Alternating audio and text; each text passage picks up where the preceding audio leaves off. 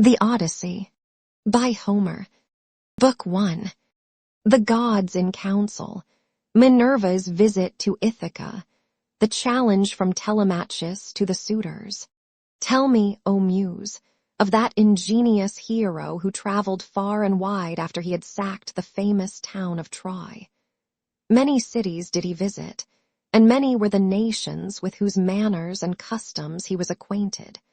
Moreover, he suffered much by sea while trying to save his own life and bring his men safely home. But do what he might, he could not save his men, for they perished through their own sheer folly in eating the cattle of the sun god Hyperion. So the god prevented them from ever reaching home. Tell me, too, about all these things, O daughter of Jove, from whatsoever source you may know them. So now all who escaped death in battle or by shipwreck had got safely home except Ulysses. And he, though he was longing to return to his wife and country, was detained by the goddess Calypso, who had got him into a large cave and wanted to marry him. But as years went by, there came a time when the gods settled that he should go back to Ithaca. Even then, however, when he was among his own people, his troubles were not yet over. Nevertheless, all the gods had now begun to pity him except Neptune, who still persecuted him without ceasing and would not let him get home. Now Neptune had gone off to the Ethiopians, who are at the world's end, and lie in two halves, the one looking west and the other east. He had gone there to accept a hecatomb of sheep and oxen, and was enjoying himself at his festival. But the other gods met in the house of Olympian Jove, and the sire of gods and men spoke first. At that moment he was thinking of Aegisthus, who had been killed by Agamemnon's son Orsts. So he said to the other gods, See now, how men lay blame upon us gods for what is after all nothing but their own folly. Look at Aegisthus. He must needs make love to Agamemnon's wife unrighteously, and then kill Agamemnon, though he knew it would be the death of him. For I sent Mercury to warn him not to do either of these things, inasmuch as Orsts would be sure to take his revenge when he grew up and wanted to return home. Mercury told him this in all good will, but he would not listen, and now he has paid for everything in full. Then Minerva said, Father, son of Saturn, king of kings, it served Aegisthus right, and so it would anyone else who does as he did. But Aegisthus is neither here nor there. It is for Ulysses that my heart bleeds when I think of his sufferings in that lonely sea-girt island, far away, poor man, from all his friends. It is an island covered with forest, in the very middle of the sea, and a goddess lives there, daughter of the magician Atlas, who looks after the bottom of the ocean, and carries the great columns that keep heaven and earth asunder. This daughter of Atlas has got hold of poor, unhappy Ulysses, and keeps trying by every kind of blandishment to make him forget his home, so that he is tired of life, and thinks of nothing but how he may once more see the smoke of his own chimneys. You, sir, take no heed of this, and yet when Ulysses was before Troy did he not propitiate you with many a burnt sacrifice? Why then should you keep on being so angry with him? And Jove said, My child, what are you talking about? How can I forget Ulysses than whom there is no more capable man on earth, nor more liberal in his offerings to the immortal gods that live in heaven? Bear in mind, however, that Neptune is still furious with Ulysses for having blinded an eye of Polyphemus, king of the Cyclopes. Polyphemus is son to Neptune by the nymph Theusa, daughter to the sea king Phorcys. Therefore, though he will not kill Ulysses outright, he torments him by preventing him from getting home. Still, let us lay our heads together and see how we can help him to return. Neptune will then be pacified, for if we are all of a mind, he can hardly stand out against us. And Minerva said, Father, son of Saturn, king of kings, if then the gods now mean that Ulysses should get home, we should first send Mercury to the Augean island to tell Calypso that we have made up our minds and that he is to return. In the meantime, I will go to Ithaca, to put heart into Ulysses' son Telemachus. I will embolden him to call the Achaeans in assembly, and speak out to the suitors of his mother Penelope, who persist in eating up any number of his sheep and oxen. I will also conduct him to Sparta and to Pylos, to see if he can hear anything about the return of his dear father, for this will make people speak well of him. So saying, she bound on her glittering golden sandals, imperishable, with which she can fly like the wind over land or sea. She grasped the redoubtable bronze-shod spear, so stout and sturdy and strong, wherewith she quells the ranks of heroes who have displeased her, and down she darted from the topmost summits of Olympus, whereon forthwith she was in Ithaca, at the gateway of Ulysses' house, disguised as a visitor, Ments, chief of the Taphians, and she held a bronze spear in her hand. There she found the lordly suitors seated on hides of the oxen which they had killed and eaten, and playing draughts in front of the house. Men servants and pages were bustling about to wait upon them, some mixing wine with water in the mixing bowls, some cleaning down the tables with wet sponges and laying them out again, and some cutting up great quantities of meat. Telemachus saw her long before anyone else did. He was sitting moodily among the suitors thinking about his brave father, and how he would send them flying out of the house if he were to come to his own again and be honored as in days gone by. Thus brooding as he sat among them, he caught sight of Minerva and went straight to the gate, for he was vexed that a stranger should be kept waiting for admittance. He took her right hand in his own, and bade her give him her spear. "Welcome," said he, "to our house, and when you have partaken of food you shall tell us what you have come for." He led the way as he spoke, and Minerva followed him. When they were within, he took her spear and set it in the spear stand against a strong bearing post along with the many other spears of his unhappy father, and he conducted her to a richly decorated seat under which he threw a cloth of damask. There was a footstool also for her feet, and he set another seat near her for himself, away from the suitors, that she might not be annoyed while eating by their noise and insolence, and that he might ask her more freely about his father. The maid-servant then brought them water in a beautiful golden ewer, and poured it into a silver basin for them to wash their hands, and she drew a clean table beside them. An upper servant brought them bread, and offered them many good things of what there was in the house. The carver fetched them plates of all manner of meats, and set cups of gold by their side, and a manservant brought them wine and poured it out for them. Then the suitors came in and took their places on the benches and seats.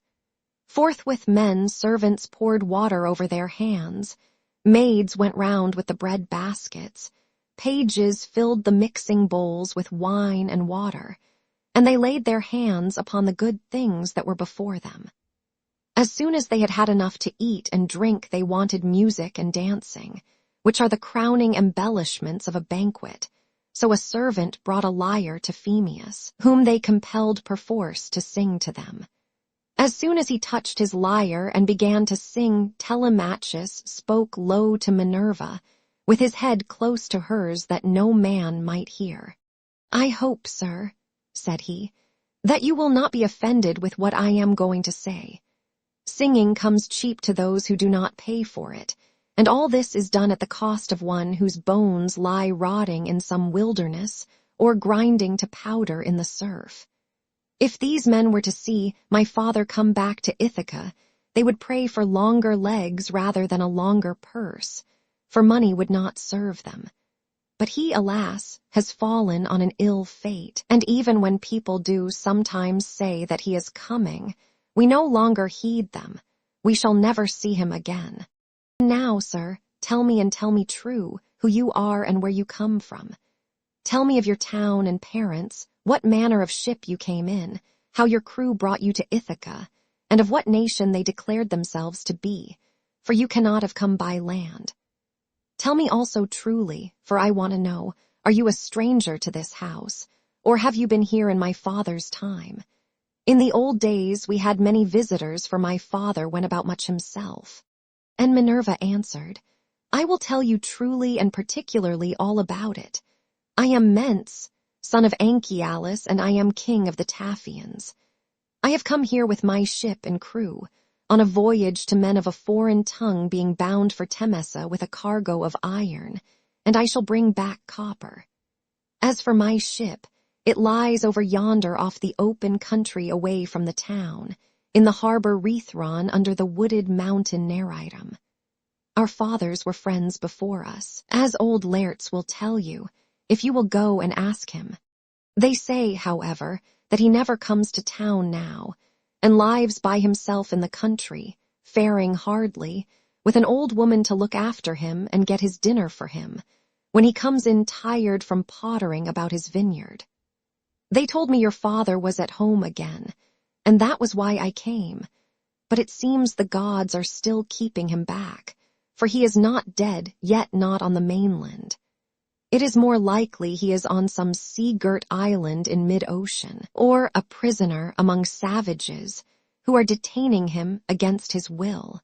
I am no prophet, and know very little about omens, but I speak as it is borne in upon me from heaven, and assure you that he will not be away much longer. For he is a man of such resource that even though he were in chains of iron, he would find some means of getting home again. But tell me, and tell me true, can Ulysses really have such a fine-looking fellow for a son?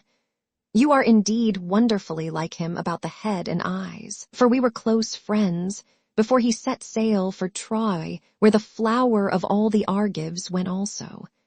Since that time, we have never either of us seen the other. My mother, answered Telemachus, tells me I am son to Ulysses, but it is a wise child that knows his own father. Would that I were son to one who had grown old upon his own estates, for, since you ask me, there is no more ill-starred man under heaven than he who they tell me is my father. And Minerva said, There is no fear of your race dying out yet, while Penelope has such a fine son as you are. But tell me, and tell me true, what is the meaning of all this feasting, and who are these people?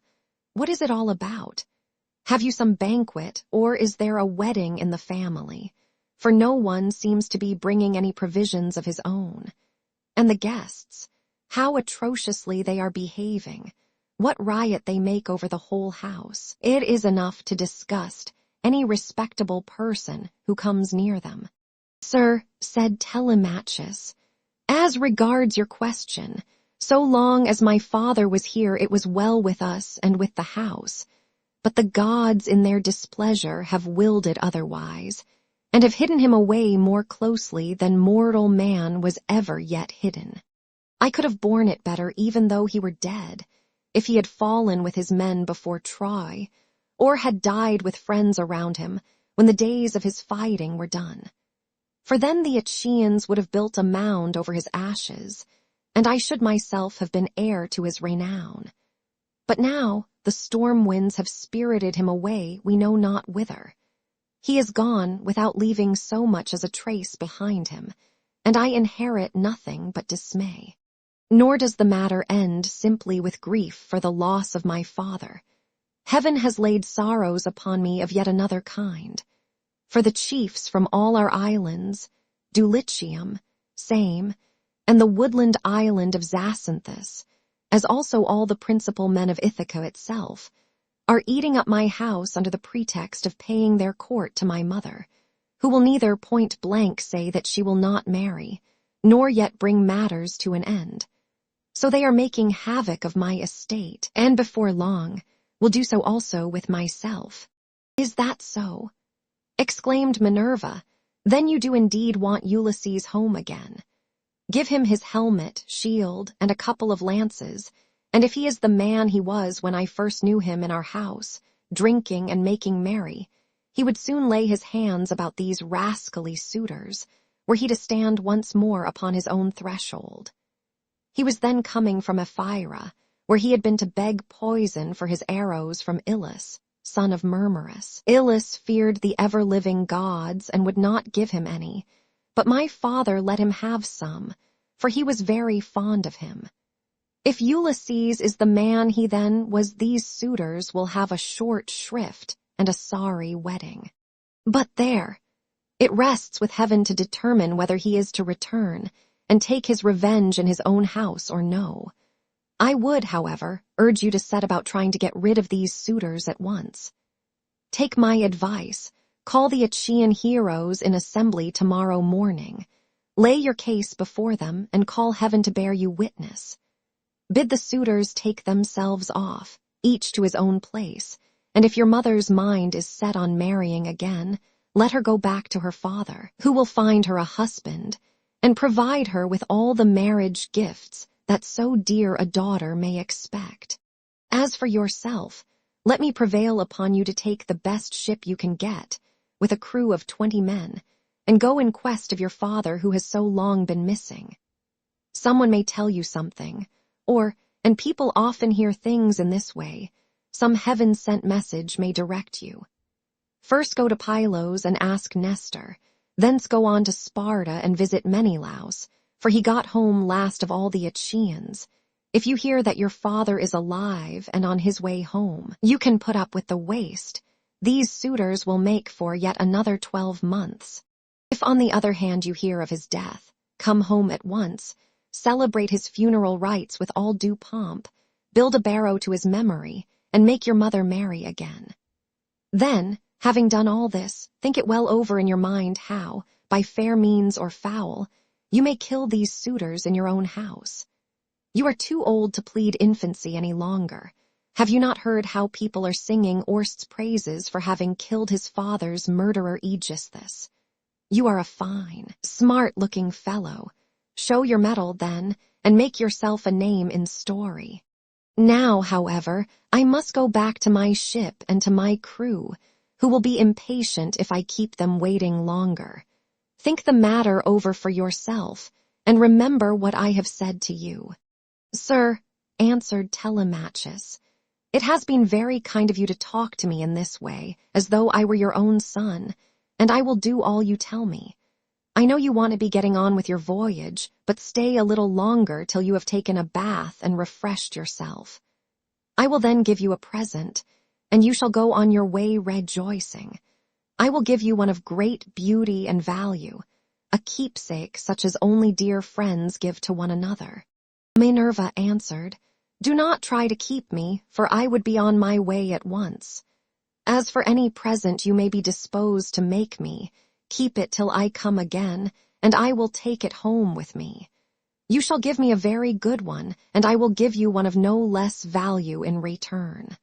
With these words she flew away like a bird into the air, but she had given Telemachus courage, and had made him think more than ever about his father. He felt the change, wondered at it, and knew that the stranger had been a god, so he went straight to where the suitors were sitting. Phemius was still singing, and his hearers sat wrapped in silence as he told the sad tale of the return from Troy, and the ills Minerva had laid upon the Achaeans. Penelope, daughter of Icarius, heard his song from her room upstairs, and came down by the great staircase, not alone, but attended by 2 of her handmaids. When she reached the suitors, she stood by one of the bearing posts that supported the roof of the cloisters with a staid maiden on either side of her. She held a veil, moreover, before her face, and was weeping bitterly. Phemius, she cried, you know many another feat of gods and heroes, such as poets love to celebrate. Sing the suitors some one of these, and let them drink their wine in silence, but cease this sad tale, for it breaks my sorrowful heart, and reminds me of my lost husband whom I mourn ever without ceasing, and whose name was great over all Hellas and middle Argos. Mother, answered Telemachus, let the bard sing what he has a mind to. Bards do not make the ills they sing of. It is Jove, not they, who makes them, and who sends weal or woe upon mankind according to his own good pleasure. This fellow means no harm by singing the ill-fated return of the Danons, for people always applaud the latest songs most warmly. Make up your mind to it and bear it. Ulysses is not the only man who never came back from Troy, but many another went down as well as he. Go, then, within the house and busy yourself with your daily duties, your loom, your distaff, and the ordering of your servants. For speech is man's matter, and mine above all others, for it is I who am master here. She went wondering back into the house, and laid her son's saying in her heart. Then, going upstairs with her handmaids into her room, she mourned her dear husband till Minerva shed sweet sleep over her eyes. But the suitors were clamorous throughout the covered cloisters, and prayed each one that he might be her bedfellow. Then Telemachus spoke, shameless. He cried, "And insolent suitors, let us feast at our pleasure now, and let there be no brawling. For it is a rare thing to hear a man with such a divine voice as Phemius has. But in the morning meet me in full assembly that I may give you formal notice to depart, and feast at one another's houses, turn and turn about, at your own cost. If on the other hand you choose to persist in sponging upon one man, heaven help me, but Jove shall reckon with you in full. And when you fall in my father's house, there shall be no man to avenge you." The suitors bit their lips as they heard him, and marveled at the boldness of his speech. Then Antinous, son of Eupeithes, said, "The gods seem to have given you lessons in bluster and tall talking. May Jove never grant you to be chief in Ithaca as your father was before you." Telemachus answered, "Antinous, do not chide with me, but God willing, I will be chief too if I can. Is this the worst fate you can think of for me? It is no bad thing to be a chief, for it brings both riches and honor. Still, now that Ulysses is dead, there are many great men in Ithaca, both old and young, and some other may take the lead among them. Nevertheless, I will be chief in my own house, and will rule those whom Ulysses has won for me." Then Eurymachus, son of Polybus, answered, "It rests with heaven to decide who shall be chief among us, but you shall be master in your own house and over your own possessions. No one, while there is a man in Ithaca, shall do you violence nor rob you. And now, my good fellow, I want to know about this stranger. What country does he come from? Of what family is he, and where is his estate? Has he brought you news about the return of your father, or was he on business of his own? He seemed a well-to-do man, but he hurried off so suddenly that he was gone in a moment before we could get to know him." "My father is dead and gone," answered Telemachus, "and even if some rumor reaches me, I put no more faith in it now. My mother does indeed sometimes send for a soothsayer and question him, but I give his prophesyings no heed. As for the stranger, he was Ments, son of Anchialus, chief of the Taphians, an old friend of my father's. But in his heart he knew that it had been the goddess." The suitors then returned to their singing and dancing until the evening, but when night fell upon their pleasuring, they went home to bed each in his own abode. Telemachus's room was high up in a tower that looked on to the outer court. Hither, then, he hied, brooding and full of thought. A good old woman, Euryclea, daughter of Ops, the son of Pisner, went before him with a couple of blazing torches. Laertes had bought her with his own money when she was quite young. He gave the worth of 20 oxen for her, and showed as much respect to her in his household as he did to his own wedded wife. But he did not take her to his bed, for he feared his wife's resentment. She it was who now lighted Telemachus to his room, and she loved him better than any of the other women in the house did, for she had nursed him when he was a baby. He opened the door of his bedroom and sat down upon the bed. As he took off his shirt, he gave it to the good old woman, who folded it tidily up, and hung it for him over a peg by his bedside, after which she went out, pulled the door to by a silver catch, and drew the bolt home by means of the strap. But Telemachus, as he lay covered with a woolen fleece, kept thinking all night through of his intended voyage and of the counsel that Minerva had given him. Book 2. Assembly of the people of Ithaca, speeches of Telemachus and of the suitors. Telemachus makes his preparations and starts for Pylos with Minerva disguised as mentor. Now when the child of morning, rosy-fingered dawn, appeared, Telemachus rose and dressed himself.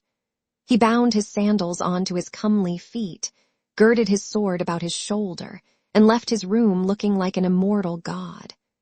He at once sent the criers round to call the people in assembly, so they called them and the people gathered thereon.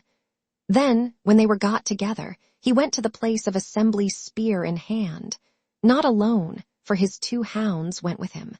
Minerva endowed him with a presence of such divine comeliness that all marveled at him as he went by. And when he took his place in his father's seat, even the oldest counselors made way for him. Aegyptius, a man bent double with age and of infinite experience, was the first to speak. His son Antiphus had gone with Ulysses to Ilius, land of noble steeds, but the savage Cyclops had killed him when they were all shut up in the cave, and had cooked his last dinner for him. He had 3 sons left, of whom 2 still worked on their father's land, while the third, Eurynomus, was one of the suitors. Nevertheless, their father could not get over the loss of Antiphus, and was still weeping for him, when he began his speech.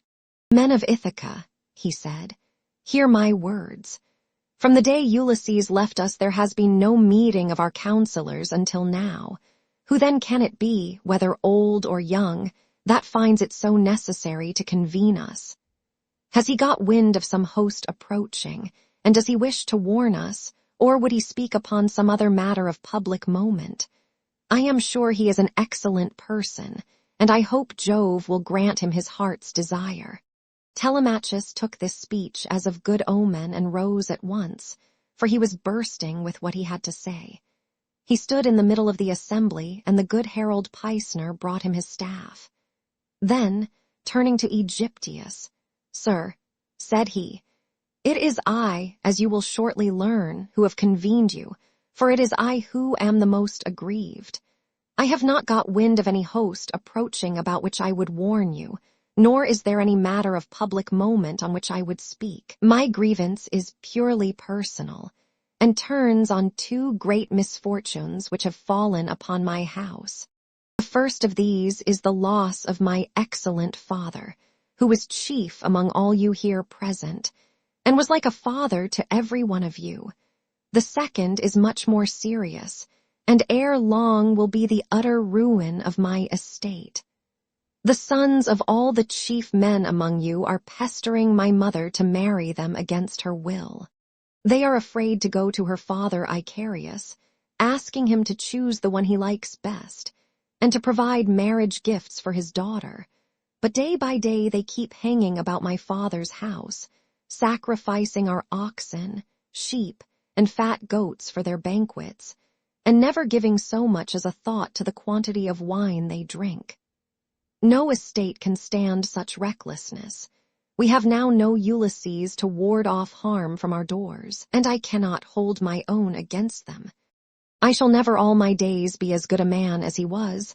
Still I would indeed defend myself if I had power to do so, for I cannot stand such treatment any longer. My house is being disgraced and ruined. Have respect, therefore, to your own consciences and to public opinion. Fear, too, the wrath of heaven, lest the gods should be displeased and turn upon you. I pray you by Jove and Themis, who is the beginning and the end of counsels, do not hold back, my friends, and leave me single-handed. Unless it be that my brave father Ulysses did some wrong to the Achaeans which you would now avenge on me, by aiding and abetting these suitors. Moreover, if I am to be eaten out of house and home at all, I had rather you did the eating yourselves, for I could then take action against you to some purpose, and serve you with notices from house to house, till I got paid in full, whereas now I have no remedy." With this, Telemachus dashed his staff to the ground and burst into tears. Everyone was very sorry for him, but they all sat still, and no one ventured to make him an angry answer, save only Antinous, who spoke thus: "Telemachus, insolent braggart that you are, how dare you try to throw the blame upon us suitors? It is your mother's fault, not ours, for she is a very artful woman. This 3 years past, and close on 4, she had been driving us out of our minds by encouraging each one of us, and sending him messages without meaning one word of what she says. And then there was that other trick she played us. She set up a great tambour frame in her room, and began to work on an enormous piece of fine needlework. 'Sweethearts,' said she, 'Ulysses is indeed dead. Still do not press me to marry again immediately. Wait, for I would not have skill in needlework perish unrecorded, till I have completed a pall for the hero Laertes, to be in readiness against the time when death shall take him. He is very rich, and the women of the place will talk if he is laid out without a pall.' This was what she said, and we assented, whereon we could see her working on her great web all day long, but at night she would unpick the stitches again by torchlight. She fooled us in this way for 3 years, and we never found her out. But as time wore on and she was now in her 4th year, one of her maids who knew what she was doing told us, and we caught her in the act of undoing her work, so she had to finish it whether she would or no. The suitors, therefore, make you this answer, that both you and the Achaeans may understand. Send your mother away, and bid her marry the man of her own and of her father's choice. For I do not know what will happen if she goes on plaguing us much longer with the airs she gives herself on the score of the accomplishments Minerva has taught her, and because she is so clever. We never yet heard of such a woman. We know all about Tyro, Alcmena, Mycene, and the famous women of old, but they were nothing to your mother, any one of them. It was not fair of her to treat us in that way, and as long as she continues in the mind with which heaven has now endowed her, so long shall we go on eating up your estate, and I do not see why she should change, for she gets all the honor and glory, and it is you who pay for it, not she. Understand, then, that we will not go back to our lands, neither here nor elsewhere, till she has made her choice and married someone or other of us." Telemachus answered, "Antinous, how can I drive the mother who bore me from my father's house? My father is abroad, and we do not know whether he is alive or dead. It will be hard on me if I have to pay Icarius the large sum which I must give him if I insist on sending his daughter back to him. Not only will he deal rigorously with me, but heaven will also punish me. For my mother, when she leaves the house, will call on the Erinyes to avenge her. Besides, it would not be a creditable thing to do, and I will have nothing to say to it. If you choose to take offense at this, leave the house and feast elsewhere at one another's houses at your own cost, turn and turn about. If, on the other hand, you elect to persist in sponging upon one man, heaven help me, but Jove shall reckon with you in full, and when you fall in my father's house, there shall be no man to avenge you." As he spoke, Jove sent 2 eagles from the top of the mountain, and they flew on and on with the wind, sailing side by side in their own lordly flight. When they were right over the middle of the assembly, they wheeled and circled about, beating the air with their wings and glaring death into the eyes of them that were below. Then, fighting fiercely and tearing at one another, they flew off towards the right over the town. The people wondered as they saw them, and asked each other what all this might be. Whereon Halitherses, who was the best prophet and reader of omens among them, spoke to them plainly and in all honesty, saying, "Hear me, men of Ithaca, and I speak more particularly to the suitors, for I see mischief brewing for them. Ulysses is not going to be away much longer. Indeed, he is close at hand to deal out death and destruction, not on them alone, but on many another of us who live in Ithaca. Let us then be wise in time, and put a stop to this wickedness before he comes. Let the suitors do so of their own accord. It will be better for them, for I am not prophesying without due knowledge. Everything has happened to Ulysses, as I foretold when the Argives set out for Troy, and he with them. I said that after going through much hardship, and losing all his men, he should come home again in the 20th year, and that no one would know him. And now all this is coming true. Eurymachus, son of Polybus, then said, Go home, old man, and prophesy to your own children, or it may be worse for them. I can read these omens myself much better than you can. Birds are always flying about in the sunshine somewhere or other, but they seldom mean anything. Ulysses has died in a far country, and it is a pity you are not dead along with him, instead of prating here about omens, and adding fuel to the anger of Telemachus, which is fierce enough as it is. I suppose you think he will give you something for your family, but I tell you, and it shall surely be, when an old man like you, who should know better, talks a young one over till he becomes troublesome, in the first place his young friend will only fare so much the worse. He will take nothing by it, for the suitors will prevent this. And in the next, we will lay a heavier fine, sir, upon yourself than you will at all like paying, for it will bear hardly upon you. As for Telemachus, I warn him in the presence of you all to send his mother back to her father, who will find her a husband and provide her with all the marriage gifts so dear a daughter may expect. Till then we shall go on harassing him with our suit, for we fear no man, and care neither for him, with all his fine speeches, nor for any fortune-telling of yours. You may preach as much as you please, but we shall only hate you the more.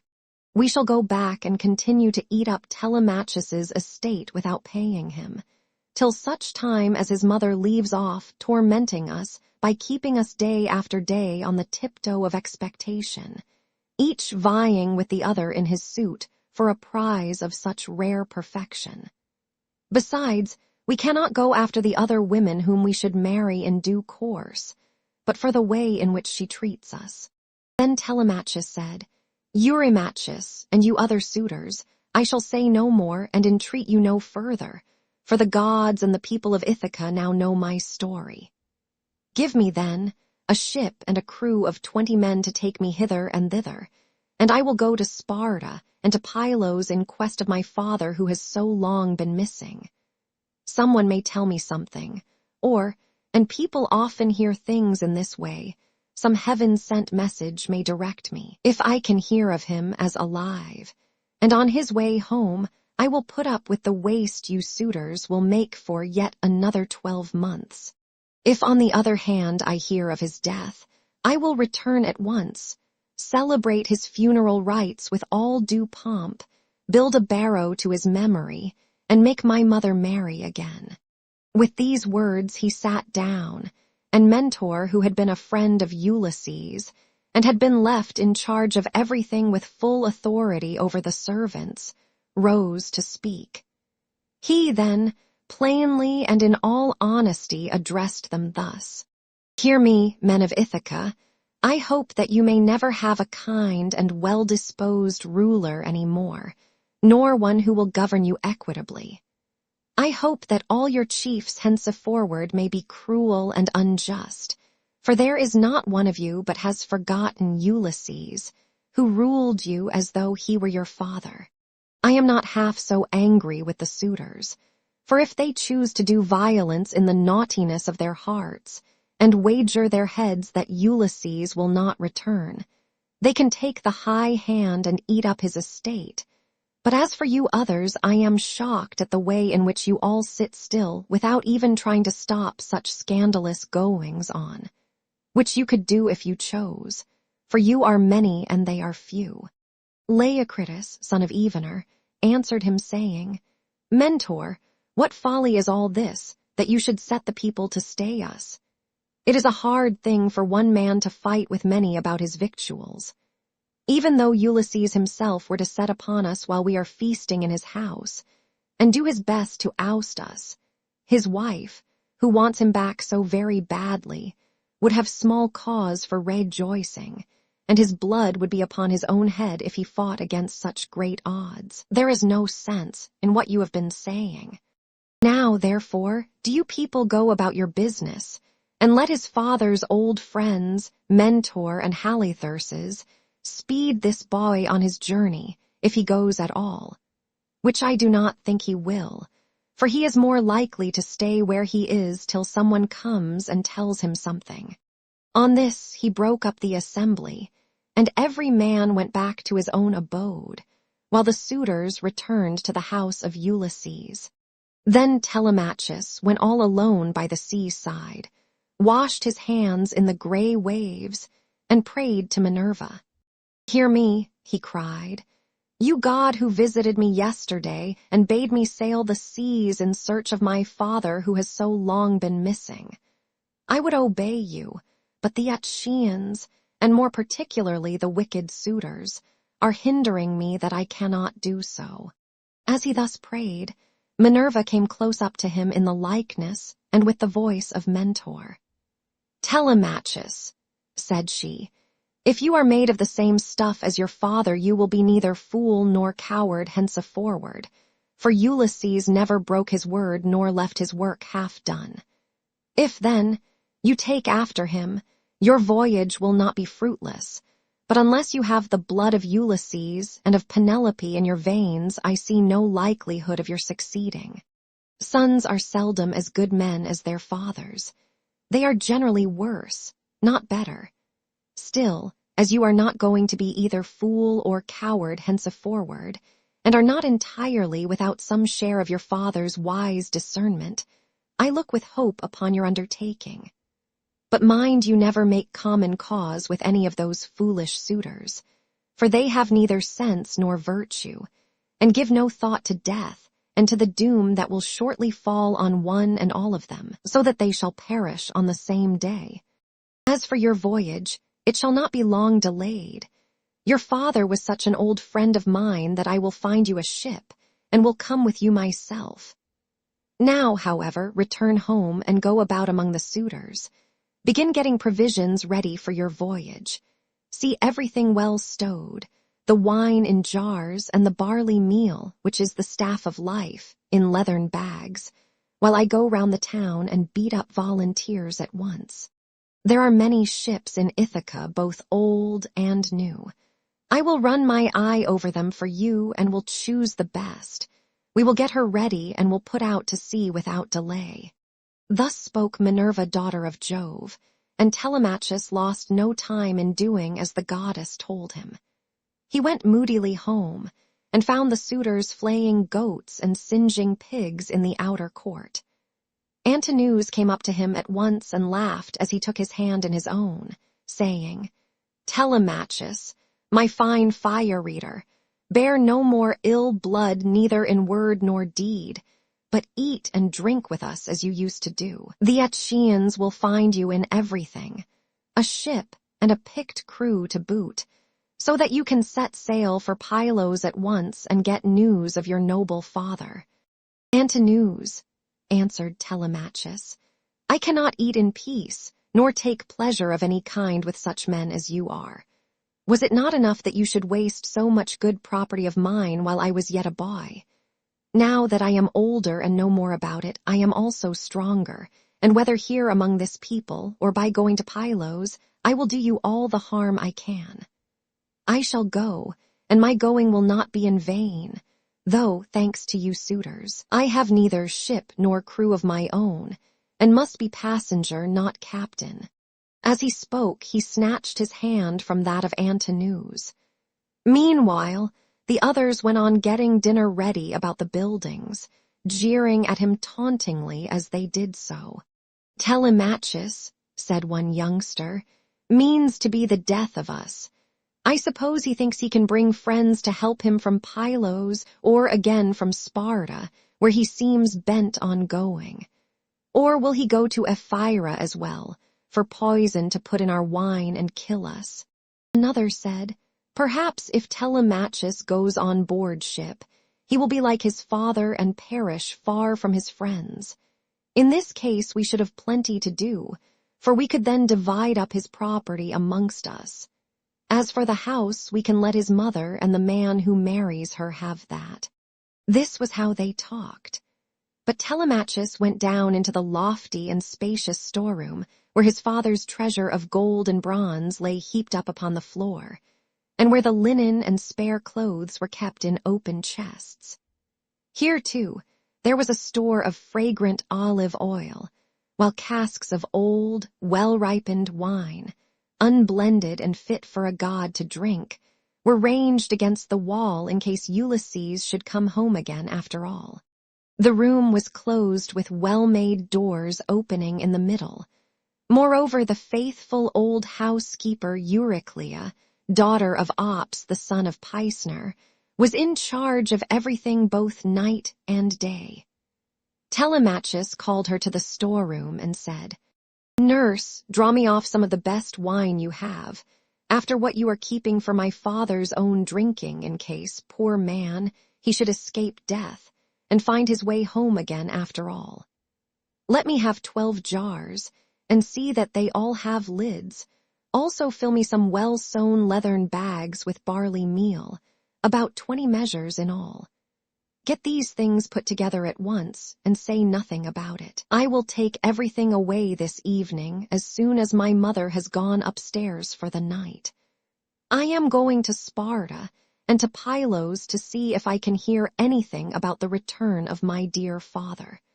When Euryclea heard this, she began to cry, and spoke fondly to him, saying, "My dear child, whatever can have put such notion as that into your head? Where in the world do you want to go to, you, who are the one hope of the house?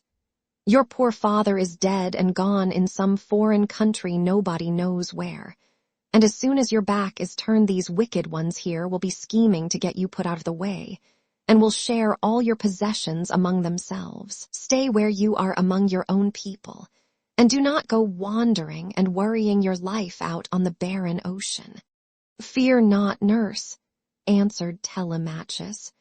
"My scheme is not without heaven's sanction, but swear that you will say nothing about all this to my mother, till I have been away some 10 or 12 days, unless she hears of my having gone and asks you, for I do not want her to spoil her beauty by crying." The old woman swore most solemnly that she would not, and when she had completed her oath, she began drawing off the wine into jars and getting the barley meal into the bags, while Telemachus went back to the suitors. Then Minerva bethought her of another matter. She took his shape and went round the town to each one of the crew, telling them to meet at the ship by sundown. She went also to Nomon's son of Phronius and asked him to let her have a ship, which he was very ready to do. When the sun had set and darkness was over all the land, she got the ship into the water, put all the tackle on board her that ships generally carry, and stationed her at the end of the harbor. Presently the crew came up, and the goddess spoke encouragingly to each of them. Furthermore, she went to the house of Ulysses and threw the suitors into a deep slumber. She caused their drink to fuddle them, and made them drop their cups from their hands, so that instead of sitting over their wine, they went back into the town to sleep, with their eyes heavy and full of drowsiness. Then she took the form and voice of Mentor, and called Telemachus to come outside. "Telemachus," said she, "the men are on board and at their oars, waiting for you to give your orders, so make haste and let us be off." On this she led the way, while Telemachus followed in her steps. When they got to the ship, they found the crew waiting by the water side, and Telemachus said, "Now, my men, help me to get the stores on board. They are all put together in the cloister, and my mother does not know anything about it, nor any of the maid servants except one." With these words he led the way, and the others followed after. When they had brought the things as he told them, Telemachus went on board, Minerva going before him and taking her seat in the stern of the vessel, while Telemachus sat beside her. Then the men loosed the hawsers and took their places on the benches. Minerva sent them a fair wind from the west that whistled over the deep blue waves, whereon Telemachus told them to catch hold of the ropes and hoist sail, and they did, as he told them. They set the mast in its socket in the cross plank, raised it, and made it fast with the forestays.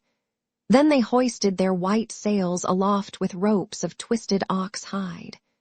As the sail bellied out with the wind, the ship flew through the deep blue water, and the foam hissed against her bows as she sped onward. Then they made all fast throughout the ship, filled the mixing bowls to the brim, and made drink offerings to the immortal gods that are from everlasting, but more particularly to the gray-eyed daughter of Jove. Thus, then, the ship sped on her way through the watches of the night from dark till dawn. Book 3. Telemachus visits Nestor at Pylos. As the sun was rising from the fair sea into the firmament of heaven to shed light on mortals and immortals, they reached Pylos, the city of Neleus. Now the people of Pylos were gathered on the seashore to offer sacrifice of black bulls to Neptune, lord of the earthquake. There were 9 guilds with 500 men in each, and there were 9 bulls to each guild. As they were eating the inward meats and burning the thigh bones on the embers in the name of Neptune, Telemachus and his crew arrived, furled their sails, brought their ship to anchor, and went ashore. Minerva led the way, and Telemachus followed her. Presently she said, "Telemachus, you must not be in the least shy or nervous. You have taken this voyage to try and find out where your father is buried and how he came by his end. So go straight up to Nestor that we may see what he has got to tell us. Beg of him to speak the truth, and he will tell no lies, for he is an excellent person." "But how, Mentor?" replied Telemachus. "Dare I go up to Nestor, and how am I to address him? I have never yet been used to holding long conversations with people, and am ashamed to begin questioning one who is so much older than myself." "Some things, Telemachus," answered Minerva, "will be suggested to you by your own instinct, and heaven will prompt you further. For I am assured that the gods have been with you from the time of your birth until now." She then went quickly on, and Telemachus followed in her steps till they reached the place where the guilds of the Pylian people were assembled. There they found Nestor sitting with his sons, while his company round him were busy getting dinner ready, and putting pieces of meat onto the spits while other pieces were cooking. When they saw the strangers, they crowded round them, took them by the hand, and bade them take their places. Nestor's son Pisistratus at once offered his hand to each of them, and seated them on some soft sheepskins that were lying on the sands near his father and his brother Thrasymes. Then he gave them their portions of the inward meats, and poured wine for them into a golden cup, handing it to Minerva first, and saluting her at the same time. "Offer a prayer, sir," said he, "to King Neptune, for it is his feast that you are joining. When you have duly prayed and made your drink offering, pass the cup to your friend that he may do so also. I doubt not that he too lifts his hands in prayer, for man cannot live without God in the world. Still he is younger than you are, and is much of an age with myself, so I will give you the precedence." As he spoke, he handed her the cup. Minerva thought it very right and proper of him to have given it to herself first. She accordingly began praying heartily to Neptune.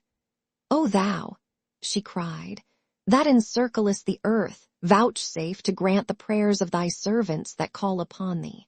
More especially we pray thee send down thy grace on Nestor and on his sons. Thereafter also make the rest of the Pylian people some handsome return for the goodly hecatomb they are offering you. Lastly, grant Telemachus and myself a happy issue, in respect of the matter that has brought us in our ship to Pylos." When she had thus made an end of praying, She handed the cup to Telemachus, and he prayed likewise. By and by, when the outer meats were roasted and had been taken off the spits, the carvers gave every man his portion, and they all made an excellent dinner. As soon as they had had enough to eat and drink, Nestor, knight of Geran, began to speak. "Now," said he, "that our guests have done their dinner, it will be best to ask them who they are. Who, then, sir strangers, are you, and from what port have you sailed? Are you traders? Or do you sail the seas as rovers with your hand against every man, and every man's hand against you?" Telemachus answered boldly, for Minerva had given him courage to ask about his father and get himself a good name. "Nestor," said he, "son of Neleus, honor to the Achaean name, you ask whence we come, and I will tell you. We come from Ithaca under Nereirum, and the matter about which I would speak is of private, not public import. I seek news of my unhappy father Ulysses, who is said to have sacked the town of Troy in company with yourself. We know what fate befell each one of the other heroes who fought at Troy. But as regards Ulysses, heaven has hidden from us the knowledge even that he is dead at all. For no one can certify us in what place he perished, nor say whether he fell in battle on the mainland, or was lost at sea amid the waves of Amphitrite. Therefore I am suppliant at your knees, if haply you may be pleased to tell me of his melancholy end, whether you saw it with your own eyes, or heard it from some other traveler, for he was a man born to trouble. Do not soften things out of any pity for me, but tell me in all plainness exactly what you saw. If my brave father Ulysses ever did you loyal service, either by word or deed, when you Achaeans were harassed among the Trojans, bear it in mind now as in my favor, and tell me truly all." "My friend," answered Nestor, "you recall a time of much sorrow to my mind, for the brave Achaeans suffered much both at sea, while privateering under Achilles, and when fighting before the great city of King Priam. Our best men all of them fell there, Ajax, Achilles, Patroclus peer of gods in council, and my own dear son Antilochus, a man singularly fleet of foot and in fight valiant. But we suffered much more than this. What mortal tongue, indeed, could tell the whole story? Though you were to stay here and question me for 5 years, or even 6, I could not tell you all that the Achaeans suffered, and you would turn homeward weary of my tale before it ended. 9 long years did we try every kind of stratagem, but the hand of heaven was against us. During all this time, there was no one who could compare with your father in subtlety, if indeed you are his son. I can hardly believe my eyes. And you talk just like him too. No one would say that people of such different ages could speak so much alike. He and I never had any kind of difference from first to last, neither in camp nor council. But in singleness of heart and purpose, we advised the Argives how all might be ordered for the best. When, however, we had sacked the city of Priam, and were setting sail in our ships as heaven had dispersed us, then Jove saw fit to vex the Argives on their homeward voyage. For they had not all been either wise or understanding, and hence many came to a bad end through the displeasure of Jove's daughter Minerva, who brought about a quarrel between the 2 sons of Atreus. The sons of Atreus called a meeting which was not as it should be, for it was sunset, and the Achaeans were heavy with wine. When they explained why they had called the people together, it seemed that Menelaus was for sailing homeward at once, and this displeased Agamemnon, who thought that we should wait till we had offered hecatombs to appease the anger of Minerva. Fool that he was, he might have known that he would not prevail with her, for when the gods have made up their minds, they do not change them lightly. So the 2 stood bandying hard words, whereon the Achaeans sprang to their feet with a cry that rent the air, and were of two minds as to what they should do. That night we rested and nursed our anger, for Jove was hatching mischief against us. But in the morning some of us drew our ships into the water and put our goods with our women on board, while the rest, about half in number, stayed behind with Agamemnon. We, the other half, embarked and sailed, and the ships went well, for heaven had smoothed the sea. When we reached Tenedos, we offered sacrifices to the gods, for we were longing to get home. Cruel Jove, however, did not yet mean that we should do so, and raised a second quarrel, in the course of which some among us turned their ships back again, and sailed away under Ulysses to make their peace with Agamemnon. But I, and all the ships that were with me, pressed forward, for I saw that mischief was brewing. The son of Tydeus went on also with me, and his crews with him. Later on Menelaus joined us at Lesbos, and found us making up our minds about our course. For we did not know whether to go outside Chios by the island of Syra, keeping this to our left, or inside Chios, over against the stormy headland of Mimas. So we asked heaven for a sign, and were shown one to the effect that we should be soonest out of danger if we headed our ships across the open sea to Euboea. This we therefore did, and a fair wind sprang up, which gave us a quick passage during the night to Geristus, where we offered many sacrifices to Neptune for having helped us so far on our way. 4 days later Diomed and his men stationed their ships in Argos, but I held on for Pylos, and the wind never fell light from the day when heaven first made it fair for me. Therefore, my dear young friend, I returned without hearing anything about the others. I know neither who got home safely nor who were lost, but, as in duty bound, I will give you without reserve the reports that have reached me since I have been here in my own house. They say the Myrmidons returned home safely under Achilles' son Neoptolemus, so also did the valiant son of Poias, Philoctetes. Idomeneus, again, lost no men at sea, and all his followers who escaped death in the field got safe home with him to Crete. No matter how far out of the world you live, you will have heard of Agamemnon and the bad end he came to at the hands of Aegisthus, and a fearful reckoning did Aegisthus presently pay. See what a good thing it is for a man to leave a son behind him to do as Orestes did, who killed false Aegisthus, the murderer of his noble father. You too, then, for you are a tall, smart-looking fellow, show your mettle and make yourself a name in story. Nestor, son of Neleus, answered Telemachus, honor to the Achaean name. The Achaeans applaud Orestes, and his name will live through all time, for he has avenged his father nobly. Would that heaven might grant me to do like vengeance on the insolence of the wicked suitors, who are ill-treating me and plotting my ruin. But the gods have no such happiness in store for me, and for my father, so we must bear it as best we may.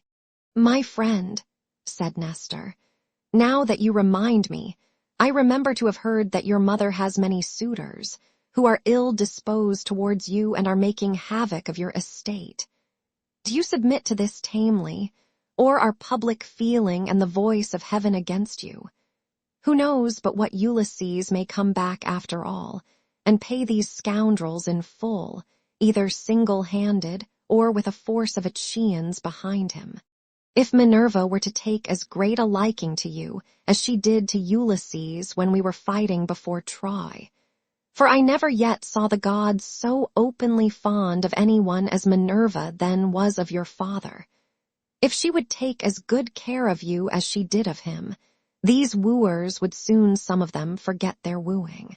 Telemachus answered, I can expect nothing of the kind. It would be far too much to hope for. I dare not let myself think of it, even though the gods themselves willed it no such good fortune could befall me. On this Minerva said, Telemachus, what are you talking about?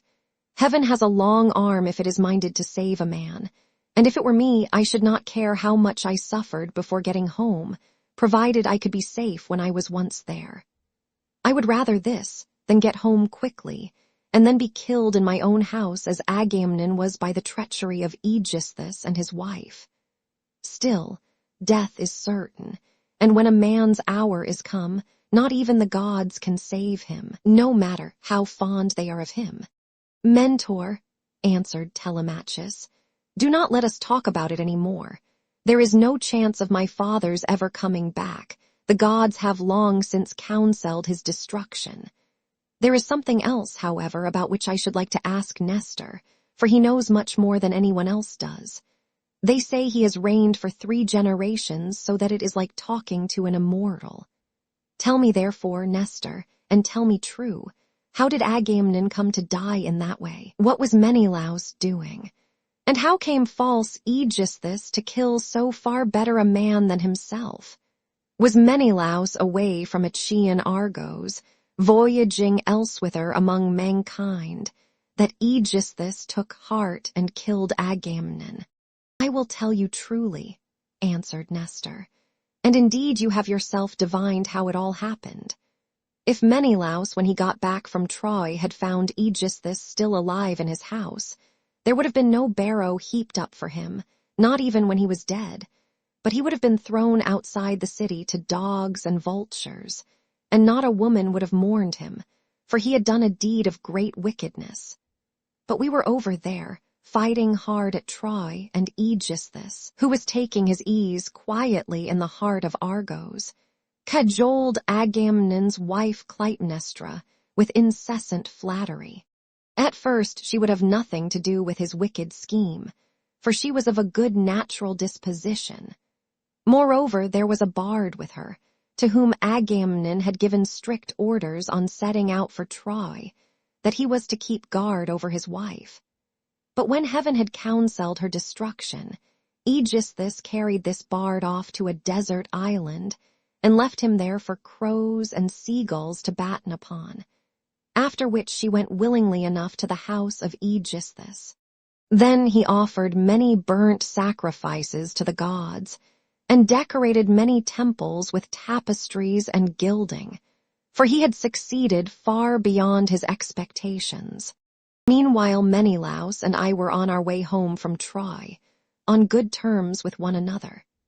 When we got to Sunium, which is the point of Athens, Apollo with his painless shafts killed Phrontes the steersman of Menelaus' ship, and never man knew better how to handle a vessel in rough weather, so that he died then and there with the helm in his hand. And Menelaus, though very anxious to press forward, had to wait in order to bury his comrade and give him his due funeral rites.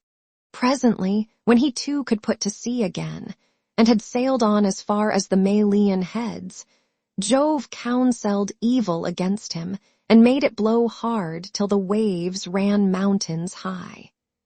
Here he divided his fleet, and took the one half towards Crete, where the Sidonians dwell round about the waters of the river Iordanus.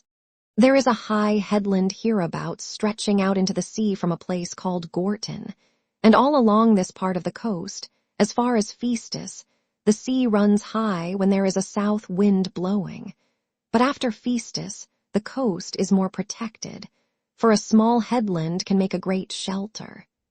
Here this part of the fleet was driven on to the rocks and wrecked, but the crews just managed to save themselves. As for the other 5 ships, they were taken by winds and seas to Egypt, where Menelaus gathered much gold and substance among people of an alien speech. Meanwhile, Aegisthus here at home plotted his evil deed. For 7 years after he had killed Agamemnon, he ruled in Mycene, and the people were obedient under him. But in the 8th year, Orsts came back from Athens to be his bane, and killed the murderer of his father. Then he celebrated the funeral rites of his mother and of false Aegisthus by a banquet to the people of Argos. And on that very day Menelaus came home, with as much treasure as his ships could carry. Take my advice, then, and do not go traveling about for long so far from home, nor leave your property with such dangerous people in your house. They will eat up everything you have among them, and you will have been on a fool's errand. Still, I should advise you by all means to go and visit Menelaus, who has lately come off a voyage among such distant peoples as no man could ever hope to get back from, when the winds had once carried him so far out of his reckoning. Even birds cannot fly the distance in a 12-month. So vast and terrible are the seas that they must cross. Go to him, therefore, by sea, and take your own men with you. Or if you would rather travel by land, you can have a chariot, you can have horses, and here are my sons who can escort you to Lacedaemon where Menelaus lives. Beg of him to speak the truth, and he will tell you no lies, for he is an excellent person. As he spoke, the sun set, and it came on dark, whereon Minerva said, Sir, all that you have said is well. Now, however, order the tongues of the victims to be cut, and mix wine that we may make drink offerings to Neptune, and the other immortals, and then go to bed, for it is bedtime. People should go away early and not keep late hours at a religious festival. Thus spoke the daughter of Jove, and they obeyed her saying. Men servants poured water over the hands of the guests, while pages filled the mixing bowls with wine and water, and handed it round after giving every man his drink offering. Then they threw the tongues of the victims into the fire, and stood up to make their drink offerings. When they had made their offerings, and had drunk each as much as he was minded, Minerva and Telemachus were for going on board their ship, but Nestor caught them up at once and stayed them. Heaven and the immortal gods, he exclaimed, forbid that you should leave my house to go on board of a ship. Do you think I am so poor and short of clothes, or that I have so few cloaks, and as to be unable to find comfortable beds both for myself and for my guests? Let me tell you I have store both of rugs and cloaks, and shall not permit the son of my old friend Ulysses to camp down on the deck of a ship, not while I live, nor yet will my sons after me, but they will keep open house as I have done. Then Minerva answered, Sir, you have spoken well, and it will be much better that Telemachus should do as you have said. He, therefore, shall return with you and sleep at your house, but I must go back to give orders to my crew and keep them in good heart. I am the only older person among them.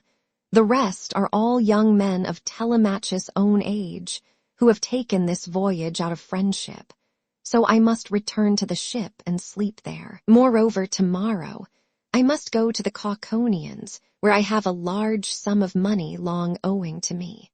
As for Telemachus, now that he is your guest, send him to Lacedaemon in a chariot, and let one of your sons go with him. Be pleased to also provide him with your best and fleetest horses. When she had thus spoken, she flew away in the form of an eagle, and all marveled as they beheld it. Nestor was astonished, and took Telemachus by the hand. My friend, said he, I see that you are going to be a great hero some day, since the gods wait upon you thus while you are still so young. This can have been none other of those who dwell in heaven than Jove's redoubtable daughter, the Trito-born, who showed such favor towards your brave father among the Argives. Holy Queen, he continued, vouchsafe to send down thy grace upon myself, my good wife, and my children. In return, I will offer you in sacrifice a broad-browed heifer of a year old, unbroken, and never yet brought by man under the yoke. I will gild her horns, and will offer her up to you in sacrifice. Thus did he pray, and Minerva heard his prayer. He then led the way to his own house, followed by his sons and sons-in-law. When they had got there and had taken their places on the benches and seats, he mixed them a bowl of sweet wine that was 11 years old when the housekeeper took the lid off the jar that held it. As he mixed the wine, he prayed much and made drink offerings to Minerva, daughter of aegis-bearing Jove. Then, when they had made their drink offerings and had drunk each as much as he was minded, the others went home to bed each in his own abode. But Nestor put Telemachus to sleep in the room that was over the gateway along with Pisistratus, who was the only unmarried son now left him. As for himself, he slept in an inner room of the house, with the queen his wife by his side. Now when the child of morning rosy-fingered dawn appeared, Nestor left his couch and took his seat on the benches of white and polished marble that stood in front of his house. Here aforetime sat Neleus, peer of gods in council, but he was now dead, and had gone to the house of Hades. So Nestor sat in his seat scepter in hand, as guardian of the public weal. His sons, as they left their rooms, gathered round him, Echephron, Stratius, Perseus, Aretus, and Thrascymes. The sixth son was Pisistratus, and when Telemachus joined them, they made him sit with them. Nestor then addressed them. "My sons," said he, "make haste to do as I shall bid you. I wish first and foremost to propitiate the great goddess Minerva, who manifested herself visibly to me during yesterday's festivities. Go, then, one or other of you to the plain, tell the stockman to look me out a heifer, and come on here with it at once.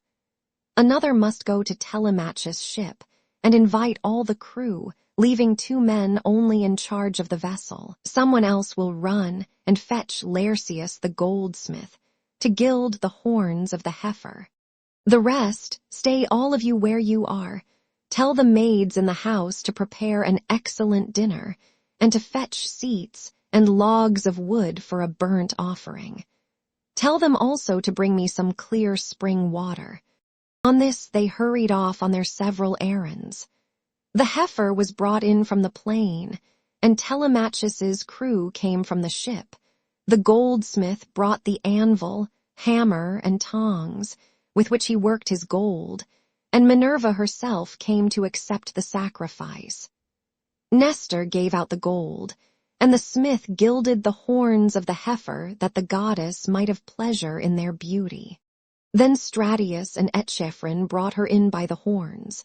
Aretus fetched water from the house in a ewer that had a flower pattern on it, and in his other hand he held a basket of barley meal. Sturdy Thrascymes stood by with a sharp axe, ready to strike the heifer, while Perseus held a bucket.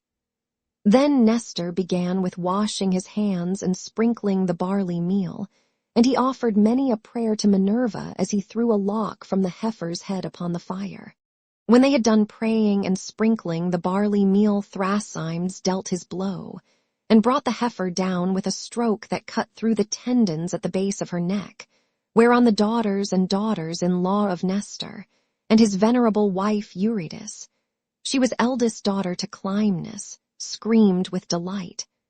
Then they lifted the heifer's head from off the ground, and Pisistratus cut her throat. When she had done bleeding and was quite dead, they cut her up. They cut out the thigh bones all in due course, wrapped them round in 2 layers of fat, and set some pieces of raw meat on the top of them. Then Nestor laid them upon the wood fire and poured wine over them, while the young men stood near him with 5-pronged spits in their hands.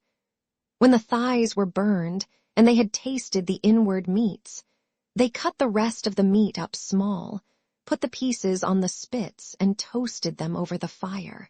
Meanwhile lovely Polycaste, Nestor's youngest daughter, washed Telemachus. When she had washed him and anointed him with oil, she brought him a fair mantle and shirt, and he looked like a god as he came from the bath and took his seat by the side of Nestor. When the outer meats were done, they drew them off the spits and sat down to dinner, where they were waited upon by some worthy henchmen, who kept pouring them out their wine in cups of gold. As soon as they had had enough to eat and drink, Nestor said, "Sons, put Telemachus's horses to the chariot that he may start at once." Thus did he speak, and they did even as he had said, and yoked the fleet horses to the chariot. The housekeeper packed them up a provision of bread, wine, and sweet meats fit for the sons of princes. Then Telemachus got into the chariot, while Pisistratus gathered up the reins and took his seat beside him. He lashed the horses on, and they flew forward nothing loth into the open country, leaving the high citadel of Pylos behind them. All that day did they travel, swaying the yoke upon their necks, till the sun went down, and darkness was over all the land. Then they reached Phery, where Diocles lived, who was son to Ortilochus and grandson to Alpheus. Here they passed the night, and Diocles entertained them hospitably. When the child of morning, rosy-fingered dawn, appeared, they again yoked their horses and drove out through the gateway under the echoing gatehouse.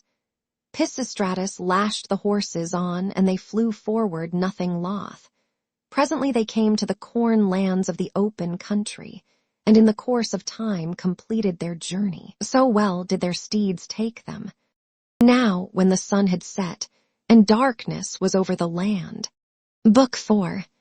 The Visit to King Menelaus, who tells his story. Meanwhile the suitors in Ithaca plot against Telemachus. They reached the low-lying city of Lacedaemon, where they drove straight to the abode of Menelaus, and found him in his own house, feasting with his many clansmen in honor of the wedding of his son, and also of his daughter, whom he was marrying to the son of that valiant warrior Achilles. He had given his consent and promised her to him while he was still at Troy, and now the gods were bringing the marriage about, so he was sending her with chariots and horses to the city of the Myrmidons, over whom Achilles' son was reigning. For his only son he had found a bride from Sparta, the daughter of Elector. This son, Megapenthes, was born to him of a bondwoman, for heaven vouchsafed Helen no more children after she had borne Hermione, who was fair as golden Venus herself. So the neighbors and kinsmen of Menelaus were feasting and making merry in his house. There was a bard also to sing to them and play his lyre, while 2 tumblers went about performing in the midst of them when the man struck up with his tune. Telemachus and the son of Nestor stayed their horses at the gate, whereon Eteoneus' servant to Menelaus came out, and as soon as he saw them ran hurrying back into the house to tell his master. He went close up to him and said, "Menelaus, there are some strangers come here, 2 men who look like sons of Jove. What are we to do? Shall we take their horses out, or tell them to find friends elsewhere as they best can?" Menelaus was very angry and said, "Eteoneus, son of Boethus, you never used to be a fool, but now you talk like a simpleton. Take their horses out, of course, and show the strangers in that they may have supper. You and I have stayed often enough at other people's houses before we got back here, where heaven grant that we may rest in peace henceforward." So Eteoneus bustled back and bade the other servants come with him. They took their sweating steeds from under the yoke, made them fast to the mangers, and gave them a feed of oats and barley mixed. Then they leaned the chariot against the end wall of the courtyard, and led the way into the house. Telemachus and Pisistratus were astonished when they saw it, for its splendor was as that of the sun and moon.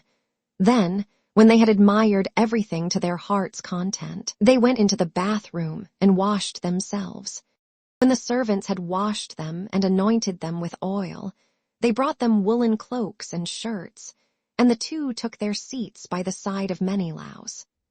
A maid-servant brought them water in a beautiful golden ewer, and poured it into a silver basin for them to wash their hands, and she drew a clean table beside them. An upper servant brought them bread, and offered them many good things of what there was in the house, while the carver fetched them plates of all manner of meats, and set cups of gold by their side. Menelaus then greeted them, saying, "Fall to, and welcome. When you have done supper, I shall ask who you are, for the lineage of such men as you cannot have been lost. You must be descended from a line of scepter-bearing kings, for poor people do not have such sons as you are." On this he handed them a piece of fat roast loin, which had been set near him as being a prime part, and they laid their hands on the good things that were before them. As soon as they had had enough to eat and drink, Telemachus said to the son of Nestor, with his head so close that no one might hear.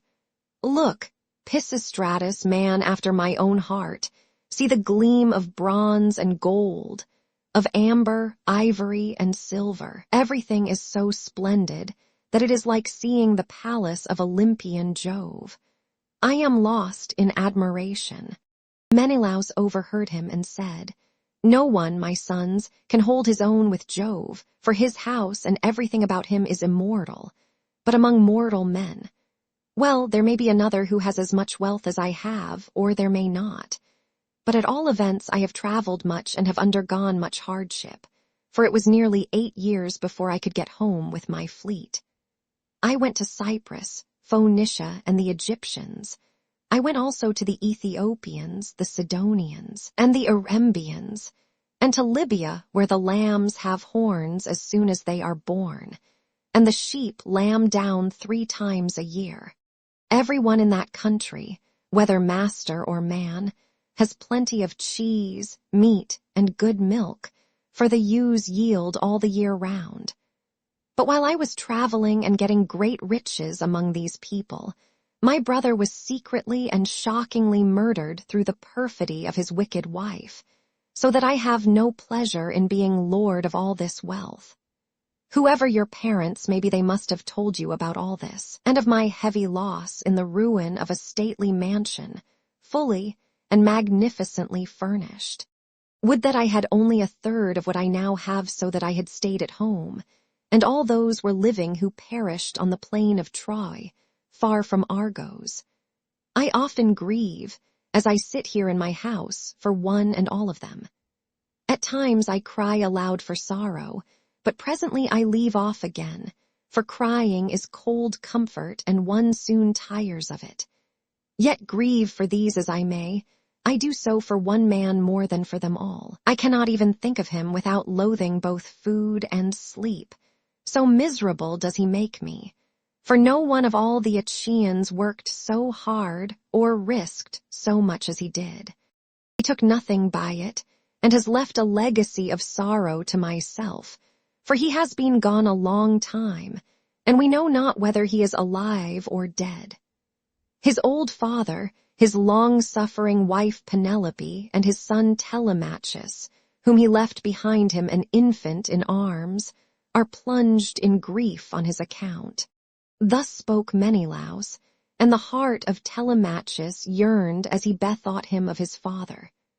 Tears fell from his eyes as he heard him thus mentioned, so that he held his cloak before his face with both hands. When Menelaus saw this, he doubted whether to let him choose his own time for speaking, or to ask him at once and find what it was all about. While he was thus in 2 minds, Helen came down from her high, vaulted, and perfumed room, looking as lovely as Diana herself. Adraste brought her a seat, Alcip a soft woolen rug, while Philo fetched her the silver work-box which Alcandra, wife of Polybus, had given her.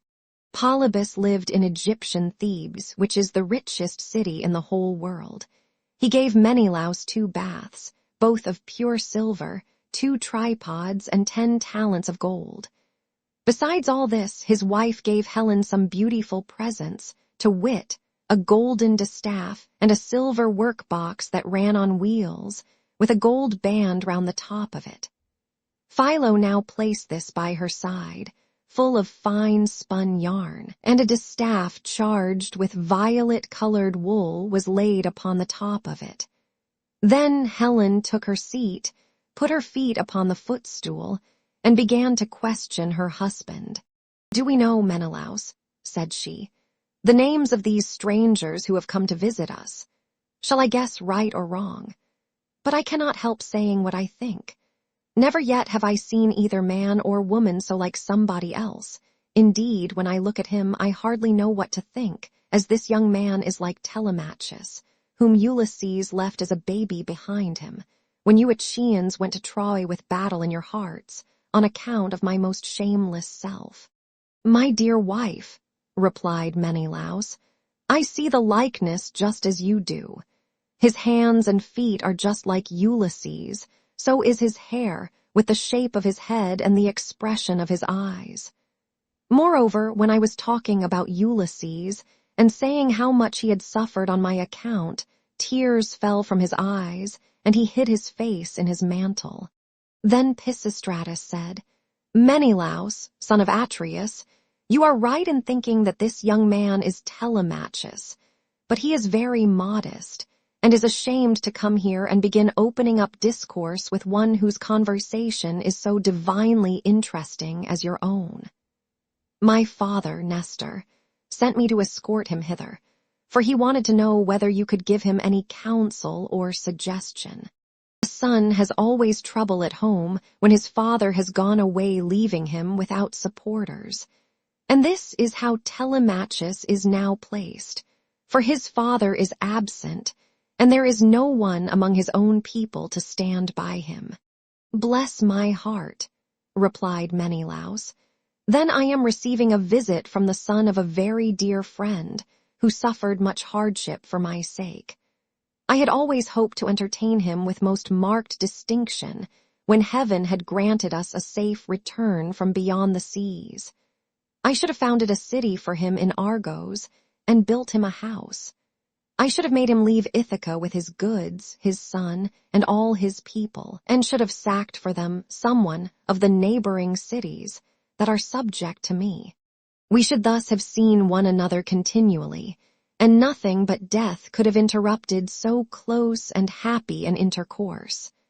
I suppose, however, that heaven grudged us such great good fortune, for it has prevented the poor fellow from ever getting home at all."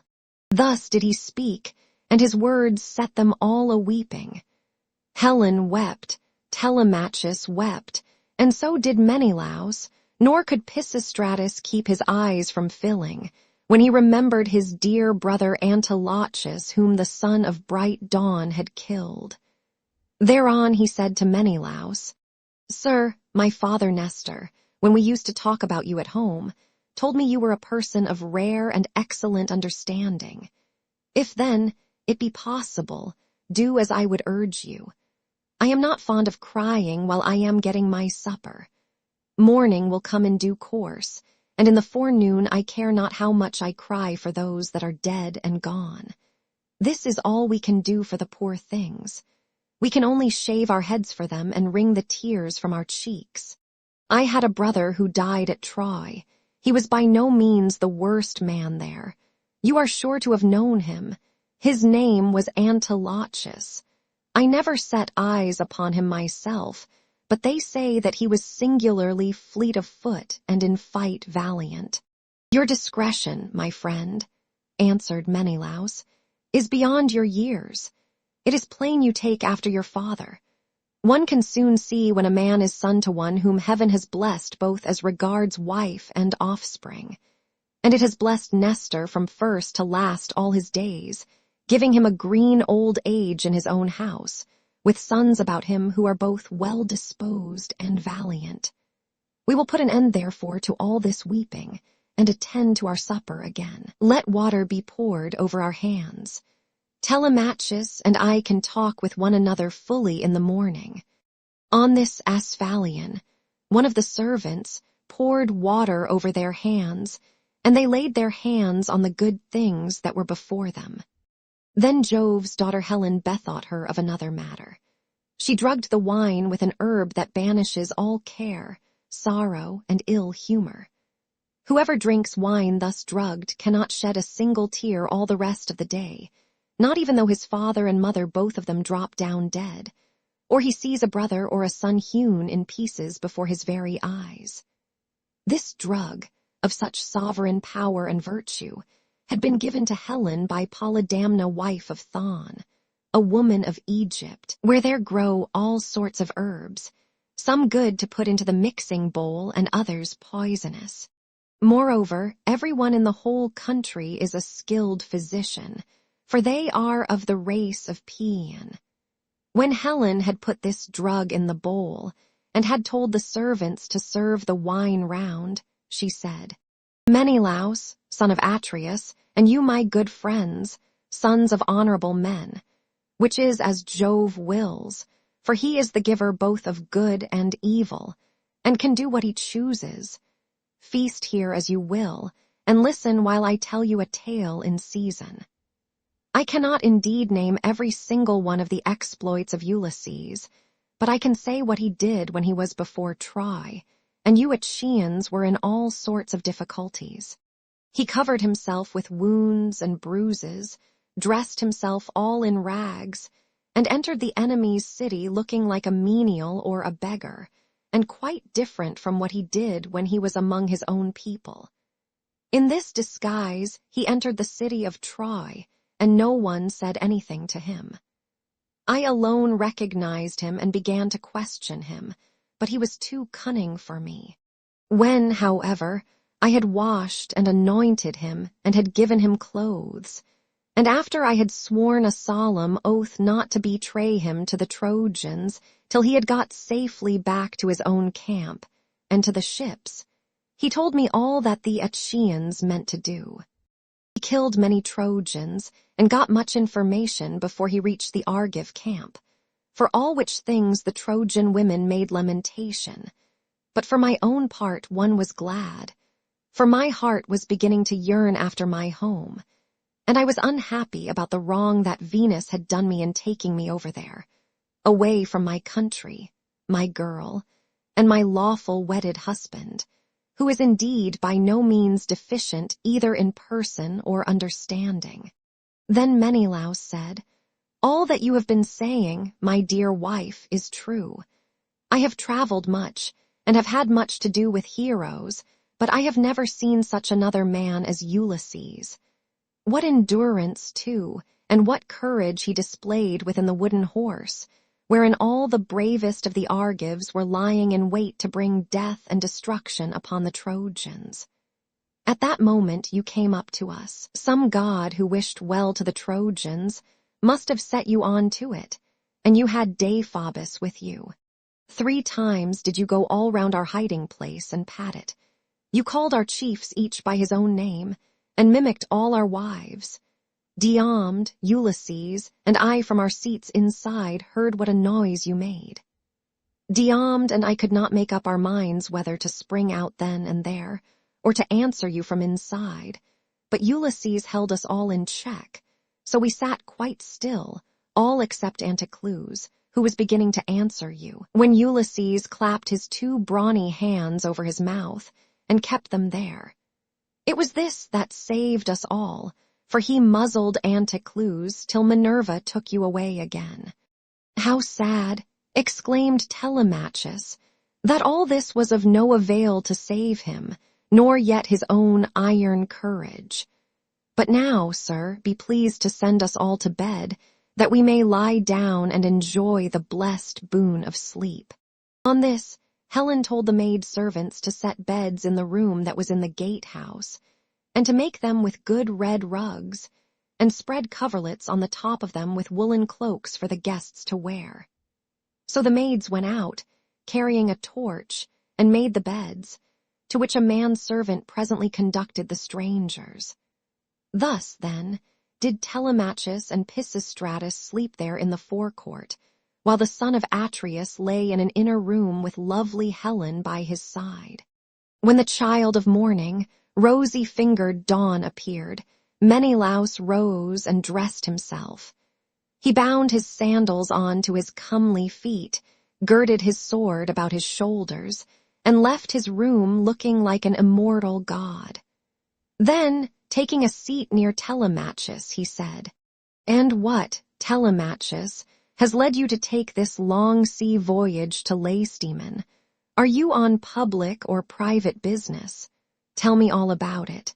"I have come, sir," replied Telemachus, "to see if you can tell me anything about my father. I am being eaten out of house and home. My fair estate is being wasted, and my house is full of miscreants who keep killing great numbers of my sheep and oxen, on the pretense of paying their addresses to my mother. Therefore, I am suppliant at your knees if haply you may tell me about my father's melancholy end, whether you saw it with your own eyes, or heard it from some other traveler, for he was a man born to trouble. Do not soften things out of any pity for myself, but tell me in all plainness exactly what you saw.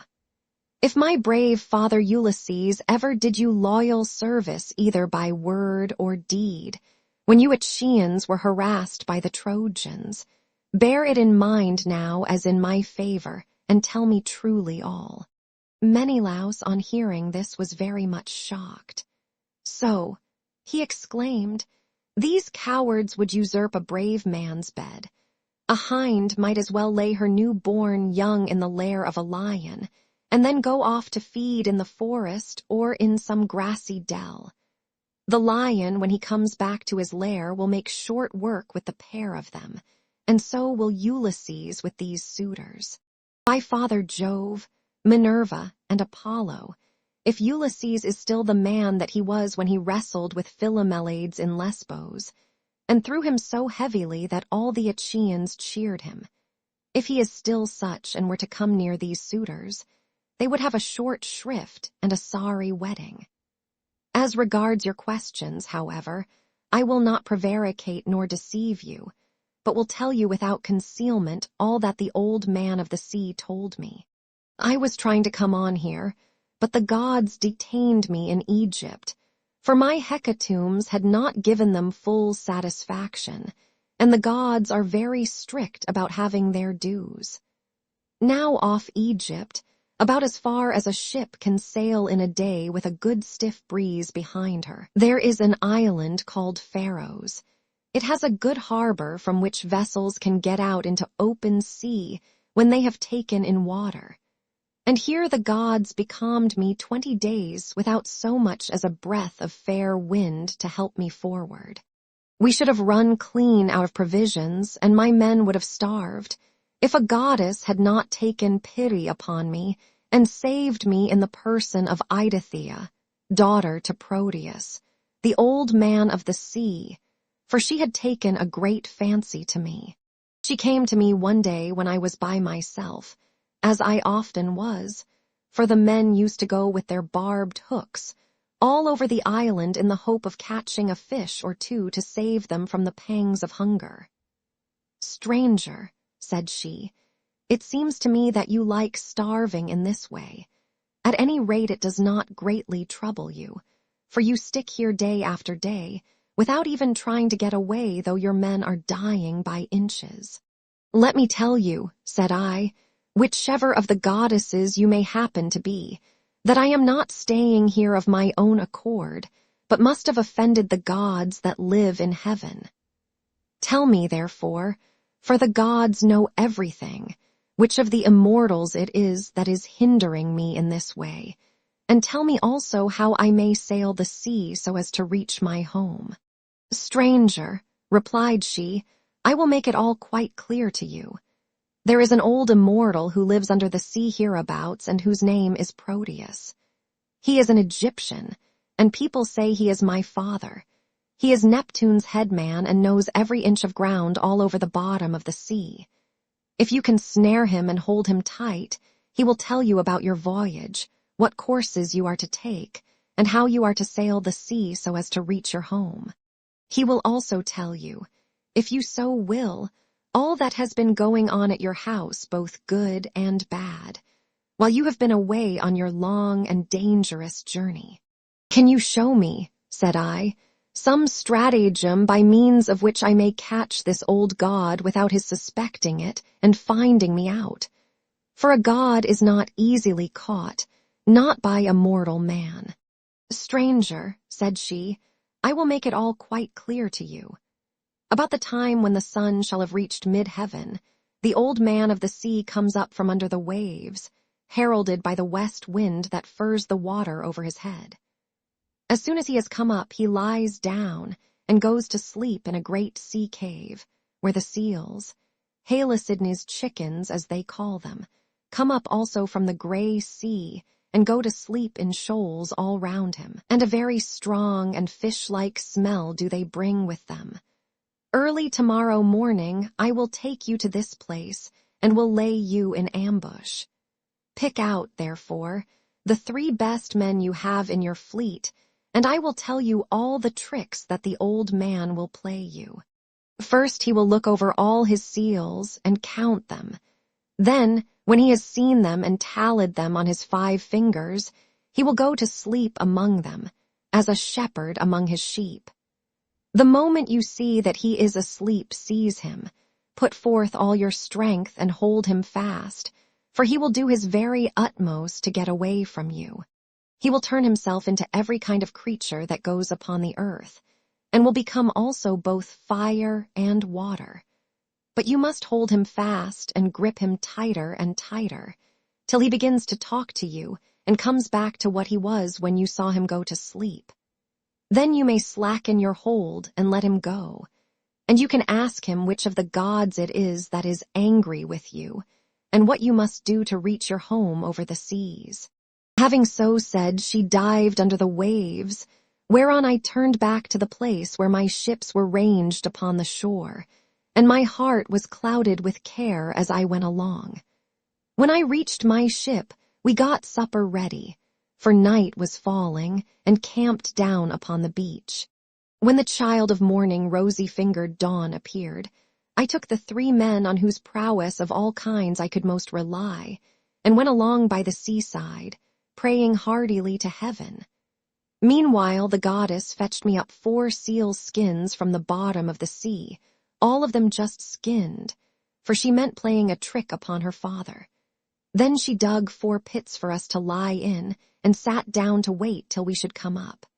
When we were close to her, she made us lie down in the pits one after the other, and threw a seal skin over each of us. Our ambuscade would have been intolerable, for the stench of the fishy seals was most distressing. Who would go to bed with a sea monster if he could help it? But here, too, the goddess helped us, and thought of something that gave us great relief, for she put some ambrosia under each man's nostrils, which was so fragrant that it killed the smell of the seals. We waited the whole morning and made the best of it, watching the seals come up in hundreds to bask upon the seashore, till at noon the old man of the sea came up too, and when he had found his fat seals he went over them and counted them.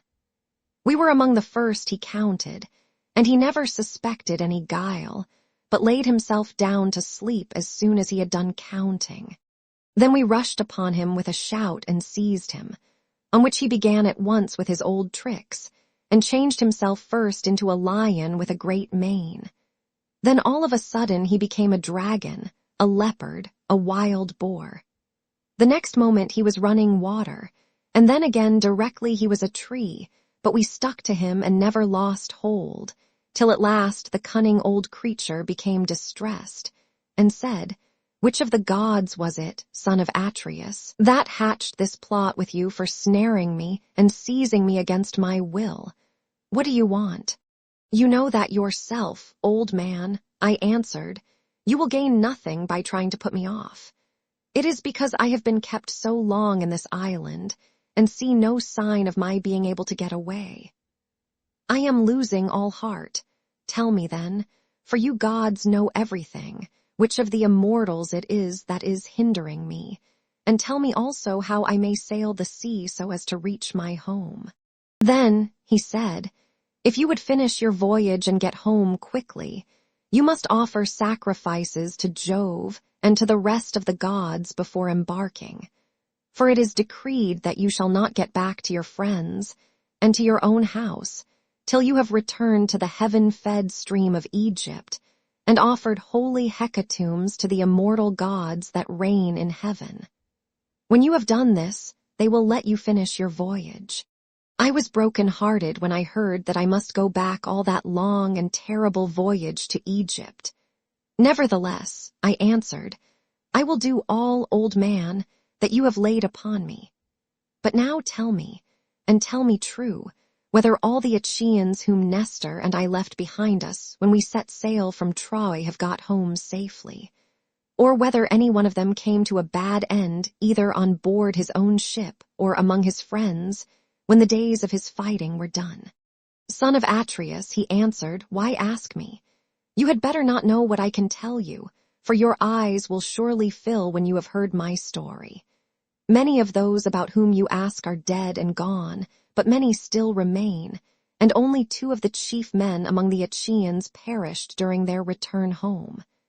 As for what happened on the field of battle, you were there yourself. A 3rd Achaean leader is still at sea alive, but hindered from returning. Ajax was wrecked, for Neptune drove him on to the great rocks of Gyre. Nevertheless, he let him get safe out of the water, and in spite of all Minerva's hatred, he would have escaped death if he had not ruined himself by boasting. He said the gods could not drown him even though they had tried to do so, and when Neptune heard this large talk, he seized his trident in his 2 brawny hands and split the rock of Gyre in 2 pieces. The base remained where it was, but the part on which Ajax was sitting fell headlong into the sea and carried Ajax with it. So he drank salt water and was drowned. Your brother and his ships escaped, for Juno protected him.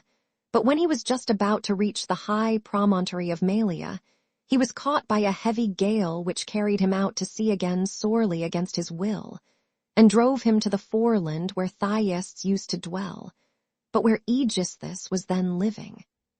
By and by, however, it seemed as though he was to return safely after all, for the gods backed the wind into its old quarter and they reached home, whereon Agamemnon kissed his native soil, and shed tears of joy at finding himself in his own country. Now there was a watchman whom Aegisthus kept always on the watch, and to whom he had promised 2 talents of gold. This man had been looking out for a whole year to make sure that Agamemnon did not give him the slip and prepare war. When, therefore, this man saw Agamemnon go by, he went and told Aegisthus, who at once began to lay a plot for him. He picked 20 of his bravest warriors and placed them in ambuscade on one side the cloister, while on the opposite side he prepared a banquet. Then he sent his chariots and horsemen to Agamemnon and invited him to the feast, but he meant foul play. He got him there, all unsuspicious of the doom that was awaiting him, and killed him when the banquet was over as though he were butchering an ox in the shambles. Not one of Agamemnon's followers was left alive, nor yet one of Aegisthus, but they were all killed there in the cloisters. Thus spoke Proteus, and I was broken-hearted as I heard him. I sat down upon the sands and wept. I felt as though I could no longer bear to live nor look upon the light of the sun. Presently, when I had had my fill of weeping and writhing upon the ground, the old man of the sea said, "Son of Atreus, do not waste any more time in crying so bitterly. It can do no manner of good. Find your way home as fast as ever you can, for Aegisthus may be still alive, and even though Orsts has been beforehand with you in killing him, you may yet come in for his funeral." On this I took comfort in spite of all my sorrow, and said, "I know, then, about these 2. Tell me, therefore, about the 3rd man of whom you spoke. Is he still alive, but at sea and unable to get home? Or is he dead? Tell me, no matter how much it may grieve me." "The 3rd man," he answered, "is Ulysses, who dwells in Ithaca. I can see him in an island sorrowing bitterly in the house of the nymph Calypso, who is keeping him prisoner, and he cannot reach his home for he has no ships nor sailors to take him over the sea. As for your own end, Menelaus, you shall not die in Argos, but the gods will take you to the Elysian plain, which is at the ends of the world. There fair-haired Rhadamanthus reigns, and men lead an easier life than anywhere else in the world. For in Elysium there falls not rain, nor hail, nor snow, but Oceanus breathes ever with a west wind that sings softly from the sea, and gives fresh life to all men. This will happen to you because you have married Helen, and are Jove's son-in-law." As he spoke he dived under the waves, whereon I turned back to the ships with my companions, and my heart was clouded with care as I went along. When we reached the ships we got supper ready, for night was falling, and camped down upon the beach. When the child of morning, rosy-fingered dawn appeared, we drew our ships into the water, and put our masts and sails within them. Then we went on board ourselves, took our seats on the benches, and smote the grey sea with our oars. I again stationed my ships in the heaven-fed stream of Egypt, and offered hecatombs that were full and sufficient. When I had thus appeased heaven's anger, I raised a barrow to the memory of Agamemnon that his name might live forever, after which I had a quick passage home, for the gods sent me a fair wind. And now for yourself, stay here some 10 or 12 days longer, and I will then speed you on your way. I will make you a noble present of a chariot and 3 horses. I will also give you a beautiful chalice that so long as you live you may think of me whenever you make a drink offering to the immortal gods. Son of Atreus, replied Telemachus, do not press me to stay longer. I should be contented to remain with you for another 12 months. I find your conversation so delightful that I should never once wish myself at home with my parents. But my crew whom I have left at Pylos are already impatient, and you are detaining me from them. As for any present you may be disposed to make me, I had rather that it should be a piece of plate. I will take no horses back with me to Ithaca, but will leave them to adorn your own stables, for you have much flat ground in your kingdom where lotus thrives, as also meadow sweet and wheat and barley, and oats with their white and spreading ears. Whereas in Ithaca we have neither open fields nor racecourses, and the country is more fit for goats than horses, and I like it the better for that. None of our islands have much level ground, suitable for horses, and Ithaca least of all. Menelaus smiled and took Telemachus's hand within his own. What you say, said he, shows that you come of good family. I both can and will make this exchange for you by giving you the finest and most precious piece of plate in all my house. It is a mixing bowl by Vulcan's own hand, of pure silver, except the rim, which is inlaid with gold. Phaedimus, king of the Sidonians, gave it me in the course of a visit which I paid him when I returned thither on my homeward journey. I will make you a present of it. Thus did they converse, and guests kept coming to the king's house. They brought sheep and wine, while their wives had put up bread for them to take with them, so they were busy cooking their dinners in the courts. Meanwhile the suitors were throwing discs or aiming with spears at a mark on the leveled ground in front of Ulysses' house, and were behaving with all their old insolence. Antinous and Eurymachus, who were their ringleaders and much the foremost among them all, were sitting together when Noman son of Phronius came up, and said to Antinous, Have we any idea, Antinous, on what day Telemachus returns from Pylos? He has a ship of mine, and I want it to cross over to Elis. I have 12 brood mares there with yearling mule foals by their side, not yet broken in, and I want to bring one of them over here and break him. They were astounded when they heard this, for they had made sure that Telemachus had not gone to the city of Neleus. They thought he was only away somewhere on the farms and was with the sheep or with the swineherd. So Antinous said, When did he go? Tell me truly, and what young men did he take with him? Were they freemen or his own bondsmen? For he might manage that too. Tell me also, did you let him have the ship of your own free will because he asked you, or did he take it without your leave? I lent it him, answered Noman. What else could I do when a man of his position said he was in a difficulty and asked me to oblige him? I could not possibly refuse. As for those who went with him, they were the best young men we have, and I saw Mentor go on board as captain, or some god who was exactly like him. I cannot understand it, for I saw Mentor here myself yesterday morning, and yet he was then setting out for Pylos. Noman then went back to his father's house, but Antinous and Eurymachus were very angry. They told the others to leave off playing, and to come and sit down along with themselves. When they came, Antinous son of Eupeithes spoke in anger. His heart was black with rage, and his eyes flashed fire as he said, "Good heavens, this voyage of Telemachus is a very serious matter. We had made sure that it would come to nothing, but the young fellow has got away in spite of us, and with a picked crew too. He will be giving us trouble presently. May Jove take him before he is full grown. Find me a ship, therefore, with a crew of 20 men, and I will lie in wait for him in the straits between Ithaca and Samos. He will then rue the day that he set out to try and get news of his father." Thus did he speak, and the others applauded his saying. They then all of them went inside the buildings.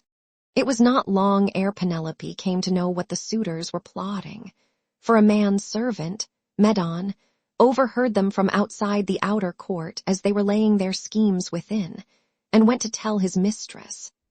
As he crossed the threshold of her room, Penelope said, "Medon, what have the suitors sent you here for? Is it to tell the maids to leave their master's business and cook dinner for them? I wish they may neither woo nor dine henceforward, neither here nor anywhere else. But let this be the very last time, for the waste you all make of my son's estate. Did not your fathers tell you when you were children how good Ulysses had been to them, never doing anything high-handed, nor speaking harshly to anybody?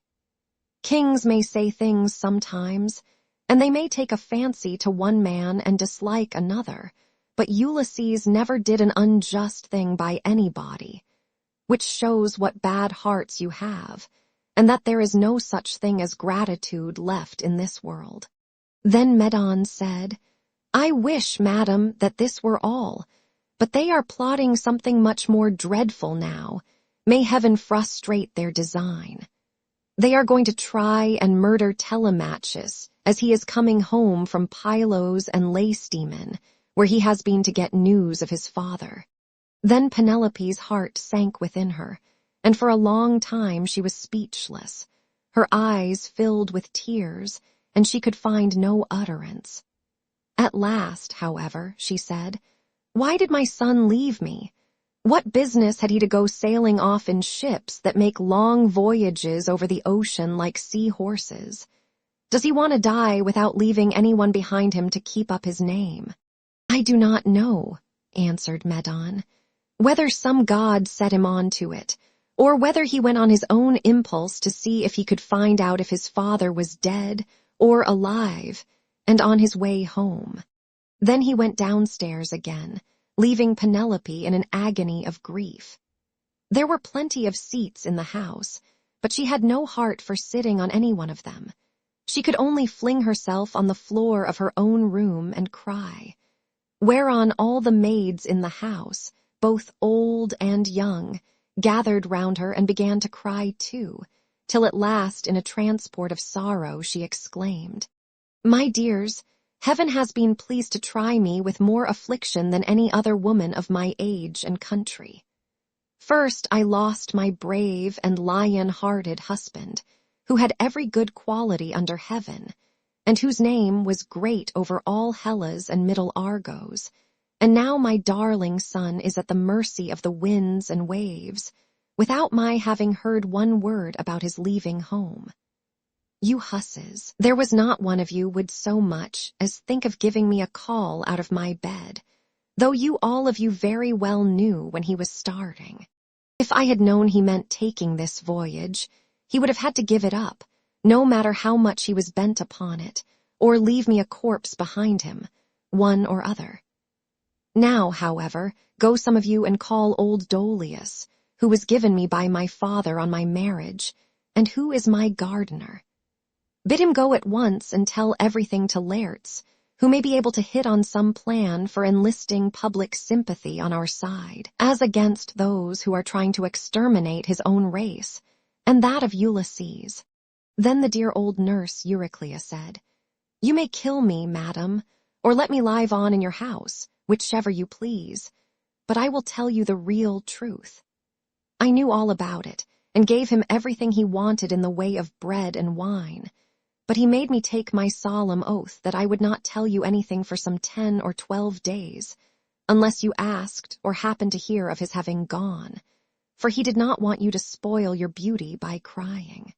And now, madam, wash your face, change your dress, and go upstairs with your maids to offer prayers to Minerva, daughter of aegis-bearing Jove, for she can save him even though he be in the jaws of death. Do not trouble Laertes, he has trouble enough already.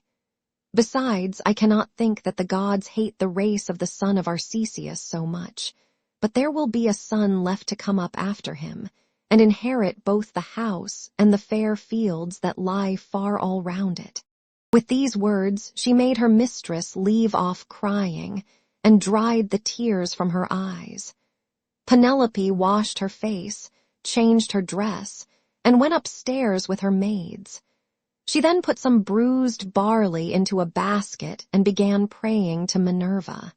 "Hear me," she cried, "daughter of aegis-bearing Jove, unweariable. If ever Ulysses, while he was here, burned you fat thigh bones of sheep or heifer, bear it in mind now as in my favor, and save my darling son from the villainy of the suitors." She cried aloud as she spoke, and the goddess heard her prayer. Meanwhile the suitors were clamorous throughout the covered cloister, and one of them said, "The queen is preparing for her marriage with one or other of us. Little does she dream that her son has now been doomed to die." This was what they said, but they did not know what was going to happen. Then Antinous said, "Comrades, let there be no loud talking, lest some of it get carried inside. Let us be up and do that in silence, about which we are all of a mind." He then chose 20 men, and they went down to their ship and to the seaside. They drew the vessel into the water and got her mast and sails inside her.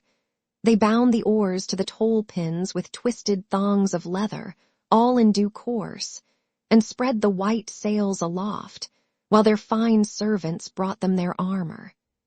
Then they made the ship fast a little way out, came on shore again, got their suppers, and waited till night should fall. Penelope lay in her own room, upstairs unable to eat or drink, and wondering whether her brave son would escape, or be overpowered by the wicked suitors.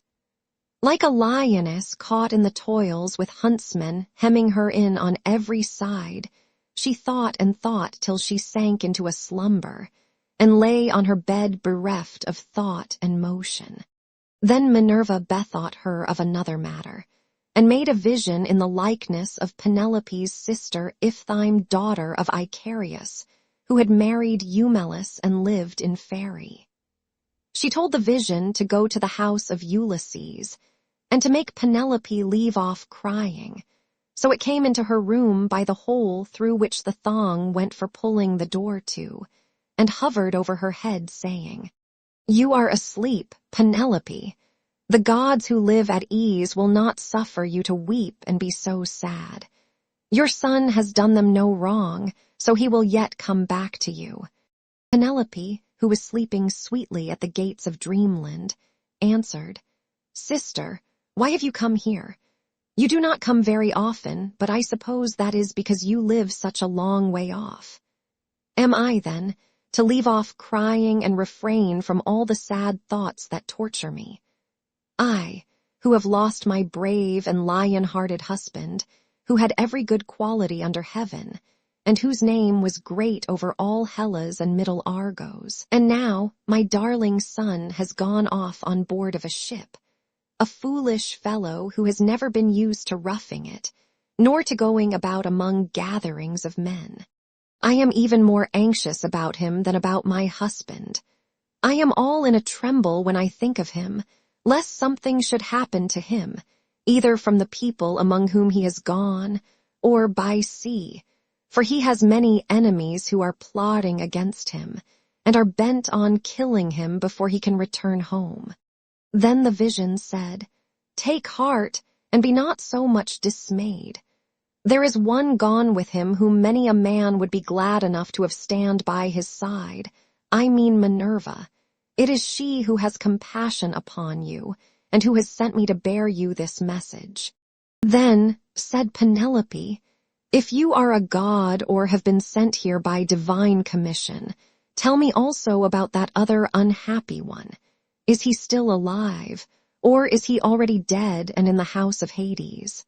And the vision said, "I shall not tell you for certain whether he is alive or dead, and there is no use in idle conversation." Then it vanished through the thong hole of the door and was dissipated into thin air.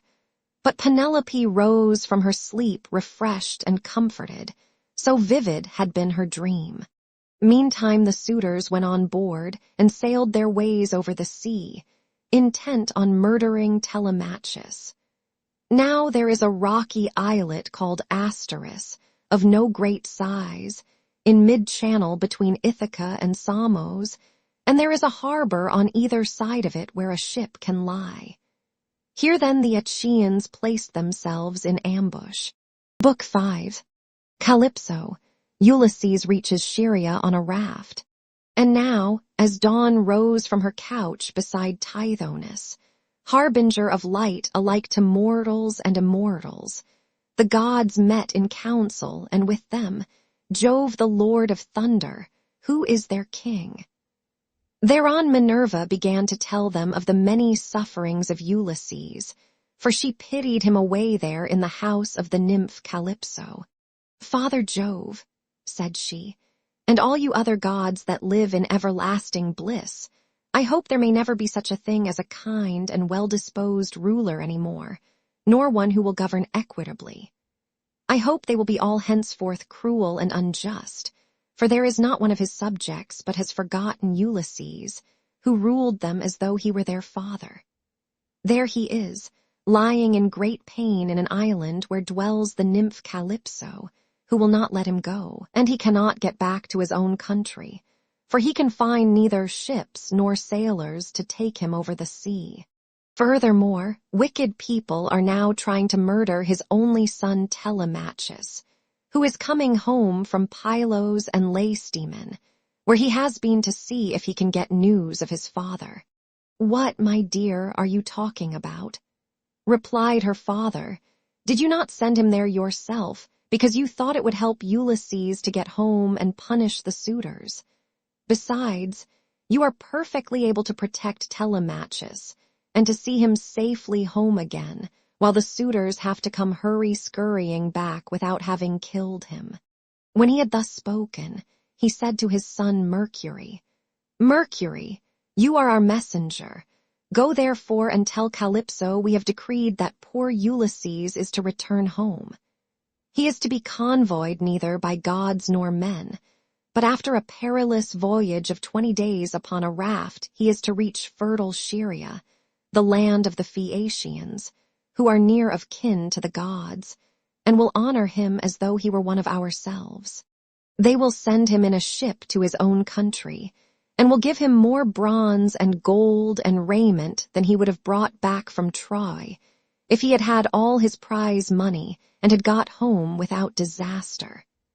This is how we have settled that he shall return to his country and his friends." Thus he spoke, and Mercury, guide and guardian, slayer of Argus, did as he was told. Forthwith he bound on his glittering golden sandals with which he could fly like the wind over land and sea. He took the wand with which he seals men's eyes in sleep, or wakes them just as he pleases, and flew holding it in his hand over Pieria. Then he swooped down through the firmament till he reached the level of the sea, whose waves he skimmed like a cormorant that flies fishing every hole and corner of the ocean, and drenching its thick plumage in the spray.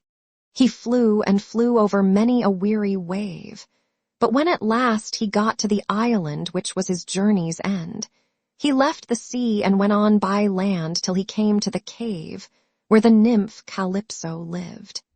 He found her at home. There was a large fire burning on the hearth, and one could smell from far the fragrant reek of burning cedar and sandal wood. As for herself, she was busy at her loom, shooting her golden shuttle through the warp and singing beautifully. Round her cave there was a thick wood of alder, poplar, and sweet-smelling cypress trees, wherein all kinds of great birds had built their nests, owls, hawks, and chattering sea crows that occupy their business in the waters. A vine loaded with grapes was trained and grew luxuriantly about the mouth of the cave. There were also 4 running rills of water in channels cut pretty close together, and turned hither and thither so as to irrigate the beds of violets and luscious herbage over which they flowed. Even a god could not help being charmed with such a lovely spot, so Mercury stood still and looked at it. But when he had admired it sufficiently, he went inside the cave. Calypso knew him at once, for the gods all know each other, no matter how far they live from one another. But Ulysses was not within. He was on the seashore as usual, looking out upon the barren ocean with tears in his eyes, groaning and breaking his heart for sorrow. Calypso gave Mercury a seat and said, "Why have you come to see me, Mercury, honored and ever welcome, for you do not visit me often? Say what you want. I will do it for you at once if I can, and if it can be done at all. But come inside, and let me set refreshment before you." As she spoke, she drew a table loaded with ambrosia beside him, and mixed him some red nectar. So Mercury ate and drank till he had had enough, and then said, "We are speaking god and goddess to one another, and you ask me why I have come here, and I will tell you truly as you would have me do. Jove sent me. It was no doing of mine. Who could possibly want to come all this way over the sea where there are no cities full of people to offer me sacrifices or choice hecatombs? Nevertheless, I had to come, for none of us other gods can cross Jove, nor transgress his orders. He says that you have here the most ill-starred of all those who fought 9 years before the city of King Priam, and sailed home in the 10th year after having sacked it. On their way home they sinned against Minerva, who raised both wind and waves against them, so that all his brave companions perished, and he alone was carried hither by wind and tide. Jove says that you are to let this man go at once, for it is decreed that he shall not perish here, far from his own people, but shall return to his house and country and see his friends again." Calypso trembled with rage when she heard this. "You gods," she exclaimed, "ought to be ashamed of yourselves. You are always jealous and hate seeing a goddess take a fancy to a mortal man, and live with him in open matrimony. So when rosy-fingered Dawn made love to Orion, you precious gods were all of you furious till Diana went and killed him in Ortygia. So again when Ceres fell in love with Iasion, and yielded to him in a thrice-plowed fallow field, Jove came to hear of it before so very long and killed Iasion with his thunderbolts. And now you are angry with me too because I have a man here. I found the poor creature sitting all alone astride of a keel, for Jove had struck his ship with lightning and sunk it in mid-ocean, so that all his crew were drowned, while he himself was driven by wind and waves on to my island. I got fond of him and cherished him, and had set my heart on making him immortal, so that he should never grow old all his days. Still I cannot cross Jove, nor bring his counsels to nothing. Therefore, if he insists upon it, let the man go beyond the seas again. But I cannot send him anywhere myself, for I have neither ships nor men who can take him. Nevertheless, I will readily give him such advice, in all good faith, as will be likely to bring him safely to his own country." "Then send him away," said Mercury, "or Jove will be angry with you and punish you." On this he took his leave, and Calypso went out to look for Ulysses, for she had heard Jove's message. She found him sitting upon the beach with his eyes ever filled with tears, and dying of sheer homesickness. For he had got tired of Calypso, and though he was forced to sleep with her in the cave by night, it was she, not he, that would have it so. As for the daytime, he spent it on the rocks and on the sea-shore, weeping, crying aloud for his despair, and always looking out upon the sea. Calypso then went close up to him, said, "My poor fellow, You shall not stay here grieving and fretting your life out any longer. I am going to send you away of my own free will. So go, cut some beams of wood, and make yourself a large raft with an upper deck that it may carry you safely over the sea. I will put bread, wine, and water on board to save you from starving. I will also give you clothes, and will send you a fair wind to take you home, if the gods in heaven so will it, for they know more about these things, and can settle them better than I can." Ulysses shuddered as he heard her. "Now, goddess," he answered, "there is something behind all this. You cannot be really meaning to help me home when you bid me do such a dreadful thing as put to sea on a raft. Not even a well-found ship with a fair wind could venture on such a distant voyage.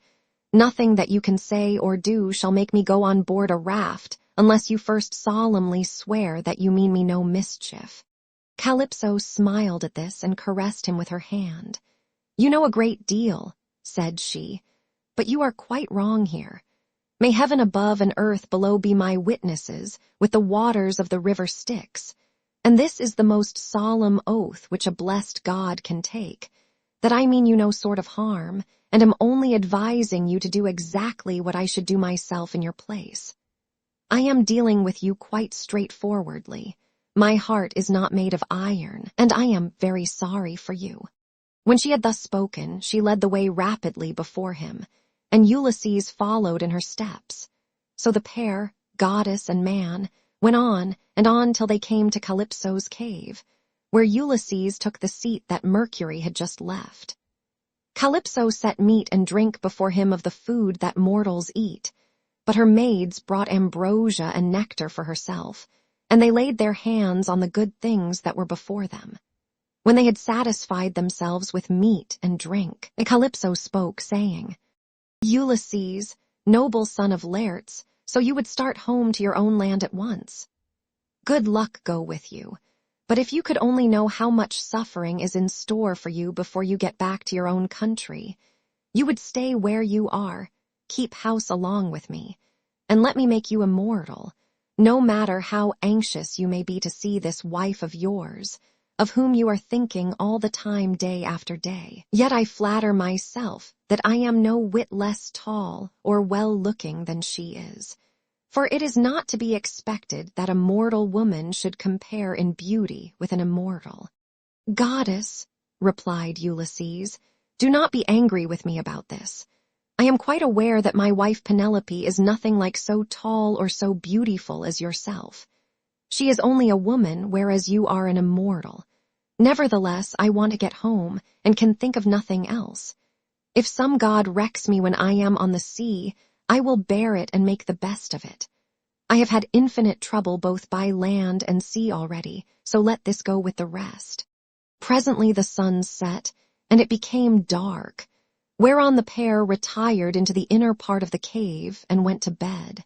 When the child of morning, rosy-fingered Dawn appeared, Ulysses put on his shirt and cloak, while the goddess wore a dress of a light gossamer fabric, very fine and graceful, with a beautiful golden girdle about her waist and a veil to cover her head.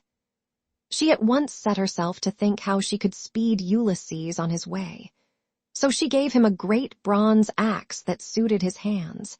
It was sharpened on both sides, and had a beautiful olive-wood handle fitted firmly onto it. She also gave him a sharp adze, and then led the way to the far end of the island where the largest trees grew, alder, poplar, and pine, that reached the sky, very dry and well-seasoned, so as to sail light for him in the water. Then, when she had shown him where the best trees grew, Calypso went home, leaving him to cut them, which he soon finished doing. He cut down 20 trees in all and adzed them smooth, squaring them by rule in good workmanlike fashion. Meanwhile Calypso came back with some augers, so he bored holes with them and fitted the timbers together with bolts and rivets. He made the raft as broad as a skilled shipwright makes the beam of a large vessel, and he fixed a deck on top of the ribs and ran a gunwale all round it. He also made a mast with a yard arm and a rudder to steer with. He fenced the raft all round with wicker hurdles as a protection against the waves, and then he threw on a quantity of wood. By and by Calypso brought him some linen to make the sails, and he made these too excellently, making them fast with braces and sheets. Last of all, with the help of levers, he drew the raft down into the water. In 4 days he had completed the whole work, and on the 5th Calypso sent him from the island after washing him and giving him some clean clothes. She gave him a goat's skin full of black wine, and another larger one of water. She also gave him a wallet full of provisions, and found him in much good meat. Moreover, she made the wind fair and warm for him, and gladly did Ulysses spread his sail before it, while he sat and guided the raft skillfully by means of the rudder. He never closed his eyes, but kept them fixed on the Pleiades, on late-setting boots, and on the bear, which men also call the wain, and which turns round and round where it is, facing Orion, and alone never dipping into the stream of Oceanus. For Calypso had told him to keep this to his left. Days 7 and 10 did he sail over the sea, and on the 18th the dim outlines of the mountains on the nearest part of the Phaeacian coast appeared, rising like a shield on the horizon. But King Neptune, who was returning from the Ethiopians, caught sight of Ulysses a long way off, from the mountains of the Solymi. He could see him sailing upon the sea, and it made him very angry, so he wagged his head and muttered to himself, saying, "Good heavens, so the gods have been changing their minds about Ulysses while I was away in Ethiopia, and now he is close to the land of the Phaeacians, where it is decreed that he shall escape from the calamities that have befallen him. Still, he shall have plenty of hardship yet before he is done with it." Thereon he gathered his clouds together, grasped his trident, stirred it round in the sea, and roused the rage of every wind that blows till earth, sea, and sky were hidden in cloud, and night sprang forth out of the heavens. Winds from east, south, north, and west fell upon him all at the same time, and a tremendous sea got up, so that Ulysses' heart began to fail him. "Alas," he said to himself in his dismay, "whatever will become of me? I am afraid Calypso was right when she said I should have trouble by sea before I got back home. It is all coming true. How black is Jove making heaven with his clouds, and what a sea the winds are raising from every quarter at once. I am now safe to perish. Blessed and thrice blessed were those Danons who fell before Troy in the cause of the sons of Atreus. Would that I had been killed on the day when the Trojans were pressing me so sorely about the dead body of Achilles, for then I should have had due burial, and the Achaeans would have honored my name. But now it seems that I shall come to a most pitiable end." As he spoke, a sea broke over him with such terrific fury that the raft reeled again, and he was carried overboard a long way off. He let go the helm, and the force of the hurricane was so great that it broke the mast halfway up, and both sail and yard went over into the sea. For a long time Ulysses was under water, and it was all he could do to rise to the surface again, for the clothes Calypso had given him weighed him down.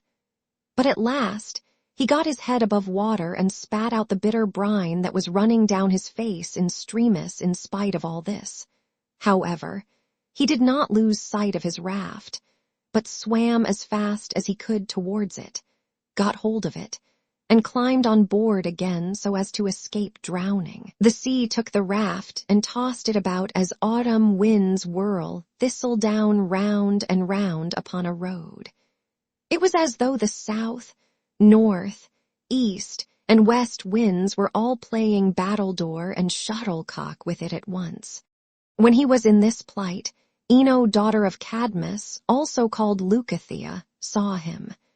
She had formerly been a mere mortal, but had been since raised to the rank of a marine goddess.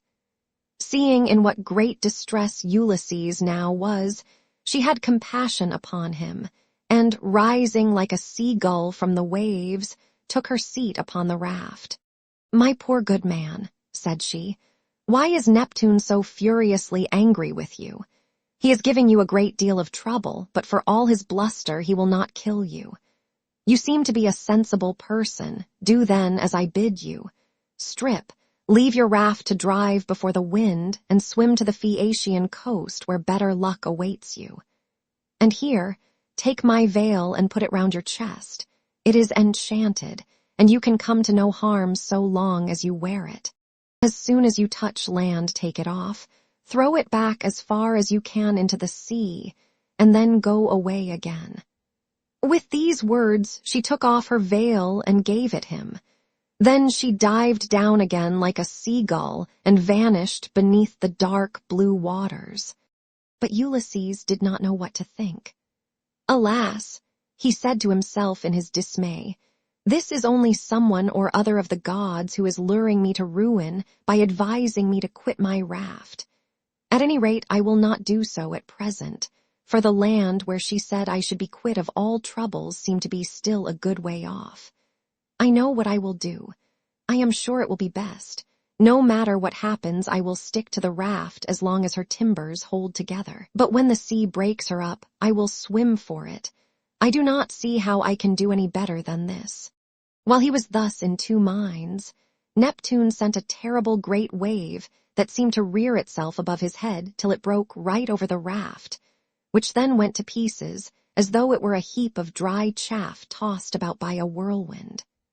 Ulysses got astride of one plank and rode upon it as if he were on horseback. He then took off the clothes Calypso had given him, bound Ino's veil under his arms, and plunged into the sea, meaning to swim on shore. King Neptune watched him as he did so, and wagged his head, muttering to himself and saying, "There now, swim up and down as you best can till you fall in with well-to-do people.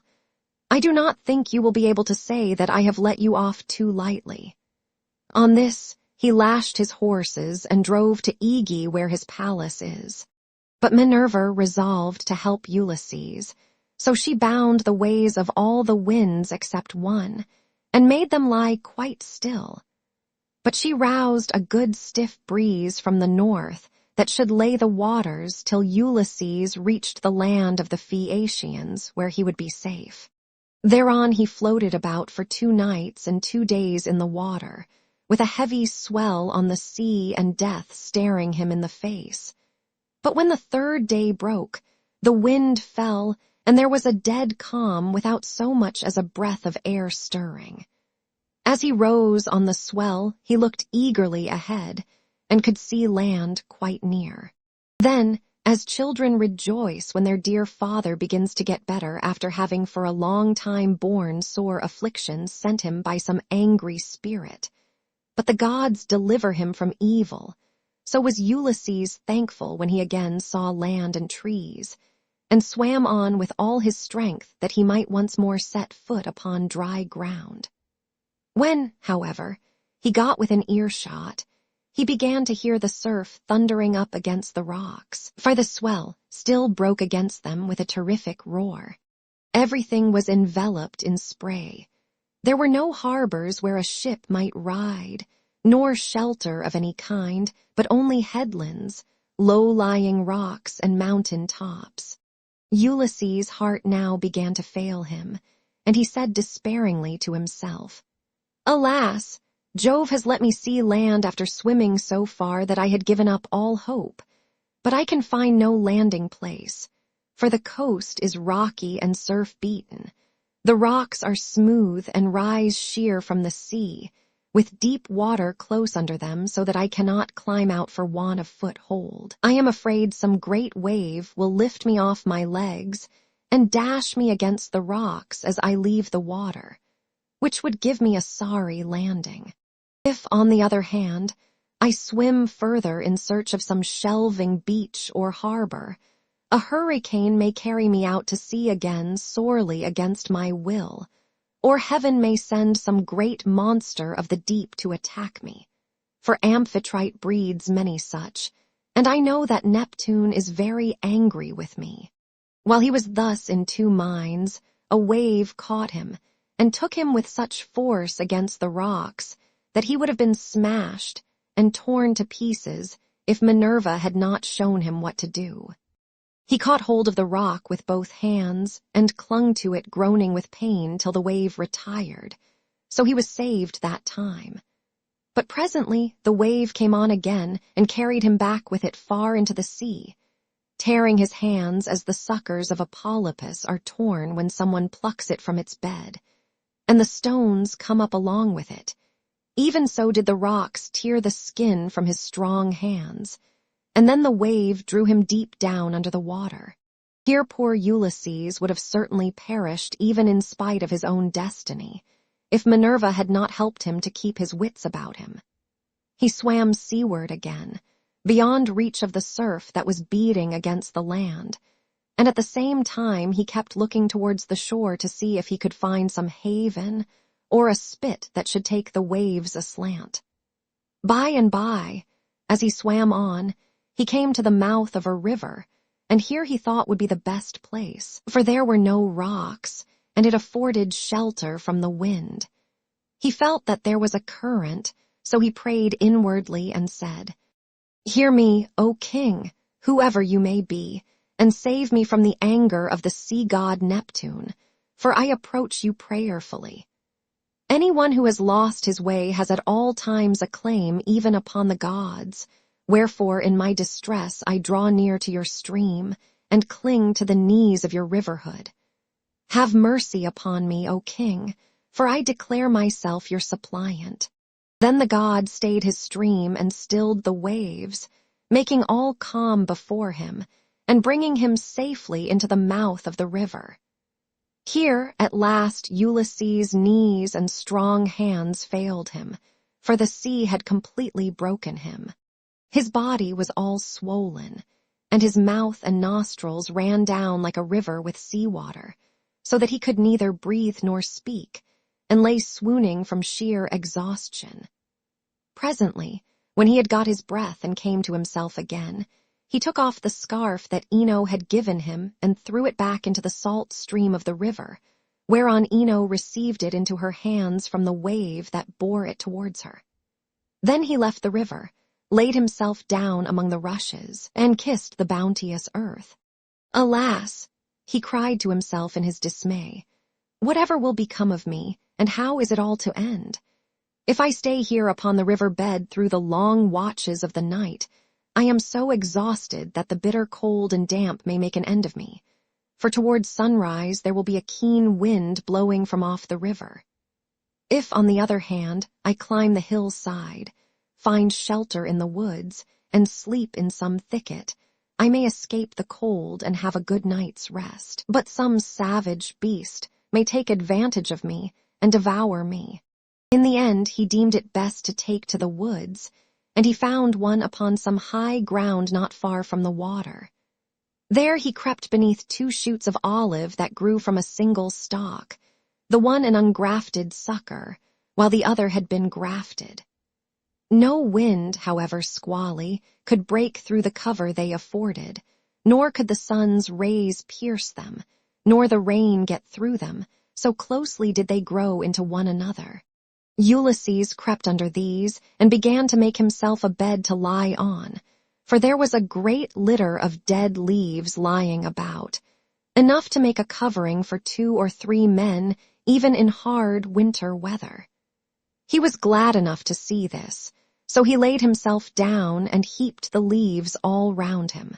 Then, as one who lives alone in the country, far from any neighbor, hides a brand as fire seed in the ashes to save himself from having to get a light elsewhere, even so did Ulysses cover himself up with leaves, and Minerva shed a sweet sleep upon his eyes, closed his eyelids, and made him lose all memories of his sorrows. Book 6.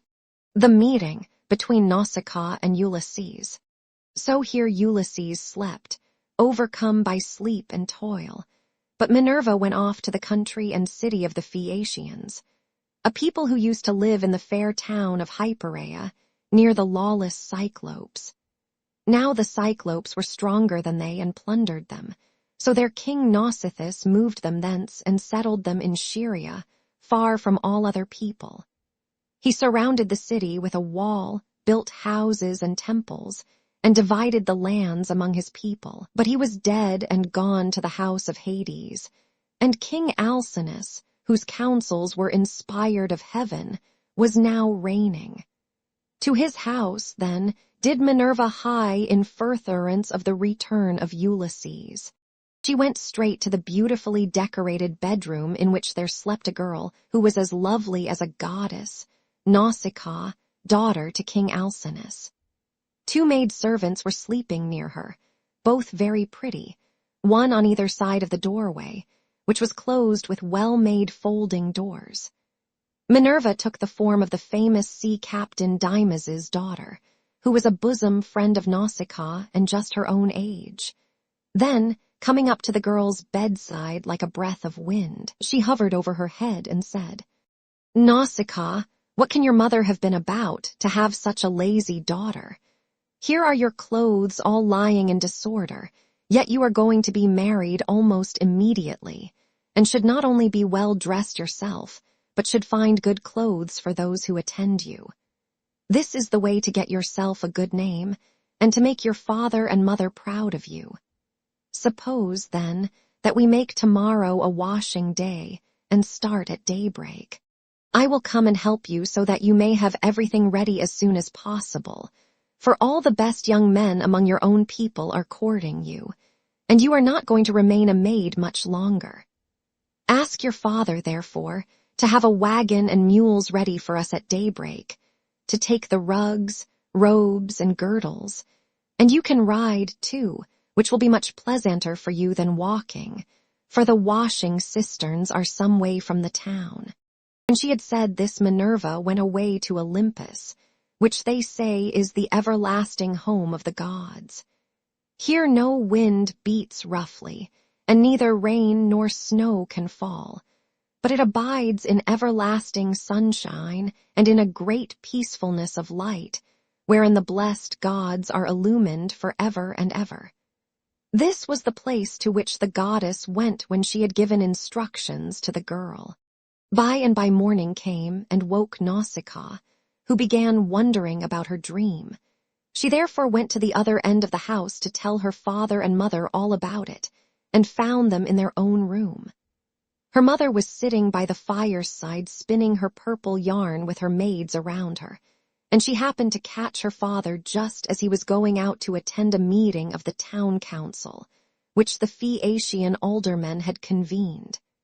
She stopped him and said, "Papa dear, could you manage to let me have a good big wagon? I want to take all our dirty clothes to the river and wash them. You are the chief man here, so it is only right that you should have a clean shirt when you attend meetings of the council. Moreover, you have 5 sons at home, 2 of them married, while the other 3 are good-looking bachelors. You know they always like to have clean linen when they go to a dance, and I have been thinking about all this." She did not say a word about her own wedding, for she did not like to, but her father knew and said, "You shall have the mules, my love, and whatever else you have a mind for. Be off with you, and the men shall get you a good strong wagon with a body to it that will hold all your clothes." On this he gave his orders to the servants, who got the wagon out, harnessed the mules, and put them to, while the girl brought the clothes down from the linen room and placed them on the wagon. Her mother prepared her a basket of provisions with all sorts of good things, and a goat skin full of wine. The girl now got into the wagon, and her mother gave her also a golden cruse of oil, that she and her women might anoint themselves. Then she took the whip and reins and lashed the mules on, whereon they set off, and their hoofs clattered on the road. They pulled without flagging, and carried not only Nausicaa and her wash of clothes, but the maids also who were with her. When they reached the water side, they went to the washing cisterns, through which there ran at all times enough pure water to wash any quantity of linen, no matter how dirty. Here they unharnessed the mules, and turned them out to feed on the sweet, juicy herbage that grew by the water's side. They took the clothes out of the wagon, put them in the water, and vied with one another in treading them in the pits to get the dirt out. After they had washed them and got them quite clean, they laid them out by the seaside, where the waves had raised a high beach of shingle, and set about washing themselves and anointing themselves with olive oil. Then they got their dinner by the side of the stream, and waited for the sun to finish drying the clothes. When they had done dinner, they threw off the veils that covered their heads and began to play at ball, while Nausicaa sang for them. As the huntress Diana goes forth upon the mountains of Taygetus or Erymanthus to hunt wild boars or deer, and the wood nymphs, daughters of aegis-bearing Jove, take their sport along with her. Then is Leto proud at seeing her daughter stand a full head taller than the others, and eclipse the loveliest amid a whole bevy of beauties. Even so did the girl outshine her handmaids. When it was time for them to start home, and they were folding the clothes and putting them into the wagon, Minerva began to consider how Ulysses should wake up and see the handsome girl who was to conduct him to the city of the Phaeacians. The girl, therefore, threw a ball at one of the maids, which missed her and fell into deep water. On this they all shouted, and the noise they made woke Ulysses, who sat up in his bed of leaves and began to wonder what it might all be. "Alas," said he to himself, "what kind of people have I come amongst? Are they cruel, savage, and uncivilized, or hospitable and humane? I seem to hear the voices of young women, and they sound like those of the nymphs that haunt mountain tops, or springs of rivers and meadows of green grass. At any rate, I am among a race of men and women. Let me try if I cannot manage to get a look at them." As he said this, he crept from under his bush, and broke off a bough covered with thick leaves to hide his nakedness. He looked like some lion of the wilderness that stalks about exulting in his strength and defying both wind and rain. His eyes glare as he prowls in quest of oxen, sheep, or deer, for he is famished, and will dare break even into a well-fenced homestead, trying to get at the sheep. Even such did Ulysses seem to the young women, as he drew near to them all naked as he was, for he was in great want. On seeing one so unkempt and so begrimed with salt water, the others scampered off along the spits that jutted out into the sea, but the daughter of Alcinous stood firm. For Minerva put courage into her heart and took away all fear from her.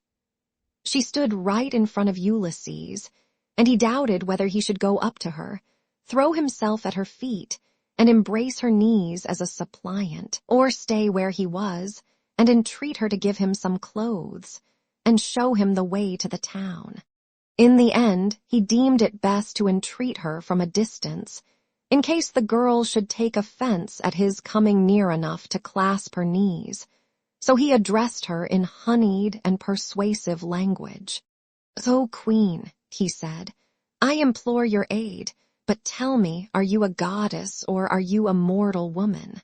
If you are a goddess and dwell in heaven, I can only conjecture that you are Jove's daughter Diana, for your face and figure resemble none but hers. If on the other hand you are a mortal and live on earth, thrice happy are your father and mother. Thrice happy, too, are your brothers and sisters. How proud and delighted they must feel when they see so fair a scion as yourself going out to a dance. Most happy, however, of all will he be whose wedding gifts have been the richest, and who takes you to his own home. I never yet saw anyone so beautiful, neither man nor woman, and am lost in admiration as I behold you. I can only compare you to a young palm tree which I saw when I was at Delos growing near the altar of Apollo, for I was there, too, with much people after me, when I was on that journey which has been the source of all my troubles.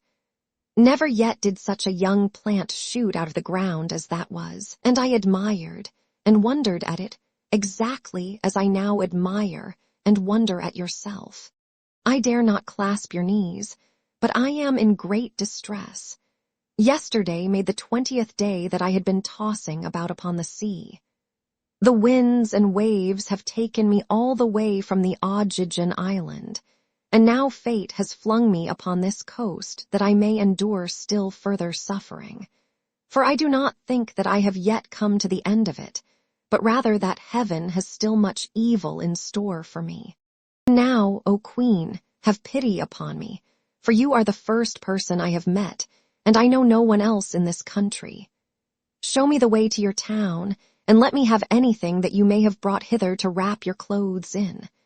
May heaven grant you in all things your heart's desire, husband, house, and a happy, peaceful home, for there is nothing better in this world than that man and wife should be of one mind in a house. It discomfits their enemies, makes the hearts of their friends glad, and they themselves know more about it than anyone. To this Nausicaa answered, Stranger, you appear to be a sensible, well-disposed person. There is no accounting for luck. Jove gives prosperity to rich and poor just as he chooses, so you must take what he has seen fit to send you, and make the best of it. Now, however, that you have come to this our country, you shall not want for clothes nor for anything else that a foreigner in distress may reasonably look for. I will show you the way to the town, and will tell you the name of our people. We are called Phaeacians, and I am daughter to Alcinous, in whom the whole power of the state is vested. Then she called her maids and said, Stay where you are, you girls. Can you not see a man without running away from him? Do you take him for a robber or a murderer? Neither he nor anyone else can come here to do us Phaeacians any harm, for we are dear to the gods, and live apart on a land's end that juts into the sounding sea, and have nothing to do with any other people.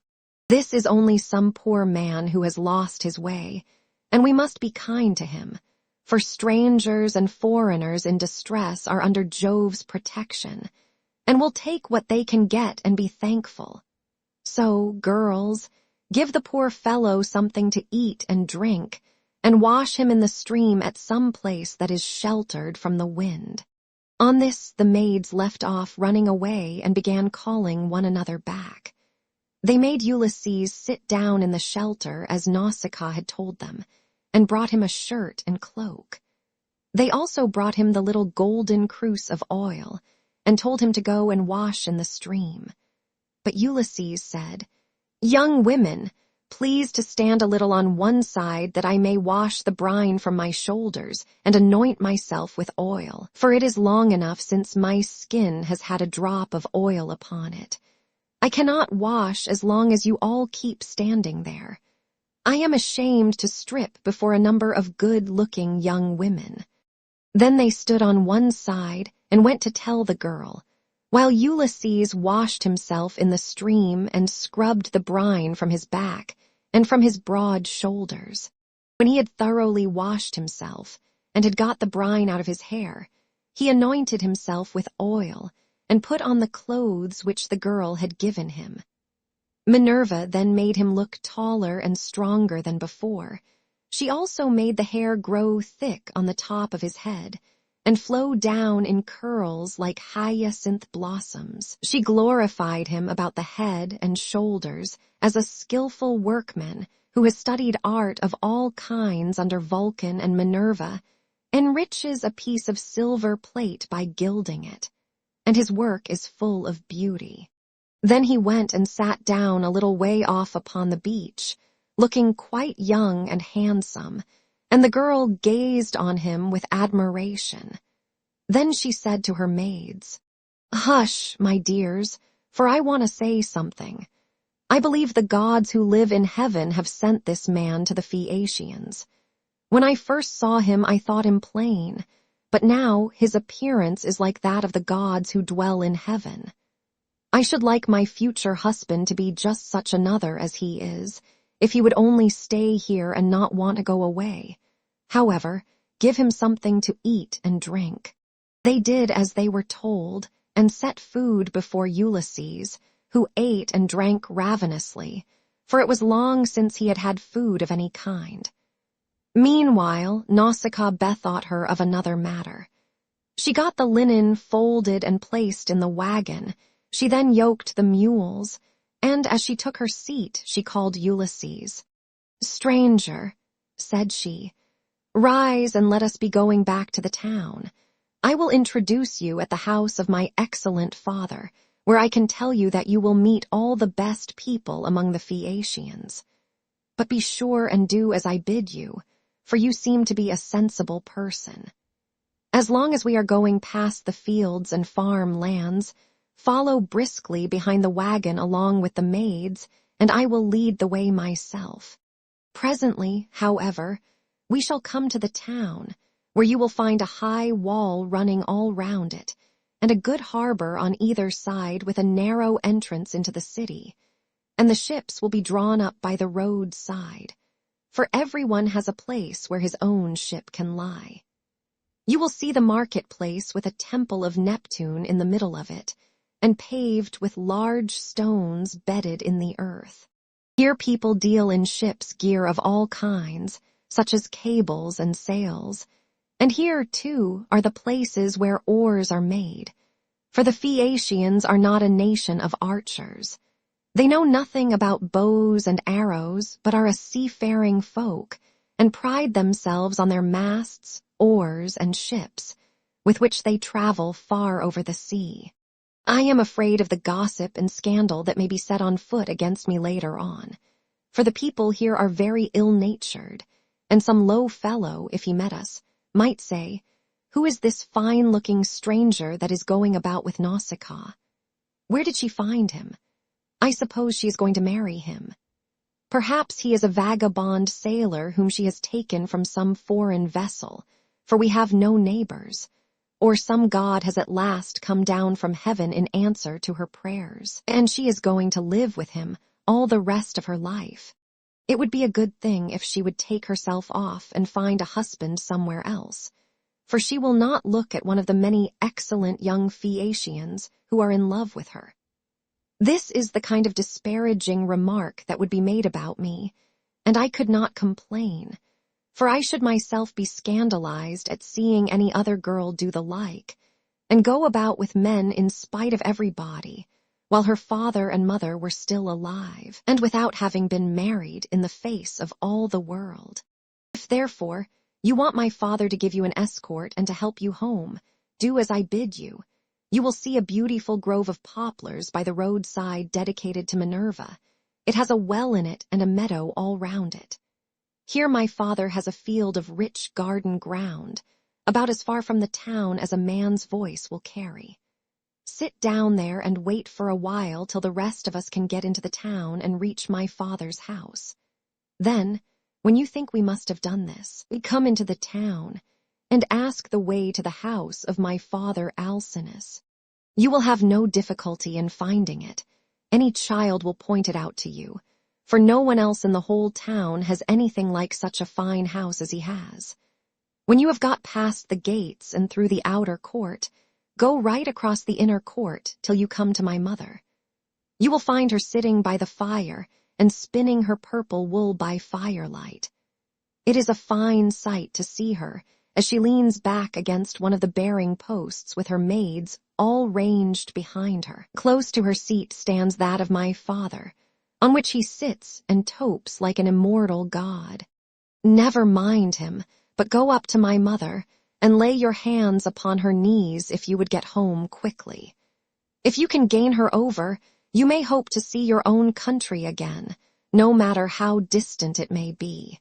So saying, she lashed the mules with her whip, and they left the river. The mules drew well, and their hoofs went up and down upon the road. She was careful not to go too fast for Ulysses and the maids who were following on foot along with the wagon, so she plied her whip with judgment. As the sun was going down, they came to the sacred grove of Minerva, and there Ulysses sat down and prayed to the mighty daughter of Jove. "Hear me," he cried, "daughter of aegis-bearing Jove, unweariable, hear me now, For you gave no heed to my prayers when Neptune was wrecking me. Now, therefore, have pity upon me and grant that I may find friends and be hospitably received by the Phaeacians." Thus did he pray, and Minerva heard his prayer, but she would not show herself to him openly, for she was afraid of her uncle Neptune, who was still furious in his endeavors to prevent Ulysses from getting home. Book 7. Reception of Ulysses at the palace of King Alcinous.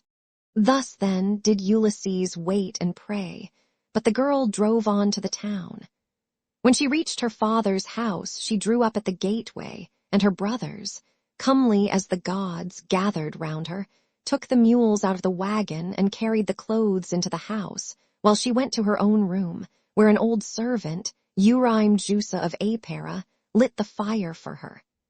This old woman had been brought by sea from Apera, and had been chosen as a prize for Alcinous, because he was king over the Phaeacians, and the people obeyed him as though he were a god. She had been nurse to Nausicaa, and had now lit the fire for her, and brought her supper for her into her own room.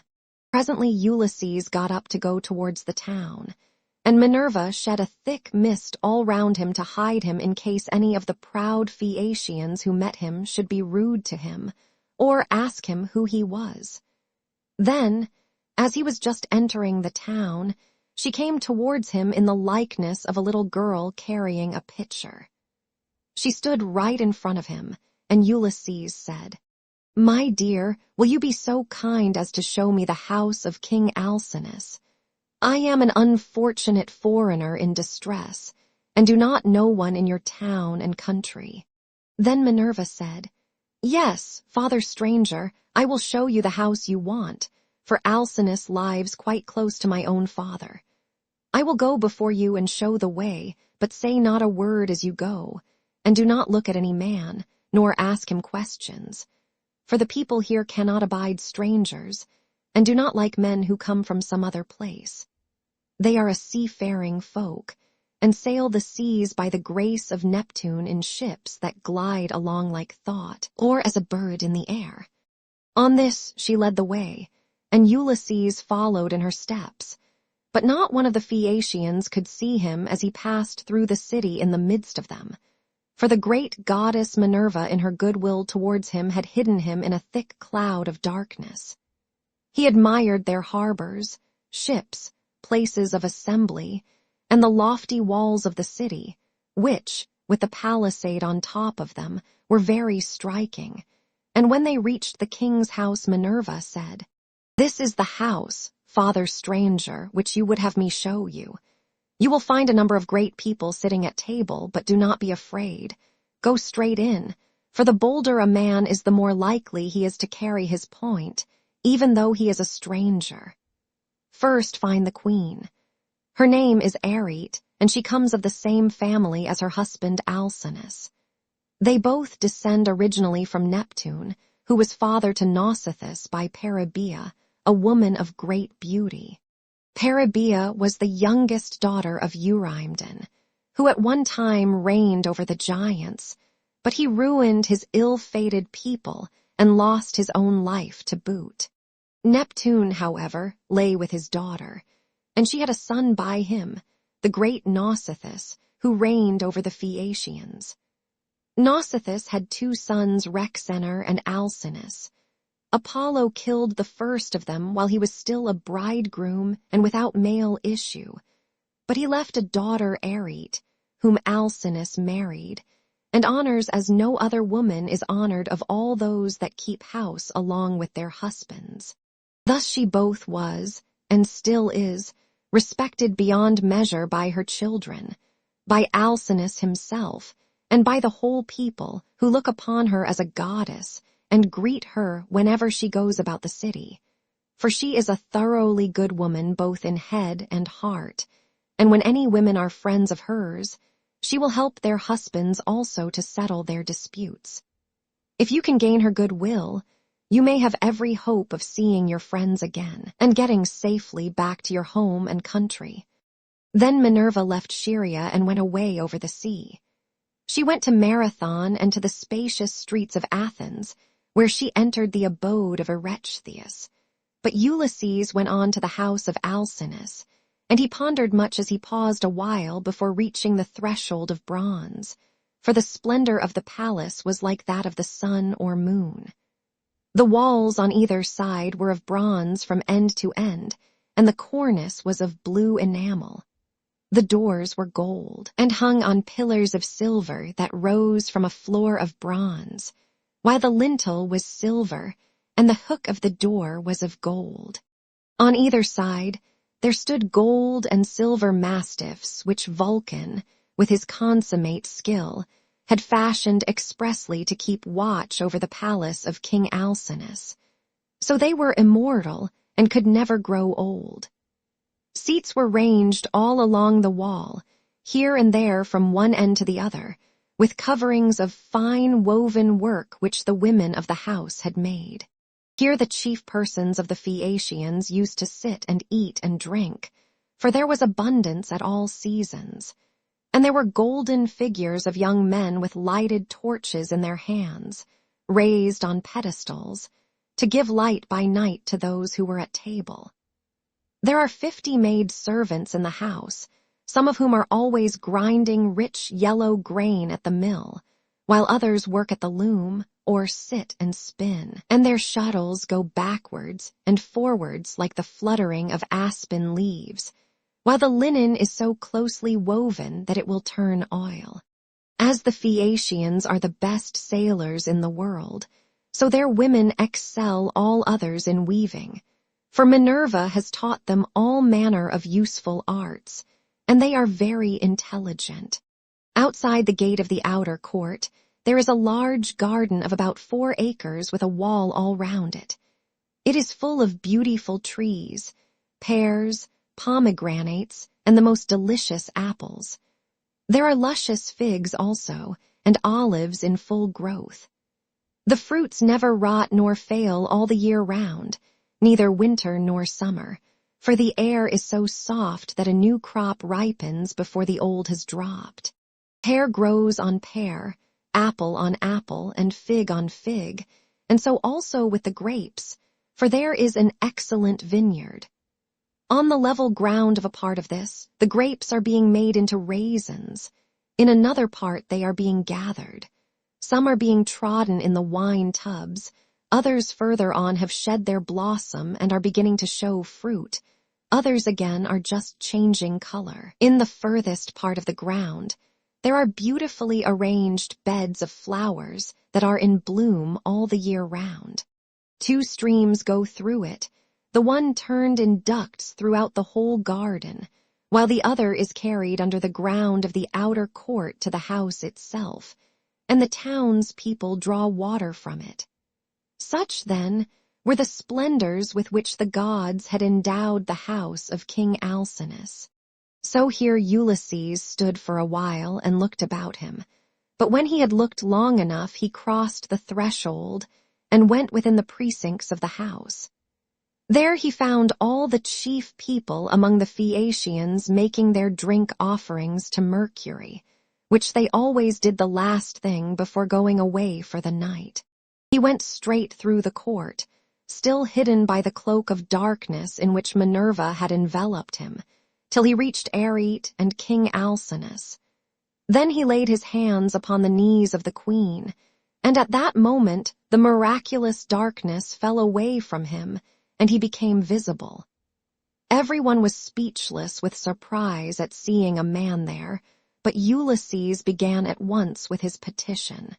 "Queen Arete," he exclaimed, "daughter of great Rhexenor, in my distress I humbly pray you, as also your husband and these your guests, whom may heaven prosper with long life and happiness, and may they leave their possessions to their children, and all the honors conferred upon them by the state, to help me home to my own country as soon as possible, for I have been long in trouble and away from my friends." Then he sat down on the hearth among the ashes, and they all held their peace, till presently the old hero Etchenius, who was an excellent speaker and an elder among the Phaeacians, plainly and in all honesty addressed them thus. "Alcinous," said he, "it is not creditable to you that a stranger should be seen sitting among the ashes of your hearth. Everyone is waiting to hear what you are about to say. Tell him, then, to rise and take a seat on a stool inlaid with silver, and bid your servants mix some wine and water, that we may make a drink offering to Jove, the Lord of Thunder, who takes all well-disposed suppliants under his protection.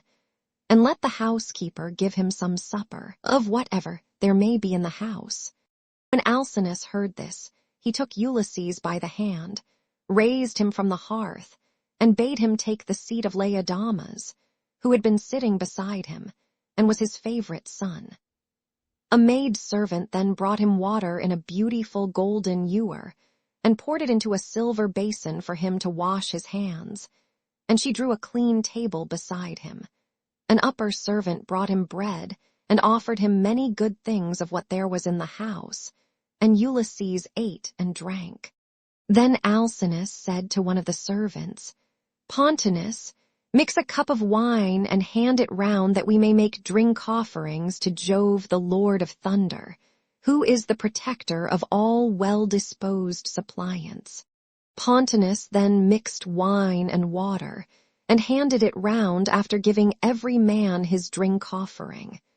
When they had made their offerings, and had drunk each as much as he was minded, Alcinous said, "Aldermen and town councillors of the Phaeacians, hear my words. You have had your supper, so now go home to bed. Tomorrow morning I shall invite a still larger number of aldermen, and will give a sacrificial banquet in honor of our guest. We can then discuss the question of his escort, and consider how we may at once send him back rejoicing to his own country without trouble or inconvenience to himself, no matter how distant it may be. We must see that he comes to no harm while on his homeward journey, but when he is once at home, he will have to take the luck he was born with for better or worse like other people. It is possible, however, that the stranger is one of the immortals who has come down from heaven to visit us. But in this case, the gods are departing from their usual practice, for hitherto they have made themselves perfectly clear to us when we have been offering them hecatombs. They come and sit at our feasts just like one of ourselves, and if any solitary wayfarer happens to stumble upon someone or other of them, they affect no concealment, for we are as near of kin to the gods as the Cyclopes and the savage giants are." Then Ulysses said, "Pray, Alcinous, do not take any such notion into your head. I have nothing of the immortal about me, neither in body nor mind, and most resemble those among you who are the most afflicted. Indeed, were I to tell you all that heaven has seen fit to lay upon me, you would say that I was still worse off than they are. Nevertheless, let me sup in spite of sorrow, for an empty stomach is a very importunate thing, and thrusts itself on a man's notice, no matter how dire is his distress. I am in great trouble, yet it insists that I shall eat and drink, bids me lay aside all memory of my sorrows and dwell only on the due replenishing of itself. As for yourselves, do as you propose, and at break of day set about helping me to get home. I shall be content to die if I may first once more behold my property, my bondsmen, and all the greatness of my house." Thus did he speak. Everyone approved his saying, and agreed that he should have his escort inasmuch as he had spoken reasonably.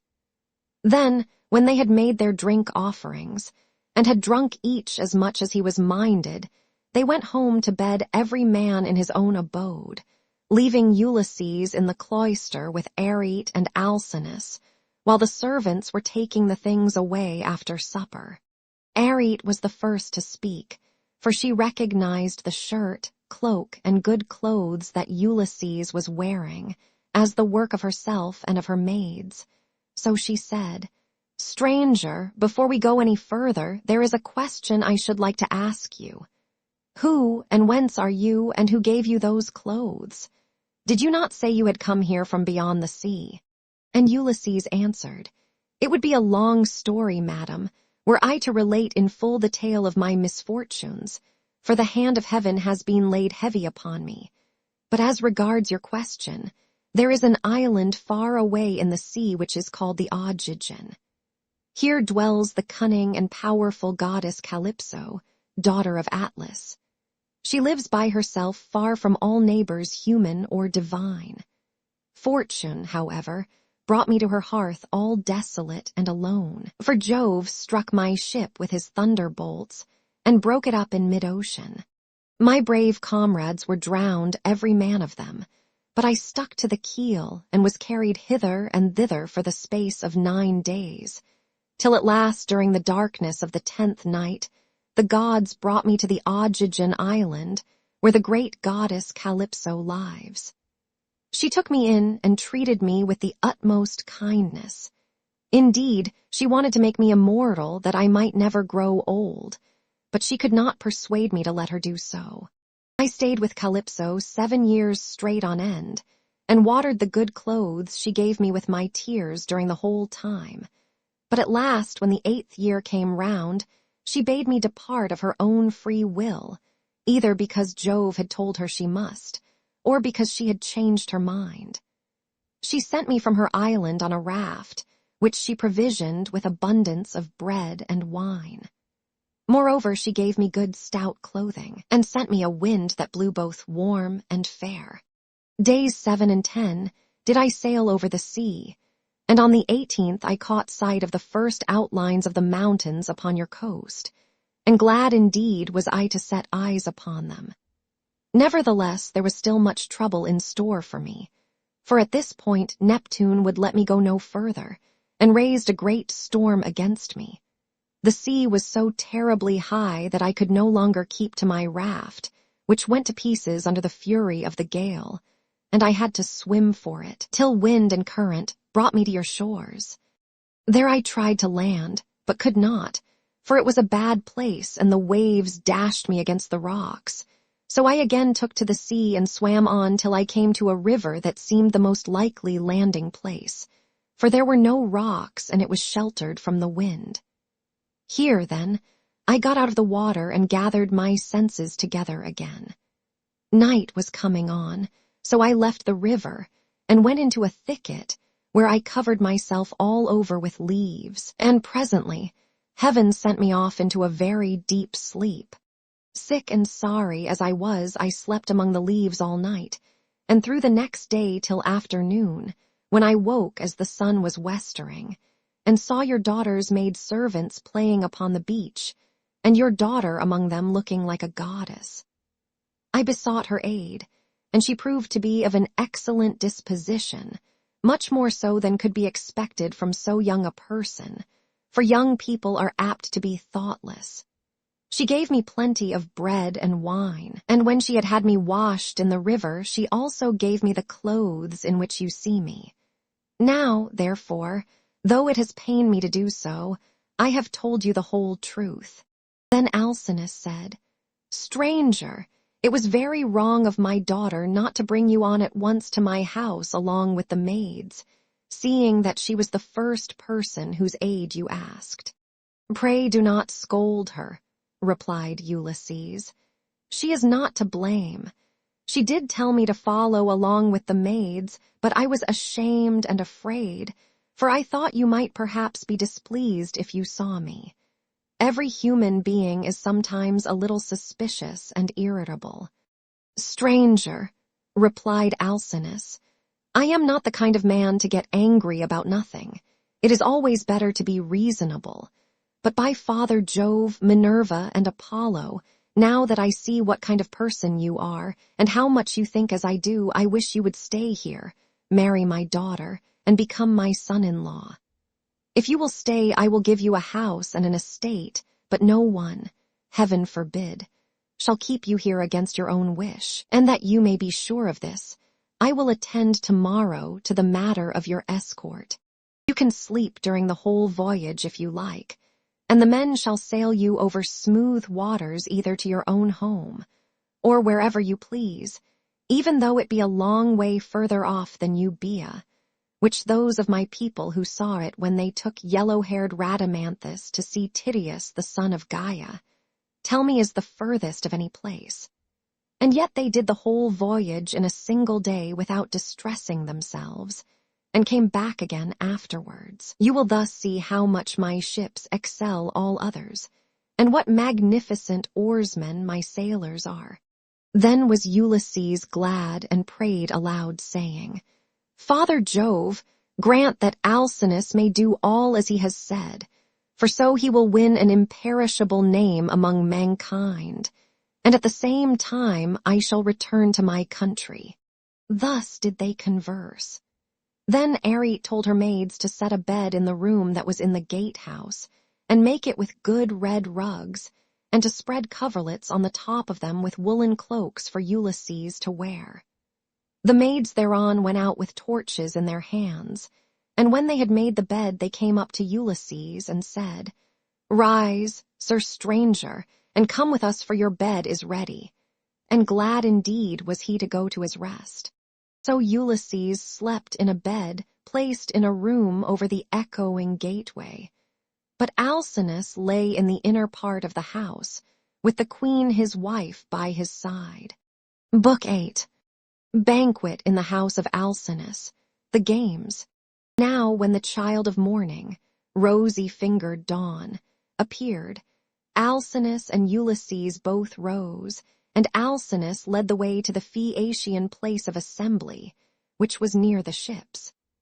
When they got there, they sat down side by side on a seat of polished stone, while Minerva took the form of one of Alcinous' servants, and went round the town in order to help Ulysses to get home.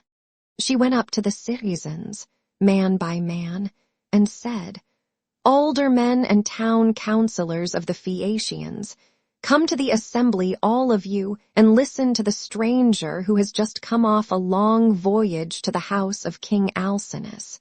He looks like an immortal god. With these words, she made them all want to come, and they flocked to the assembly till seats and standing room were alike crowded. Everyone was struck with the appearance of Ulysses, for Minerva had beautified him about the head and shoulders, making him look taller and stouter than he really was, that he might impress the Phaeacians favorably as being a very remarkable man, and might come off well in the many trials of skill to which they would challenge him. Then, when they were got together, Alcinous spoke. Hear me, said he, aldermen and town councillors of the Phaeacians, that I may speak even as I am minded. This stranger, whoever he may be, has found his way to my house from somewhere or other, either east or west. He wants an escort and wishes to have the matter settled. Let us then get one ready for him, as we have done for others before him. Indeed, no one who ever yet came to my house has been able to complain of me for not speeding on his way soon enough. Let us draw a ship into the sea, one that has never yet made a voyage, and man her with 52 of our smartest young sailors. Then, when you have made fast your oars each by his own seat, leave the ship and come to my house to prepare a feast. I will find you in everything. I am giving these instructions to the young men who will form the crew, for as regards you aldermen and town councillors, you will join me in entertaining our guest in the cloisters. I can take no excuses, and we will have Demodocus to sing to us, for there is no bard like him whatever he may choose to sing about. Alcinous then led the way, and the others followed after, while a servant went to fetch Demodocus. The 52 picked oarsmen went to the seashore as they had been told, and when they got there they drew the ship into the water, got her mast and sails inside her, bound the oars to the toll-pins with twisted thongs of leather, all in due course, and spread the white sails aloft. They moored the vessel a little way out from land, and then came on shore and went to the house of King Alcinous. The outhouses, yards, and all the precincts were filled with crowds of men in great multitudes, both old and young. And Alcinous killed them 12 sheep, 8 full-grown pigs, and 2 oxen. These they skinned and dressed so as to provide a magnificent banquet. A servant presently led in the famous bard Demodocus, whom the muse had dearly loved, but to whom she had given both good and evil, for though she had endowed him with a divine gift of song, she had robbed him of his eyesight. Pontanus set a seat for him among the guests, leaning it up against a bearing post. He hung the lyre for him on a peg over his head, and showed him where he was to feel for it with his hands. He also set a fair table with a basket of victuals by his side, and a cup of wine from which he might drink whenever he was so disposed.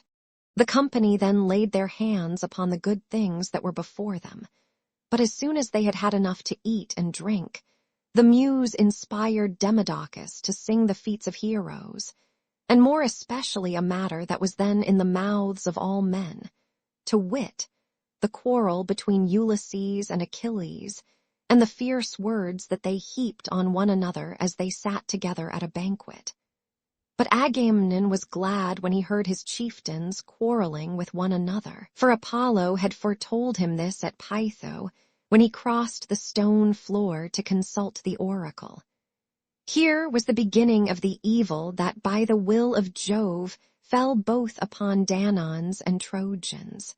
Thus sang the bard, but Ulysses drew his purple mantle over his head and covered his face, for he was ashamed to let the Phaeacians see that he was weeping. When the bard left off singing, he wiped the tears from his eyes, uncovered his face, and taking his cup, made a drink offering to the gods. But when the Phaeacians pressed Demodocus to sing further, for they delighted in his lays, then Ulysses again drew his mantle over his head and wept bitterly. No one noticed his distress except Alcinous, who was sitting near him, and heard the heavy sighs that he was heaving. So he at once said, "Aldermen and town councillors of the Phaeacians, we have had enough now, both of the feast and of the minstrelsy that is its due accompaniment. Let us proceed therefore to the athletic sports, so that our guest on his return home may be able to tell his friends how much we surpass all other nations as boxers, wrestlers, jumpers, and runners." With these words he led the way, and the others followed after. A servant hung Demodocus's lyre on its peg for him, led him out of the cloister, and set him on the same way as that along which all the chief men of the Phaeacians were going to see the sports. A crowd of several thousands of people followed them, and there were many excellent competitors for all the prizes. Acroneos, Ocealus, Elatrius, Nautius, Primnius, Anchialus, Eretmius, Pontius, Prorius, Thune, Anabsinius, and Amphialus son of Paulinius son of Tecton.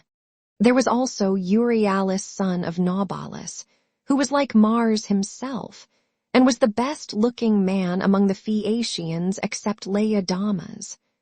3 sons of Alcinous, Laodamas, Halios, and Clytoneus competed also. The foot races came first.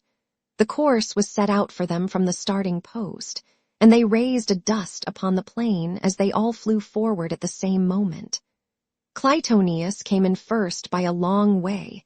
He left everyone else behind him by the length of the furrow that a couple of mules can plow in a fallow field.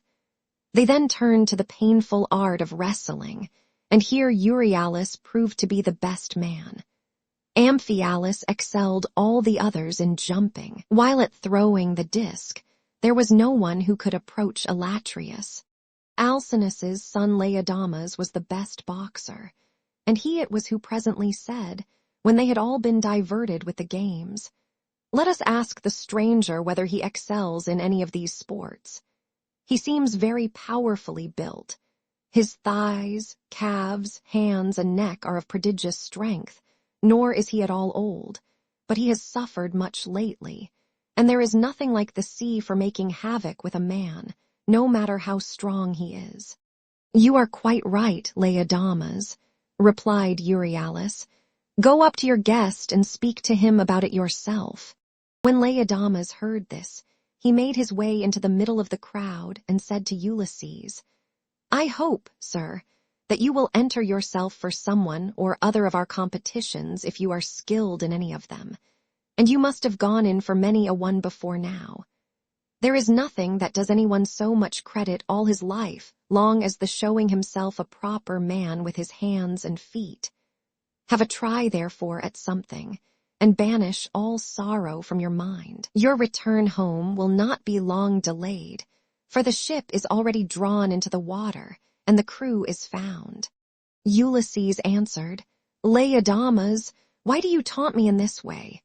My mind is set rather on cares than contests. I have been through infinite trouble, and am come among you now as a suppliant, praying your king and people to further me on my return home." Then Euryalus reviled him outright and said, "I gather, then, that you are unskilled in any of the many sports that men generally delight in. I suppose you are one of those grasping traders that go about in ships as captains or merchants, and who think of nothing but of their outward freights and homeward cargoes. There does not seem to be much of the athlete about you." "For shame, sir," answered Ulysses fiercely. "You are an insolent fellow. So true is it that the gods do not grace all men alike in speech, person, and understanding. One man may be of weak presence, but heaven has adorned this with such a good conversation that he charms everyone who sees him. His honeyed moderation carries his hearers with him, so that he is leader in all assemblies of his fellows, and wherever he goes he is looked up to. Another may be as handsome as a god, but his good looks are not crowned with discretion. This is your case. No god could make a finer-looking fellow than you are, but you are a fool.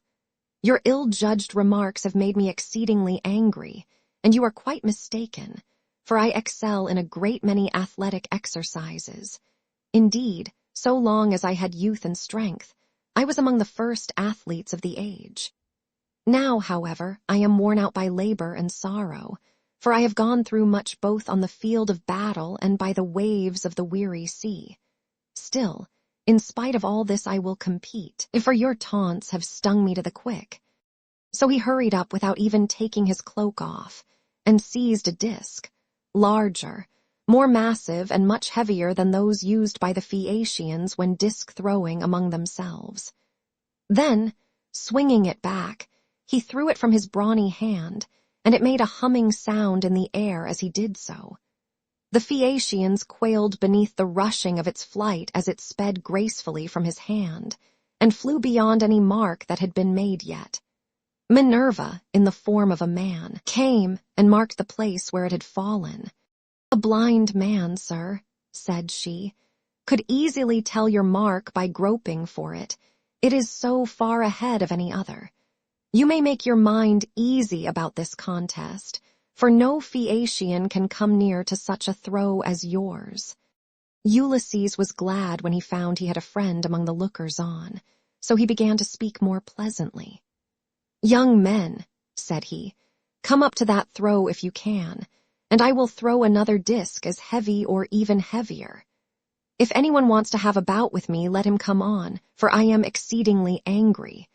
I will box, wrestle, or run, I do not care what it is, with any man of you all except Laodamas, but not with him because I am his guest, and one cannot compete with one's own personal friend. At least I do not think it a prudent or a sensible thing for a guest to challenge his host's family at any game, especially when he is in a foreign country. He will cut the ground from under his own feet if he does, but I make no exception as regards anyone else, for I want to have the matter out and know which is the best man. I am a good hand at every kind of athletic sport known among mankind. I am an excellent archer. In battle, I am always the first to bring a man down with my arrow, no matter how many more are taking aim at him alongside of me. Philoctetes was the only man who could shoot better than I could, when we Achaeans were before Troy and in practice. I far excel everyone else in the whole world, of those who still eat bread upon the face of the earth, But I should not like to shoot against the mighty dead, such as Hercules or Eurytus the Oetschalian, men who could shoot against the gods themselves. This, in fact, was how Eurytus came prematurely by his end, for Apollo was angry with him and killed him because he challenged him as an archer. I can throw a dart farther than anyone else can shoot an arrow. Running is the only point in respect of which I am afraid some of the Phaeacians might beat me, for I have been brought down very low at sea. My provisions ran short, and therefore I am still weak. They all held their peace except King Alcinous, who began, "Sir, we have had much pleasure in hearing all that you have told us, from which I understand that you are willing to show your prowess, as having been displeased with some insolent remarks that have been made to you by one of our athletes, and which could never have been uttered by anyone who knows how to talk with propriety. I hope you will apprehend my meaning, and will explain to any one of your chief men who may be dining with yourself and your family when you get home, that we have an hereditary aptitude for accomplishments of all kinds. We are not particularly remarkable for our boxing, nor yet as wrestlers, but we are singularly fleet of foot and are excellent sailors. We are extremely fond of good dinners, music, and dancing. We also like frequent changes of linen, warm baths, and good beds. So now, please, some of you who are the best dancers set about dancing, that our guest on his return home may be able to tell his friends how much we surpass all other nations as sailors, runners, dancers, and minstrels. Demodocus has left his lyre at my house, so run someone or other of you and fetch it for him." On this, a servant hurried off to bring the lyre from the king's house, and the 9 men who had been chosen as stewards stood forward. It was their business to manage everything connected with the sports, so they made the ground smooth and marked a wide space for the dancers. Presently the servant came back with Demodocus's lyre, and he took his place in the midst of them, whereon the best young dancers in the town began to foot and trip it so nimbly that Ulysses was delighted with the merry twinkling of their feet. Meanwhile the bard began to sing the loves of Mars and Venus, and how they first began their intrigue in the house of Vulcan. Mars made Venus many presents, and defiled King Vulcan's marriage bed, so the sun, who saw what they were about, told Vulcan. Vulcan was very angry when he heard such dreadful news, so he went to his smithy brooding mischief, got his great anvil into its place, and began to forge some chains which none could either unloose or break, so that they might stay there in that place. When he had finished his snare, he went into his bedroom and festooned the bedposts all over with chains like cobwebs. He also let many hang down from the great beam of the ceiling. Not even a god could see them, so fine and subtle were they. As soon as he had spread the chains all over the bed, he made as though he were setting out for the fair state of Lemnos, which of all places in the world was the one he was most fond of. But Mars kept no blind lookout, and as soon as he saw him start, hurried off to his house, burning with love for Venus. Now Venus was just come in from a visit to her father Jove, and was about sitting down when Mars came inside the house, and said as he took her hand in his own, "Let us go to the couch of Vulcan. He is not at home, but is gone off to Lemnos among the Sintians, whose speech is barbarous."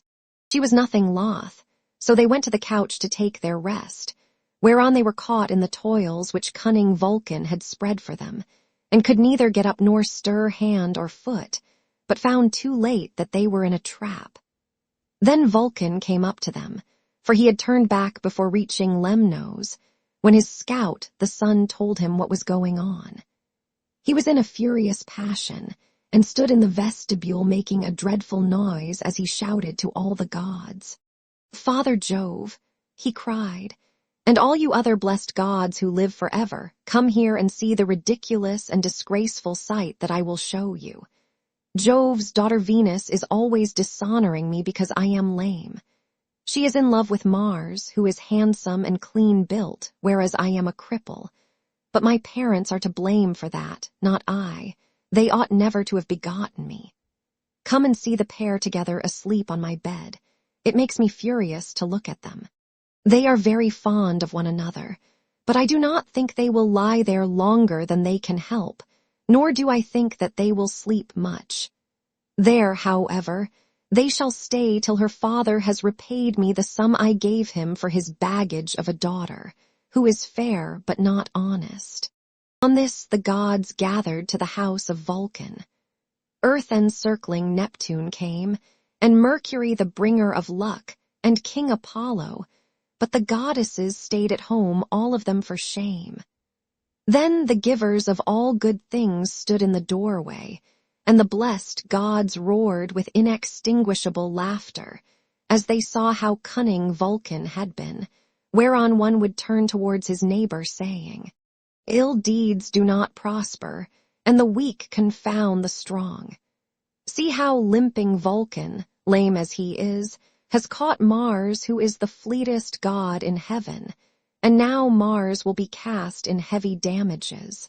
Thus did they converse, but King Apollo said to Mercury, "Messenger Mercury, giver of good things, you would not care how strong the chains were, would you, if you could sleep with Venus?" "King Apollo," answered Mercury, "I only wish I might get the chance, though there were 3 times as many chains. And you might look on, all of you gods and goddesses, but I would sleep with her if I could." The immortal gods burst out laughing as they heard him, but Neptune took it all seriously, and kept on imploring Vulcan to set Mars free again. "Let him go," he cried, "and I will undertake, as you require, that he shall pay you all the damages that are held reasonable among the immortal gods." "Do not," replied Vulcan, "ask me to do this.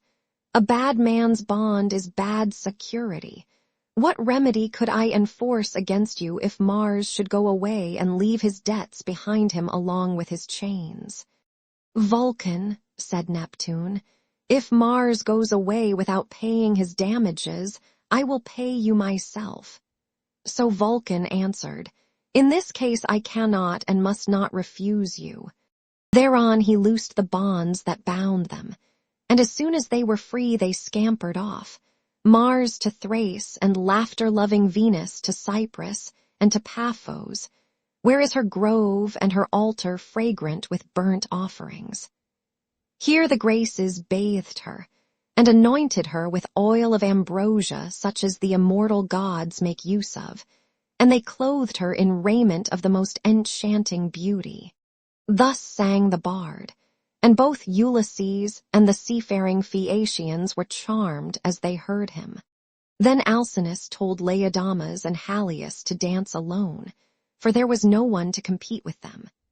So they took a red ball which Polybus had made for them, and one of them bent himself backwards and threw it up towards the clouds, while the other jumped from off the ground and caught it with ease before it came down again. When they had done throwing the ball straight up into the air, they began to dance, and at the same time kept on throwing it backwards and forwards to one another, while all the young men in the ring applauded and made a great stamping with their feet. Then Ulysses said, "King Alcinous, you said your people were the nimblest dancers in the world, and indeed they have proved themselves to be so. I was astonished as I saw them." The king was delighted at this, and exclaimed to the Phaeacians, "Aldermen and town councillors, our guest seems to be a person of singular judgment. Let us give him such proof of our hospitality as he may reasonably expect. There are 12 chief men among you, and counting myself there are 13. Contribute, each of you, a clean cloak, a shirt, and a talent of fine gold. Let us give him all this in a lump down at once, so that when he gets his supper he may do so with a light heart. As for Euryalus, he will have to make a formal apology and a present too, for he has been rude." Thus did he speak, The others, all of them, applauded his saying and sent their servants to fetch the presents.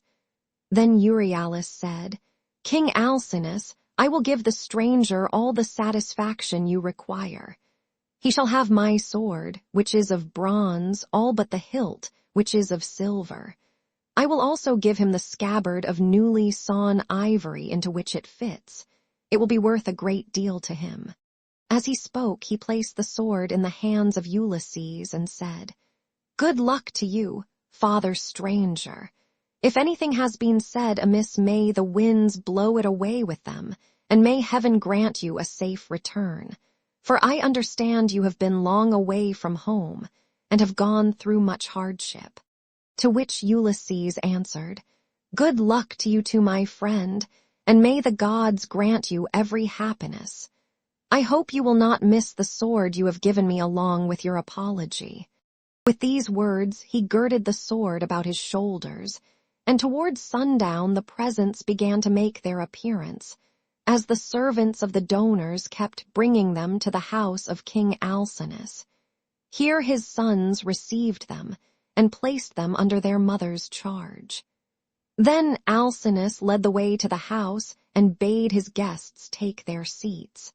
"Wife," said he, turning to Queen Arete, "go, fetch the best chest we have, and put a clean cloak and shirt in it. Also set a copper on the fire and heat some water. Our guest will take a warm bath. See also to the careful packing of the presents that the noble Phaeacians have made him.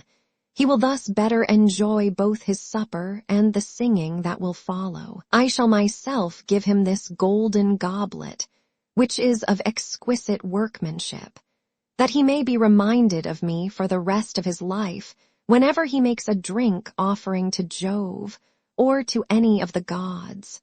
Then Arete told her maids to set a large tripod upon the fire as fast as they could, whereon they set a tripod full of bath water on to a clear fire.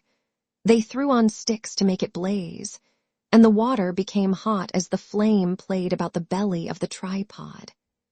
Meanwhile, Arete brought a magnificent chest from her own room, and inside it she packed all the beautiful presents of gold and raiment which the Phaeacians had brought. Lastly, she added a cloak and a good shirt from Alcinous, and said to Ulysses, "See to the lid yourself, and have the whole bound round at once, for fear anyone should rob you by the way when you are asleep in your ship."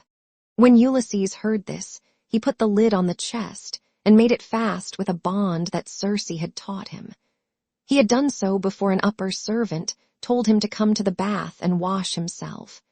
He was very glad of a warm bath, for he had had no one to wait upon him ever since he left the house of Calypso, who, as long as he remained with her, had taken as good care of him as though he had been a god. When the servants had done washing and anointing him with oil, and had given him a clean cloak and shirt, he left the bathroom and joined the guests who were sitting over their wine. Lovely Nausicaa stood by one of the bearing posts supporting the roof of the cloister, and admired him as she saw him pass. "Farewell, stranger," said she. "Do not forget me when you are safe at home again, for it is to me first that you owe a ransom for having saved your life." And Ulysses said, "Nausicaa, daughter of great Alcinous, may Jove, the mighty husband of Juno, grant that I may reach my home. So shall I bless you as my guardian angel all my days, for it was you who saved me." When he had said this, he seated himself beside Alcinous. Supper was then served, and the wine was mixed for drinking. A servant led in the favorite bard Demodocus, and set him in the midst of the company, near one of the bearing posts supporting the cloister, that he might lean against it. Then Ulysses cut off a piece of roast pork with plenty of fat, for there was abundance left on the joint, and said to a servant, "Take this piece of pork over to Demodocus, and tell him to eat it. For all the pain his lays may cause me, I will salute him none the less. Bards are honored and respected throughout the world, for the muse teaches them their songs and loves them. The servant carried the pork in his fingers over to Demodocus, who took it and was very much pleased. They then laid their hands on the good things that were before them, and as soon as they had had to eat and drink, Ulysses said to Demodocus, "Demodocus, there is no one in the world whom I admire more than I do you. You must have studied under the Muse, Jove's daughter, and under Apollo, so accurately do you sing the return of the Achaeans with all their sufferings and adventures. If you were not there yourself, you must have heard it all from someone who was. Now, however, change your song and tell us of the wooden horse which Epius made with the assistance of Minerva, and which Ulysses got by stratagem into the fort of Troy, after freighting it with the men who afterwards sacked the city. If you will sing this tale aright, I will tell all the world how magnificently heaven has endowed you." The bard, inspired of heaven, took up the story at the point where some of the Argives set fire to their tents and sailed away while others, hidden within the horse, were waiting with Ulysses in the Trojan place of assembly. For the Trojans themselves had drawn the horse into their fortress, and it stood there while they sat in council round it, and were in 3 minds as to what they should do. Some were for breaking it up then and there. Others would have it dragged to the top of the rock on which the fortress stood, and then thrown down the precipice, while yet others were for letting it remain as an offering and propitiation for the gods. And this was how they settled it in the end, for the city was doomed when it took in that horse, within which were all the bravest of the Argives waiting to bring death and destruction on the Trojans.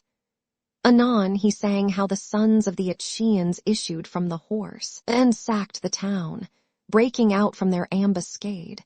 He sang how they overran the city hither and thither and ravaged it, and how Ulysses went raging like Mars along with Menelaus to the house of Deiphobus.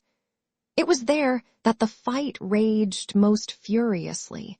Nevertheless, by Minerva's help, he was victorious. All this he told, but Ulysses was overcome as he heard him, and his cheeks were wet with tears. He wept as a woman weeps when she throws herself on the body of her husband who has fallen before his own city and people, fighting bravely in defense of his home and children. She screams aloud and flings her arms about him as he lies gasping for breath and dying, but her enemies beat her from behind about the back and shoulders, and carry her off into slavery, to a life of labor and sorrow, and the beauty fades from her cheeks. Even so piteously did Ulysses weep, but none of those present perceived his tears except Alcinous, who was sitting near him, and could hear the sobs and sighs that he was heaving.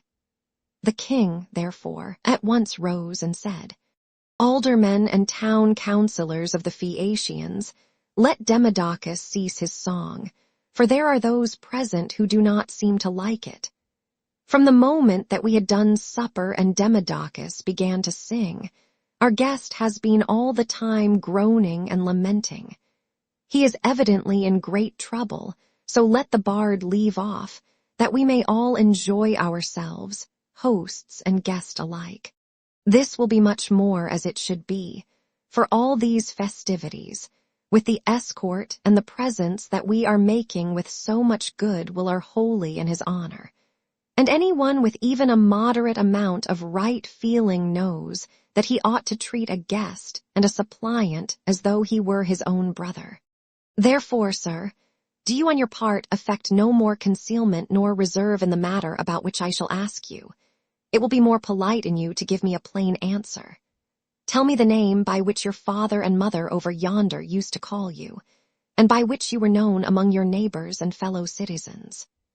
There is no one, neither rich nor poor, who is absolutely without any name whatever, for people's fathers and mothers give them names as soon as they are born. Tell me also your country, nation, and city, that our ships may shape their purpose accordingly and take you there. For the Phaeacians have no pilots, their vessels have no rudders as those of other nations have, but the ships themselves understand what it is that we are thinking about and want. They know all the cities and countries in the whole world, and can traverse the sea just as well even when it is covered with mist and cloud, so that there is no danger of being wrecked or coming to any harm. Still, I do remember hearing my father say that Neptune was angry with us for being too easygoing in the matter of giving people escorts. He said that one of these days he should wreck a ship of ours, as it was returning from having escorted someone, and bury our city under a high mountain. This is what my father used to say, but whether the god will carry out his threat or no is a matter which he will decide for himself. And now, tell me and tell me true. Where have you been wandering, and in what countries have you traveled?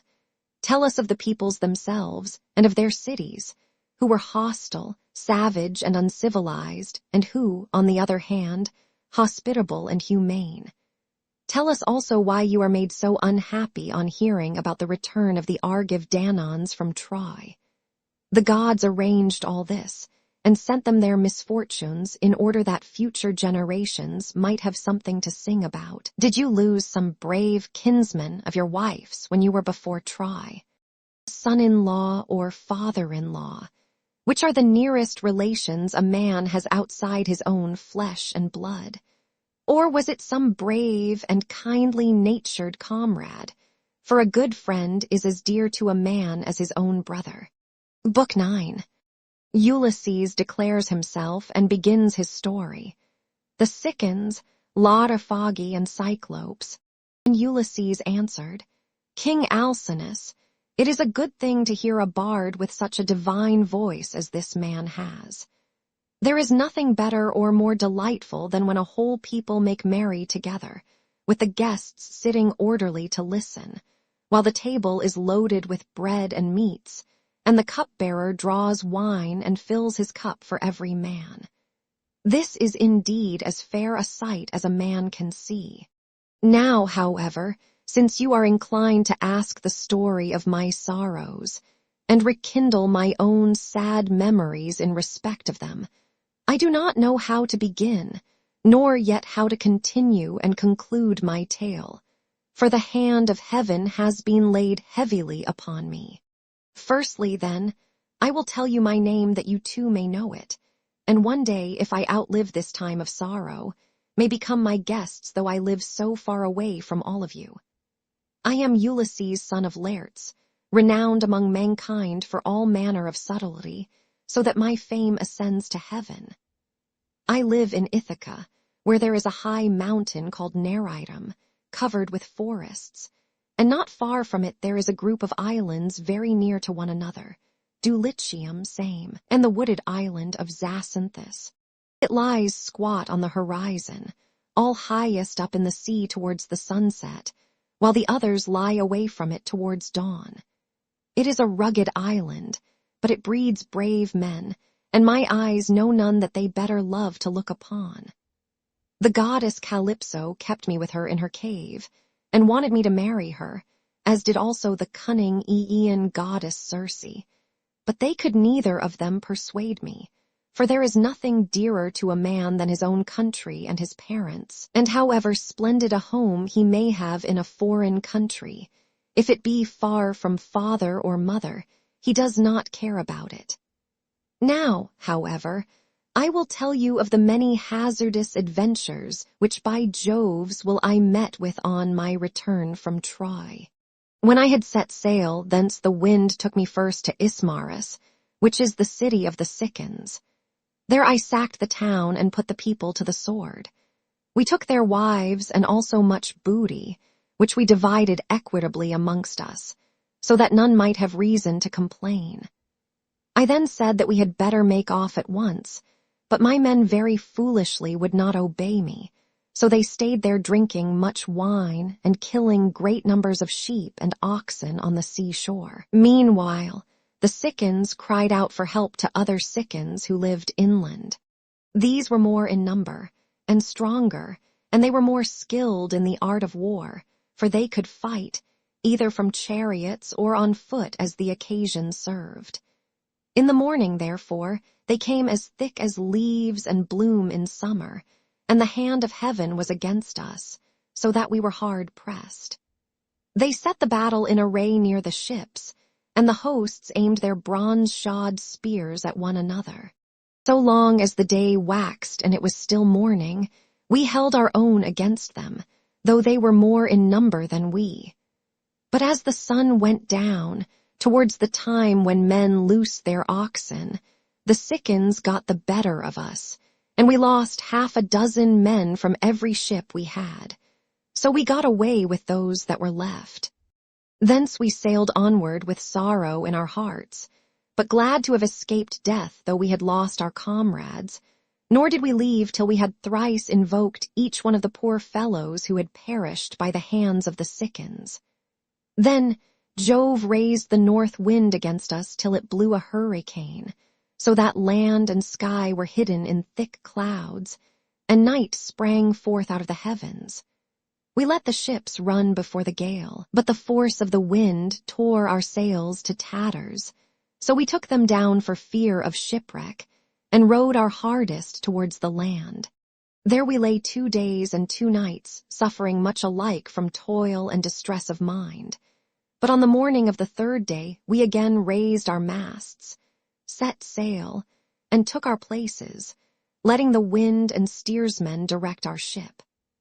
I should have got home at that time unharmed had not the north wind and the currents been against me as I was doubling Cape Malea, and set me off my course hard by the island of Cythera. I was driven thence by foul winds for a space of 9 days upon the sea, but on the 10th day we reached the land of the lotus eaters, who live on a food that comes from a kind of flower. Here we landed to take in fresh water, and our crews got their midday meal on the shore near the ships. When they had eaten and drunk, I sent 2 of my company to see what manner of men the people of the place might be, and they had a 3rd man under them. They started at once, and went about among the lotus eaters, who did them no hurt, but gave them to eat of the lotus, which was so delicious that those who ate of it left off caring about home, and did not even want to go back and say what had happened to them, but were for staying and munching lotus with the lotus eaters without thinking further of their return. Nevertheless, though they wept bitterly, I forced them back to the ships and made them fast under the benches. Then I told the rest to go on board at once, lest any of them should taste of the lotus and leave off wanting to get home. So they took their places and smote the grey sea with their oars. We sailed hence, always in much distress, till we came to the land of the lawless and inhuman Cyclopes. Now the Cyclopes neither plant nor plough, but trust in Providence, and live on such wheat, barley, and grapes as grow wild without any kind of tillage, and their wild grapes yield them wine as the sun, and the rain may grow them. They have no laws nor assemblies of the people, but live in caves on the tops of high mountains. Each is lord and master in his family, and they take no account of their neighbors. Now off their harbor there lies a wooded and fertile island not quite close to the land of the Cyclopes, but still not far. It is overrun with wild goats that breed there in great numbers and are never disturbed by foot of man.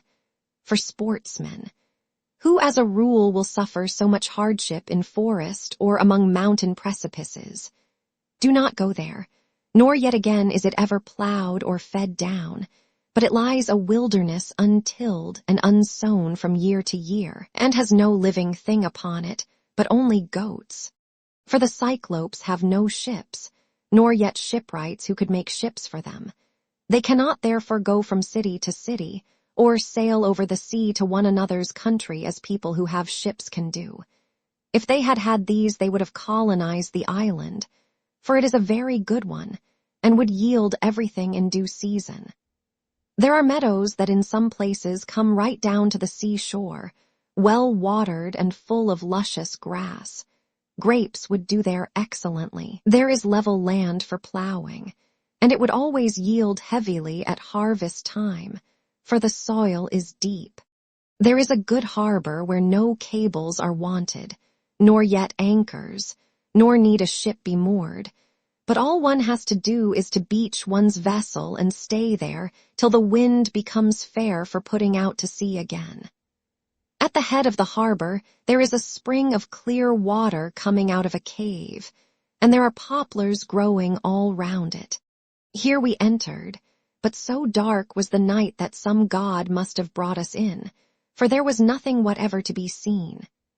A thick mist hung all round our ships.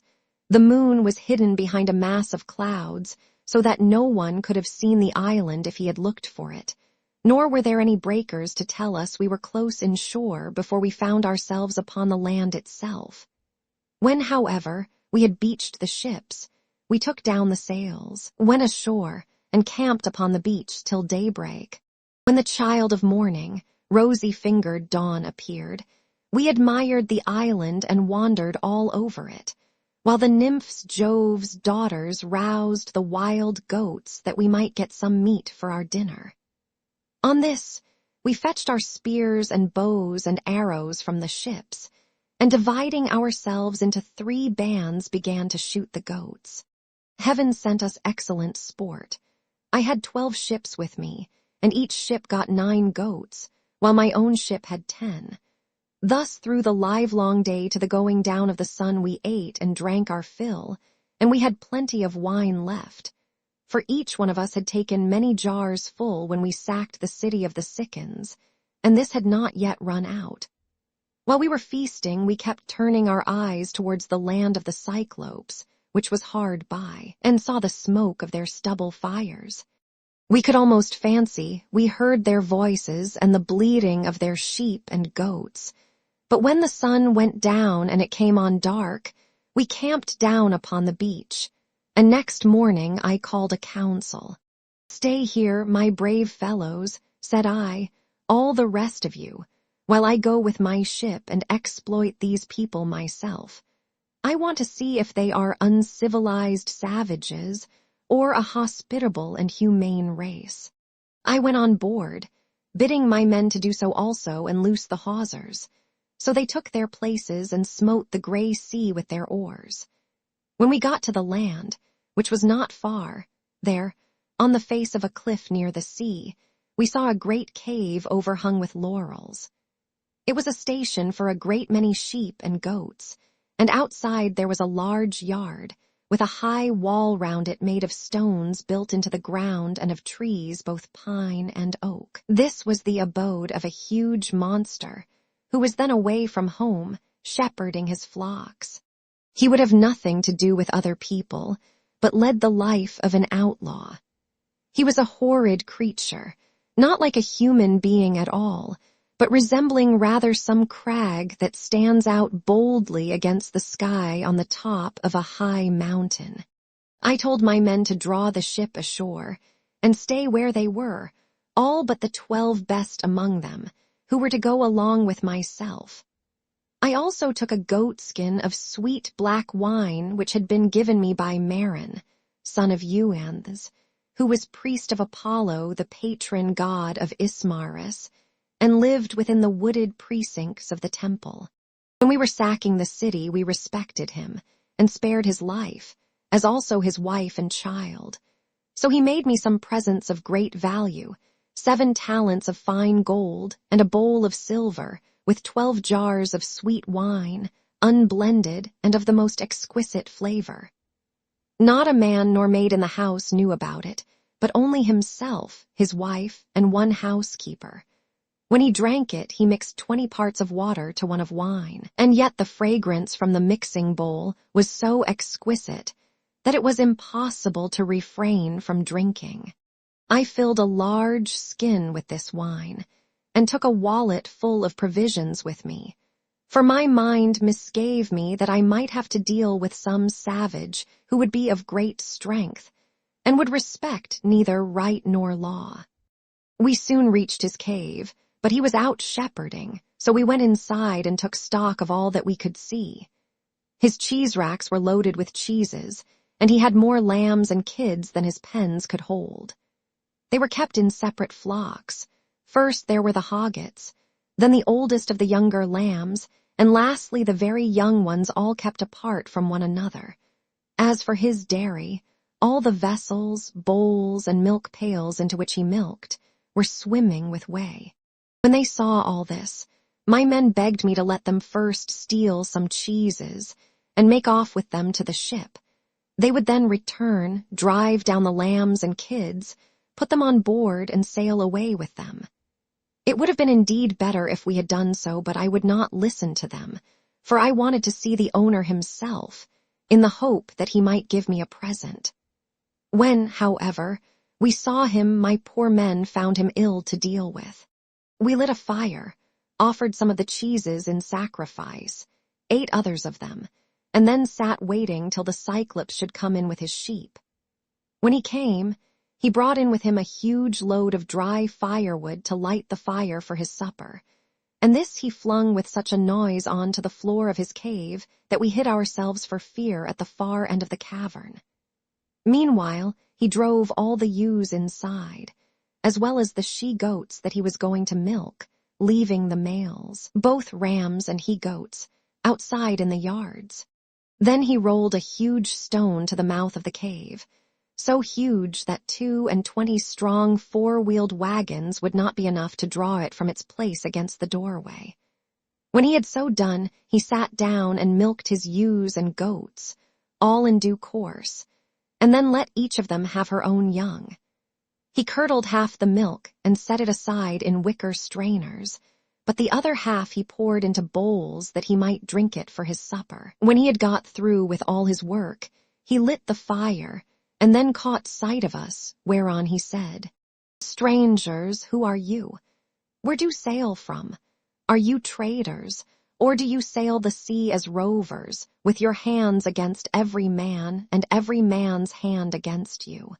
We were frightened out of our senses by his loud voice and monstrous form, but I managed to say, "We are at Chians on our way home from Troy, but by the will of Jove, and stress of weather, we have been driven far out of our course.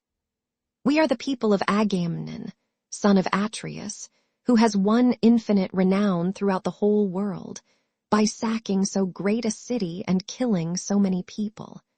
We therefore humbly pray you to show us some hospitality, and otherwise make us such presents as visitors may reasonably expect.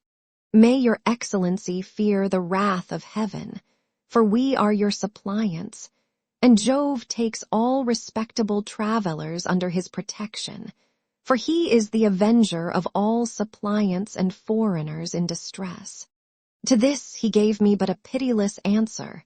"Stranger," said he, "you are a fool, or else you know nothing of this country. Talk to me, indeed, about fearing the gods or shunning their anger. We Cyclopes do not care about Jove or any of your blessed gods, for we are ever so much stronger than they. I shall not spare either yourself or your companions out of any regard for Jove, unless I am in the humor for doing so. And now tell me where you made your ship fast when you came on shore. Was it round the point, or is she lying straight off the land?" He said this to draw me out, but I was too cunning to be caught in that way, so I answered with a lie. "Neptune," said I, "sent my ship onto the rocks at the far end of your country and wrecked it. We were driven on to them from the open sea, but I and those who are with me escaped the jaws of death." The cruel wretch vouchsafed me not one word of answer, but with a sudden clutch he gripped up 2 of my men at once and dashed them down upon the ground as though they had been puppies. Their brains were shed upon the ground, and the earth was wet with their blood. Then he tore them limb from limb and supped upon them. He gobbled them up like a lion in the wilderness, flesh, bones, marrow, and entrails, without leaving anything uneaten.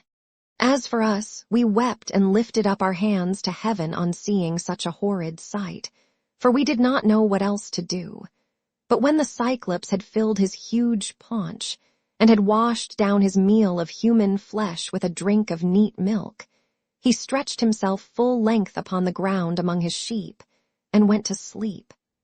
I was at first inclined to seize my sword, draw it, and drive it into his vitals. But I reflected that if I did, we should all certainly be lost, for we should never be able to shift the stone which the monster had put in front of the door.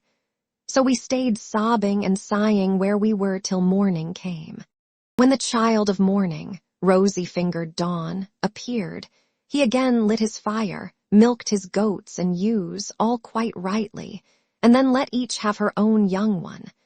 As soon as he had got through with all his work, he clutched up 2 more of my men and began eating them for his morning's meal. Presently, with the utmost ease, he rolled the stone away from the door and drove out his sheep, but he at once put it back again, as easily as though he were merely clapping the lid on to a quiver full of arrows. As soon as he had done so, he shouted, and cried shoo, shoo, after his sheep to drive them on to the mountain. So I was left to scheme some way of taking my revenge and covering myself with glory. In the end, I deemed it would be the best plan to do as follows. The Cyclops had a great club which was lying near one of the sheep pens. It was of green olive wood, and he had cut it intending to use it for a staff as soon as it should be dry. It was so huge that we could only compare it to the mast of a 20-oared merchant vessel of large burden, and able to venture out into open sea. I went up to this club and cut off about 6 feet of it. I then gave this piece to the men and told them to fine it evenly off at one end, which they proceeded to do. And lastly, I brought it to a point myself, charring the end in the fire to make it harder. When I had done this, I hid it under dung, which was lying about all over the cave, and told the men to cast lots which of them should venture along with myself to lift it, and bore it into the monster's eye while he was asleep. The lot fell upon the very 4 whom I should have chosen, and I myself made 5. In the evening the wretch came back from shepherding, and drove his flocks into the cave, this time driving them all inside, and not leaving any in the yards. I suppose some fancy must have taken him, or a god must have prompted him to do so. As soon as he had put the stone back to its place against the door, he sat down, milked his ewes and his goats all quite rightly, and then let each have her own young one. When he had got through with all this work, he gripped up 2 more of my men, and made his supper off them. So I went up to him with an ivy-wood bowl of black wine in my hands. "Look here, Cyclops," said I, "you have been eating a great deal of man's flesh, so take this and drink some wine, that you may see what kind of liquor we had on board my ship. I was bringing it to you as a drink offering, in the hope that you would take compassion upon me and further me on my way home, whereas all you do is to go on ramping and raving most intolerably. You ought to be ashamed of yourself. How can you expect people to come see you any more if you treat them in this way?" He then took the cup and drank. He was so delighted with the taste of the wine that he begged me for another bowl full. "Be so kind," he said, "as to give me some more, and tell me your name at once. I want to make you a present that you will be glad to have. We have wine even in this country, for our soil grows grapes and the sun ripens them, but this drinks like nectar and ambrosia all in one." I then gave him some more. 3 times did I fill the bowl for him, and 3 times did he drain it without thought or heed. Then, when I saw that the wine had got into his head, I said to him as plausibly as I could, "Cyclops, you ask my name, and I will tell it you. Give me, therefore, the present you promised me. My name is Naaman. This is what my father and mother and my friends have always called me." But the cruel wretch said, "Then I will eat all Naaman's comrades before Naaman himself, and will keep Naaman for the last. This is the present that I will make him." As he spoke, he reeled, and fell sprawling face upwards on the ground. His great neck hung heavily backwards, and a deep sleep took hold upon him. Presently he turned sick, and threw up both wine and the gobbets of human flesh on which he had been gorging, for he was very drunk. Then I thrust the beam of wood far into the embers to heat it, and encouraged my men lest any of them should turn faint-hearted. When the wood, green though it was about to blaze, I drew it out of the fire glowing with heat, and my men gathered round me, for heaven had filled their hearts with courage. We drove the sharp end of the beam into the monster's eye, and bearing upon it with all my weight, I kept turning it round and round as though I were boring a hole in a ship's plank with an auger, which 2 men with a wheel and strap can keep on turning as long as they choose. Even thus did we bore the red-hot beam into his eye, till the boiling blood bubbled all over it as we worked it round and round, so that the steam from the burning eyeballs scalded his eyelids and eyebrows, and the roots of the eye sputtered in the fire. As a blacksmith plunges an axe or hatchet into cold water to temper it, for it is this that gives strength to the iron, and it makes a great hiss as he does so, even thus did the Cyclops' eye hiss round the beam of olive wood, and his hideous yells made the cave ring again. We ran away in a fright, but he plucked the beam all besmirched with gore from his eye, and hurled it from him in a frenzy of rage and pain, shouting as he did so to the other Cyclopes who lived on the bleak headlands near him. So they gathered from all quarters round his cave when they heard him crying, and asked what was the matter with him. "What ails you, Polyphemus," said they, "that you make such a noise, breaking the stillness of the night, and preventing us from being able to sleep? Surely no man is carrying off your sheep. Surely no man is trying to kill you either by fraud or by force." But Polyphemus shouted to them from inside the cave, "No man is killing me by fraud. No man is killing me by force." "Then," said they, "if no man is attacking you, you must be ill. When Jove makes people ill, there is no help for it, and you had better pray to your father Neptune." Then they went away, and I laughed inwardly at the success of my clever stratagem. But the Cyclops, groaning and in an agony of pain, felt about with his hands till he found the stone and took it from the door.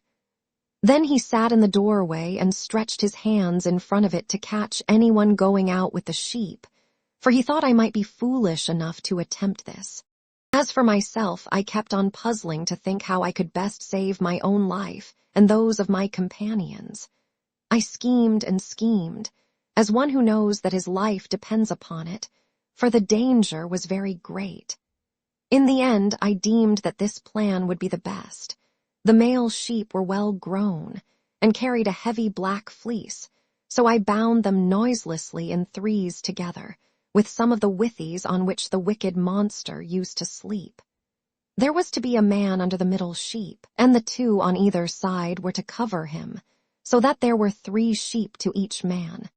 As for myself, there was a ram finer than any of the others, so I caught hold of him by the back, ensconced myself in the thick wool under his belly, and hung on patiently to his fleece, face upwards, keeping a firm hold on it all the time. Thus, then, did we wait in great fear of mind till morning came. But when the child of morning, rosy-fingered Dawn, appeared, the male sheep hurried out to feed, while the ewes remained bleating about the pens waiting to be milked, for their udders were full to bursting. But their master, in spite of all his pain, felt the backs of all the sheep as they stood upright, without being sharp enough to find out that the men were underneath their bellies.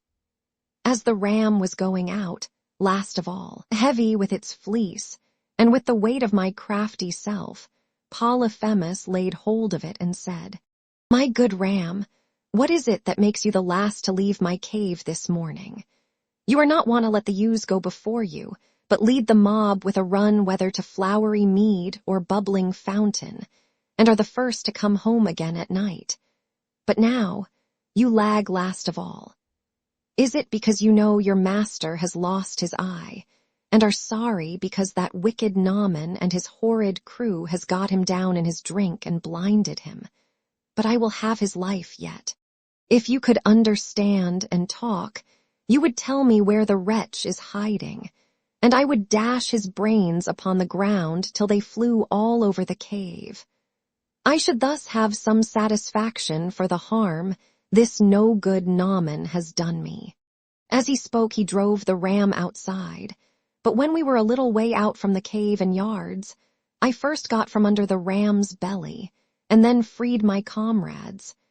As for the sheep, which were very fat, by constantly heading them in the right direction, we managed to drive them down to the ship.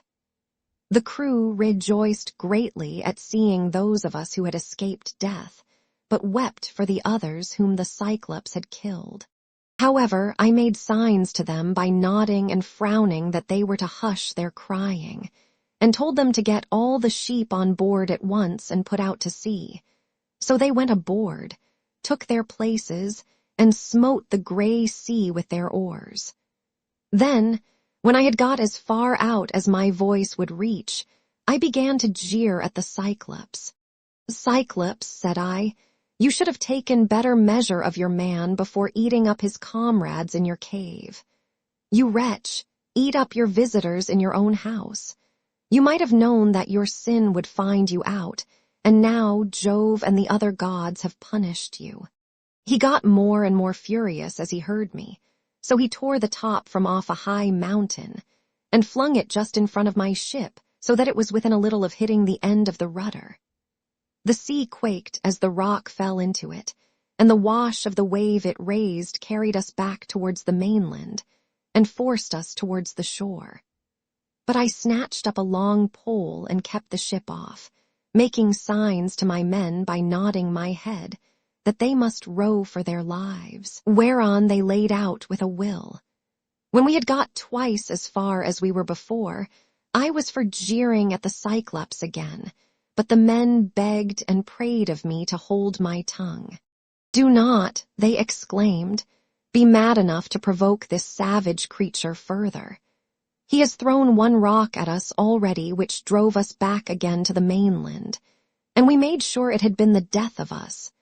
If he had then heard any further sound of voices, he would have pounded our heads, and our ship's timbers into a jelly with the rugged rocks he would have heaved at us, for he can throw them a long way."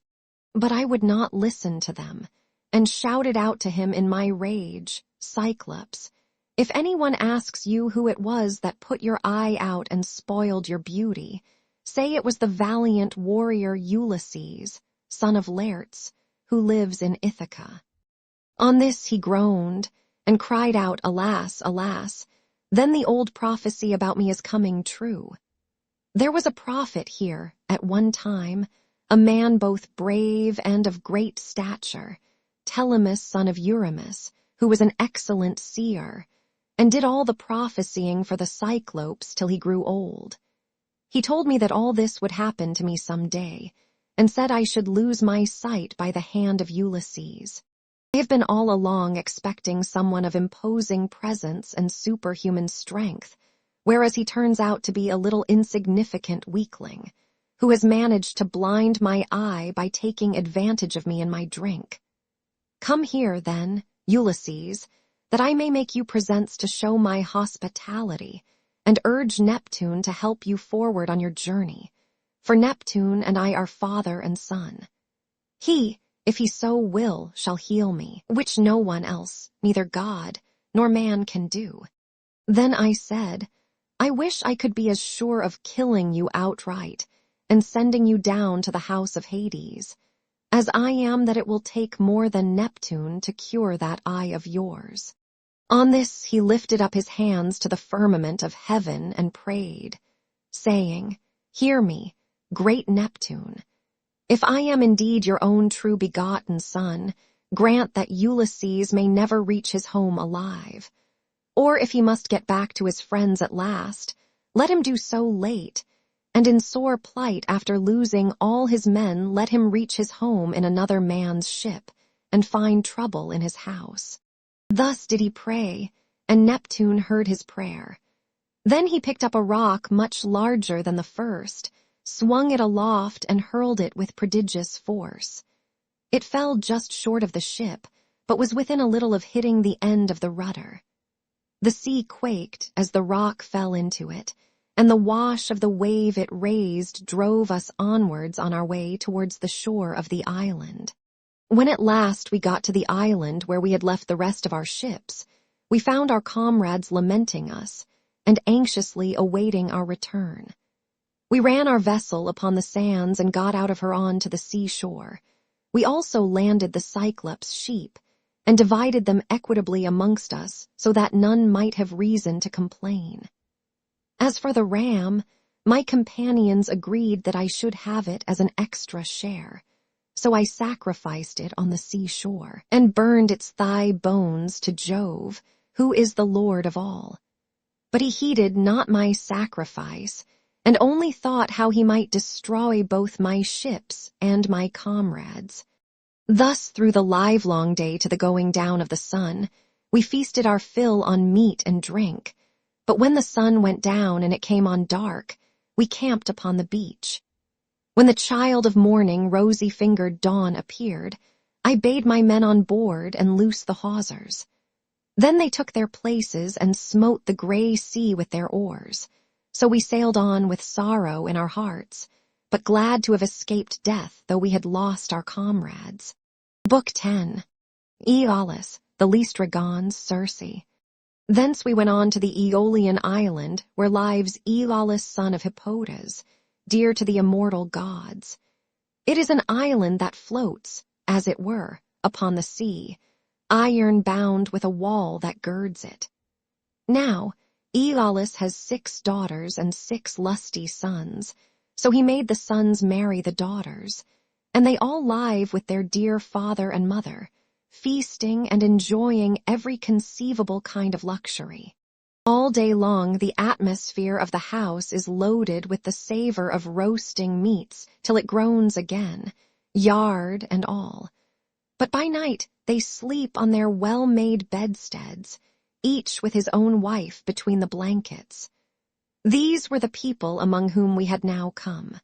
Aeolus entertained me for a whole month, asking me questions all the time about Troy, the Argive fleet, and the return of the Achaeans.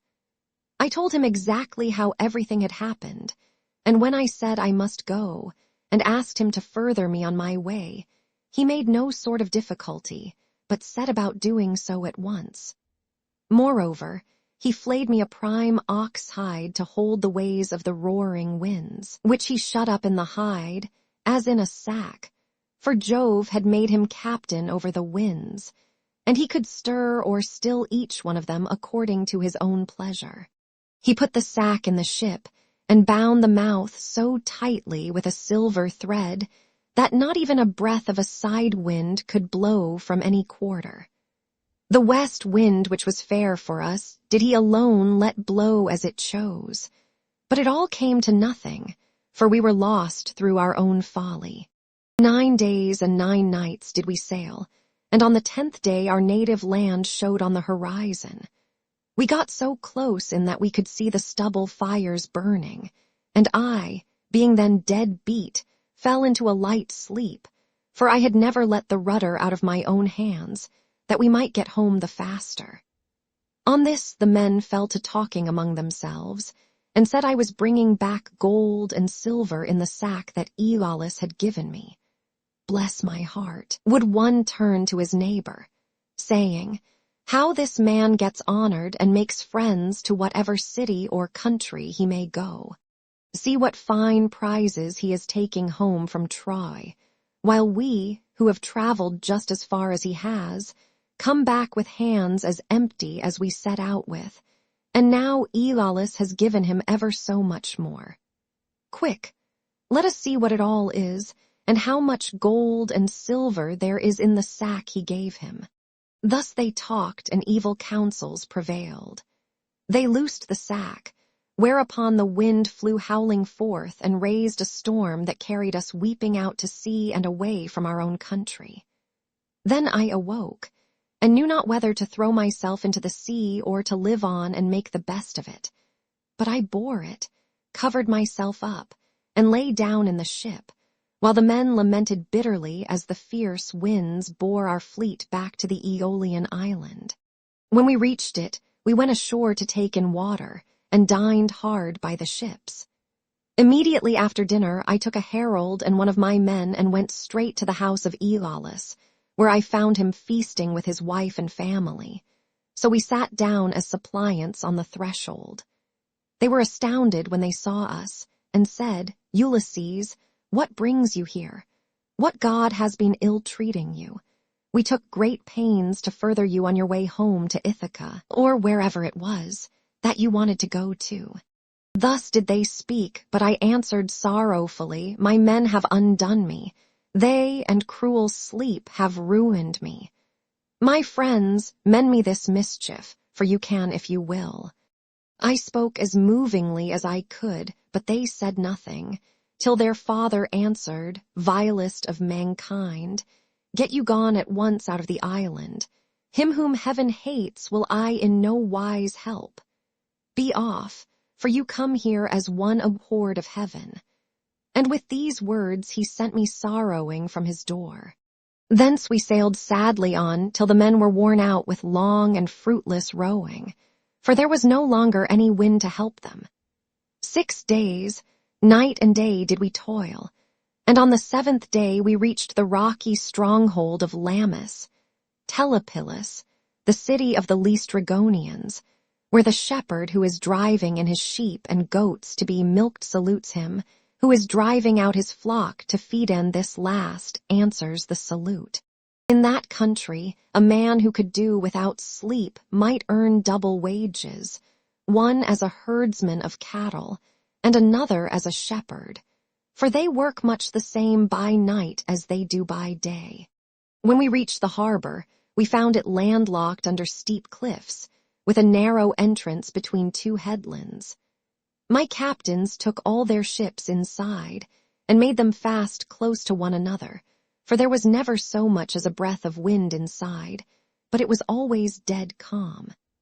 I kept my own ship outside, and moored it to a rock at the very end of the point.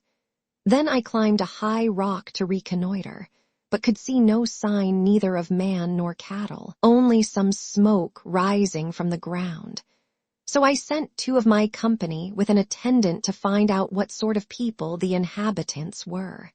The men, when they got on shore, followed a level road by which the people draw their firewood from the mountains into the town, till presently they met a young woman who had come outside to fetch water, and who was daughter to a Laestrygonian named Antiphates. She was going to the fountain Artatia from which the people bring in their water, and when my men had come close up to her, they asked her who the king of that country might be, and over what kind of people he ruled. So she directed them to her father's house, but when they got there, they found his wife to be a giantess as huge as a mountain, and they were horrified at the sight of her. She at once called her husband Antiphates from the place of assembly, and forthwith he set about killing my men. He snatched up one of them, and began to make his dinner off him then and there, whereon the other 2 ran back to the ships as fast as ever they could. But Antiphates raised a hue and cry after them, and thousands of sturdy Laestrygonians sprang up from every quarter, ogres, not men. They threw vast rocks at us from the cliffs, as though they had been mere stones, and I heard the horrid sound of the ships crunching up against one another, and the death cries of my men, as the Laestrygonians speared them like fishes, and took them home to eat them. While they were thus killing my men within the harbor, I drew my sword, cut the cable of my own ship, and told my men to row with all their might if they too would not fare like the rest. So they laid out for their lives, and we were thankful enough when we got into open water out of reach of the rocks they hurled at us. As for the others, there was not one of them left. Thence we sailed sadly on, glad to have escaped death, though we had lost our comrades, and came to the Aeaean island, where Circe lives, a great and cunning goddess who is own sister to the magician Aeetes, for they are both children of the sun by Perse, who is daughter to Oceanus. We brought our ship into a safe harbor without a word, for some god guided us thither, and having landed we lay there for 2 days and 2 nights, worn out in body and mind.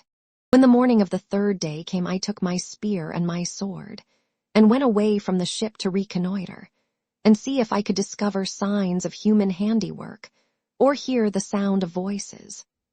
Climbing to the top of a high lookout, I espied the smoke of Circe's house rising upwards amid a dense forest of trees, and when I saw this I doubted whether, having seen the smoke, I would not go on at once and find out more, but in the end I deemed it best to go back to the ship, give the men their dinners, and send some of them instead of going myself. When I had nearly got back to the ship, some god took pity upon my solitude, and sent a fine antlered stag right into the middle of my path. He was coming down his pasture in the forest to drink of the river, for the heat of the sun drove him, and as he passed, I struck him in the middle of the back. The bronze point of the spear went clean through him, and he lay groaning in the dust until the life went out of him. Then I set my foot upon him, drew my spear from the wound, and laid it down. I also gathered rough grass and rushes and twisted them into a fathom or so of good stout rope, with which I bound the 4 feet of the noble creature together.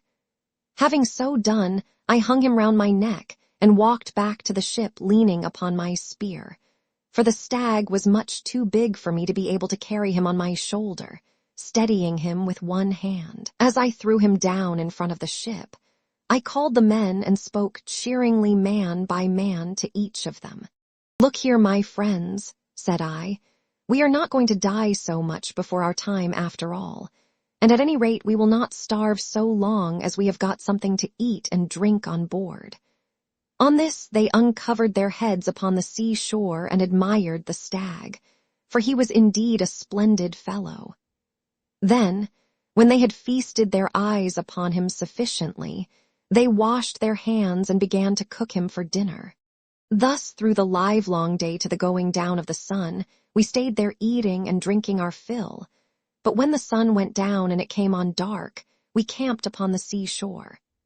When the child of morning, rosy-fingered dawn, appeared, I called a council and said, "My friends, we are in very great difficulties. Listen therefore to me. We have no idea where the sun either sets or rises, so that we do not even know east from west. I see no way out of it. Nevertheless, we must try and find one. We are certainly on an island, for I went as high as I could this morning, and saw the sea reaching all round it to the horizon. It lies low, but towards the middle I saw smoke rising from out of a thick forest of trees." Their hearts sank as they heard me, for they remembered how they had been treated by the Laestrygonian Antiphates and by the savage ogre Polyphemus. They wept bitterly in their dismay, but there was nothing to be got by crying, so I divided them into 2 companies and set a captain over each. I gave one company to Eurylochus, while I took command of the other myself. Then we cast lots in a helmet, and the lot fell upon Eurylochus. So he set out with his 22 men, and they wept, as also did we who were left behind. When they reached Circe's house, they found it built of cut stones, on a site that could be seen from far, in the middle of the forest. There were wild mountain wolves and lions prowling all round it, poor bewitched creatures whom she had tamed by her enchantments and drugged into subjection.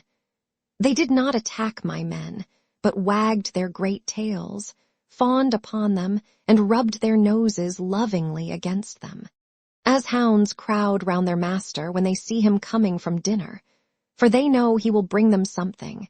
Even so did these wolves and lions with their great claws fawn upon my men, but the men were terribly frightened at seeing such strange creatures. Presently they reached the gates of the goddess's house, and as they stood there they could hear Circe within, singing most beautifully as she worked at her loom, making a web so fine, so soft, and of such dazzling colors as no one but a goddess could weave. On this Polites, whom I valued and trusted more than any other of my men, said, "There is someone inside working at a loom and singing most beautifully. The whole place resounds with it. Let us call her and see whether she is woman or goddess." They called her and she came down, unfastened the door, and bade them enter. They, thinking no evil, followed her, all except Eurylochus, who suspected mischief and stayed outside. When she had got them into her house, she set them upon benches and seats and mixed them a mess with cheese, honey, meal, and Pramnian wine. But she drugged it with wicked poisons to make them forget their homes. And when they had drunk, she turned them into pigs by a stroke of her wand, and shut them up in her pigsties. They were like pigs, head, hair, and all, and they grunted just as pigs do. But their senses were the same as before, and they remembered everything. Thus then were they shut up squealing, and Circe threw them some acorns and beech masts, such as pigs eat. But Eurylochus hurried back to tell me about the sad fate of our comrades. He was so overcome with dismay that though he tried to speak, he could find no words to do so. His eyes filled with tears, and he could only sob and sigh, till at last we forced his story out of him, and he told us what had happened to the others. "We went," said he, "as you told us, through the forest, and in the middle of it there was a fine house built with cut stones in a place that could be seen from far. There we found a woman, or else she was a goddess, working at her loom and singing sweetly. So the men shouted to her and called her, whereon she at once came down, opened the door, and invited us in. The others did not suspect any mischief, so they followed her into the house, but I stayed where I was, for I thought there might be some treachery. From that moment I saw them no more, for not one of them ever came out, though I sat a long time watching for them. Then I took my sword of bronze and slung it over my shoulders. I also took my bow, and told Eurylochus to come back with me and show me the way. But he laid hold of me with both his hands and spoke piteously, saying, "Sir, do not force me to go with you, but let me stay here, for I know you will not bring one of them back with you, nor even return alive yourself. Let us rather see if we cannot escape at any rate with the few that are left us, for we may still save our lives." "Stay where you are, then," answered I, "eating and drinking at the ship, but I must go, for I am most urgently bound to do so." With this I left the ship and went up inland. When I got through the charmed grove, and was near the great house of the enchantress Circe, I met Mercury with his golden wand, disguised as a young man in the heyday of his youth and beauty, with the down just coming upon his face. He came up to me and took my hand within his own, saying, "My poor unhappy man, whither are you going over this mountain top, alone and without knowing the way?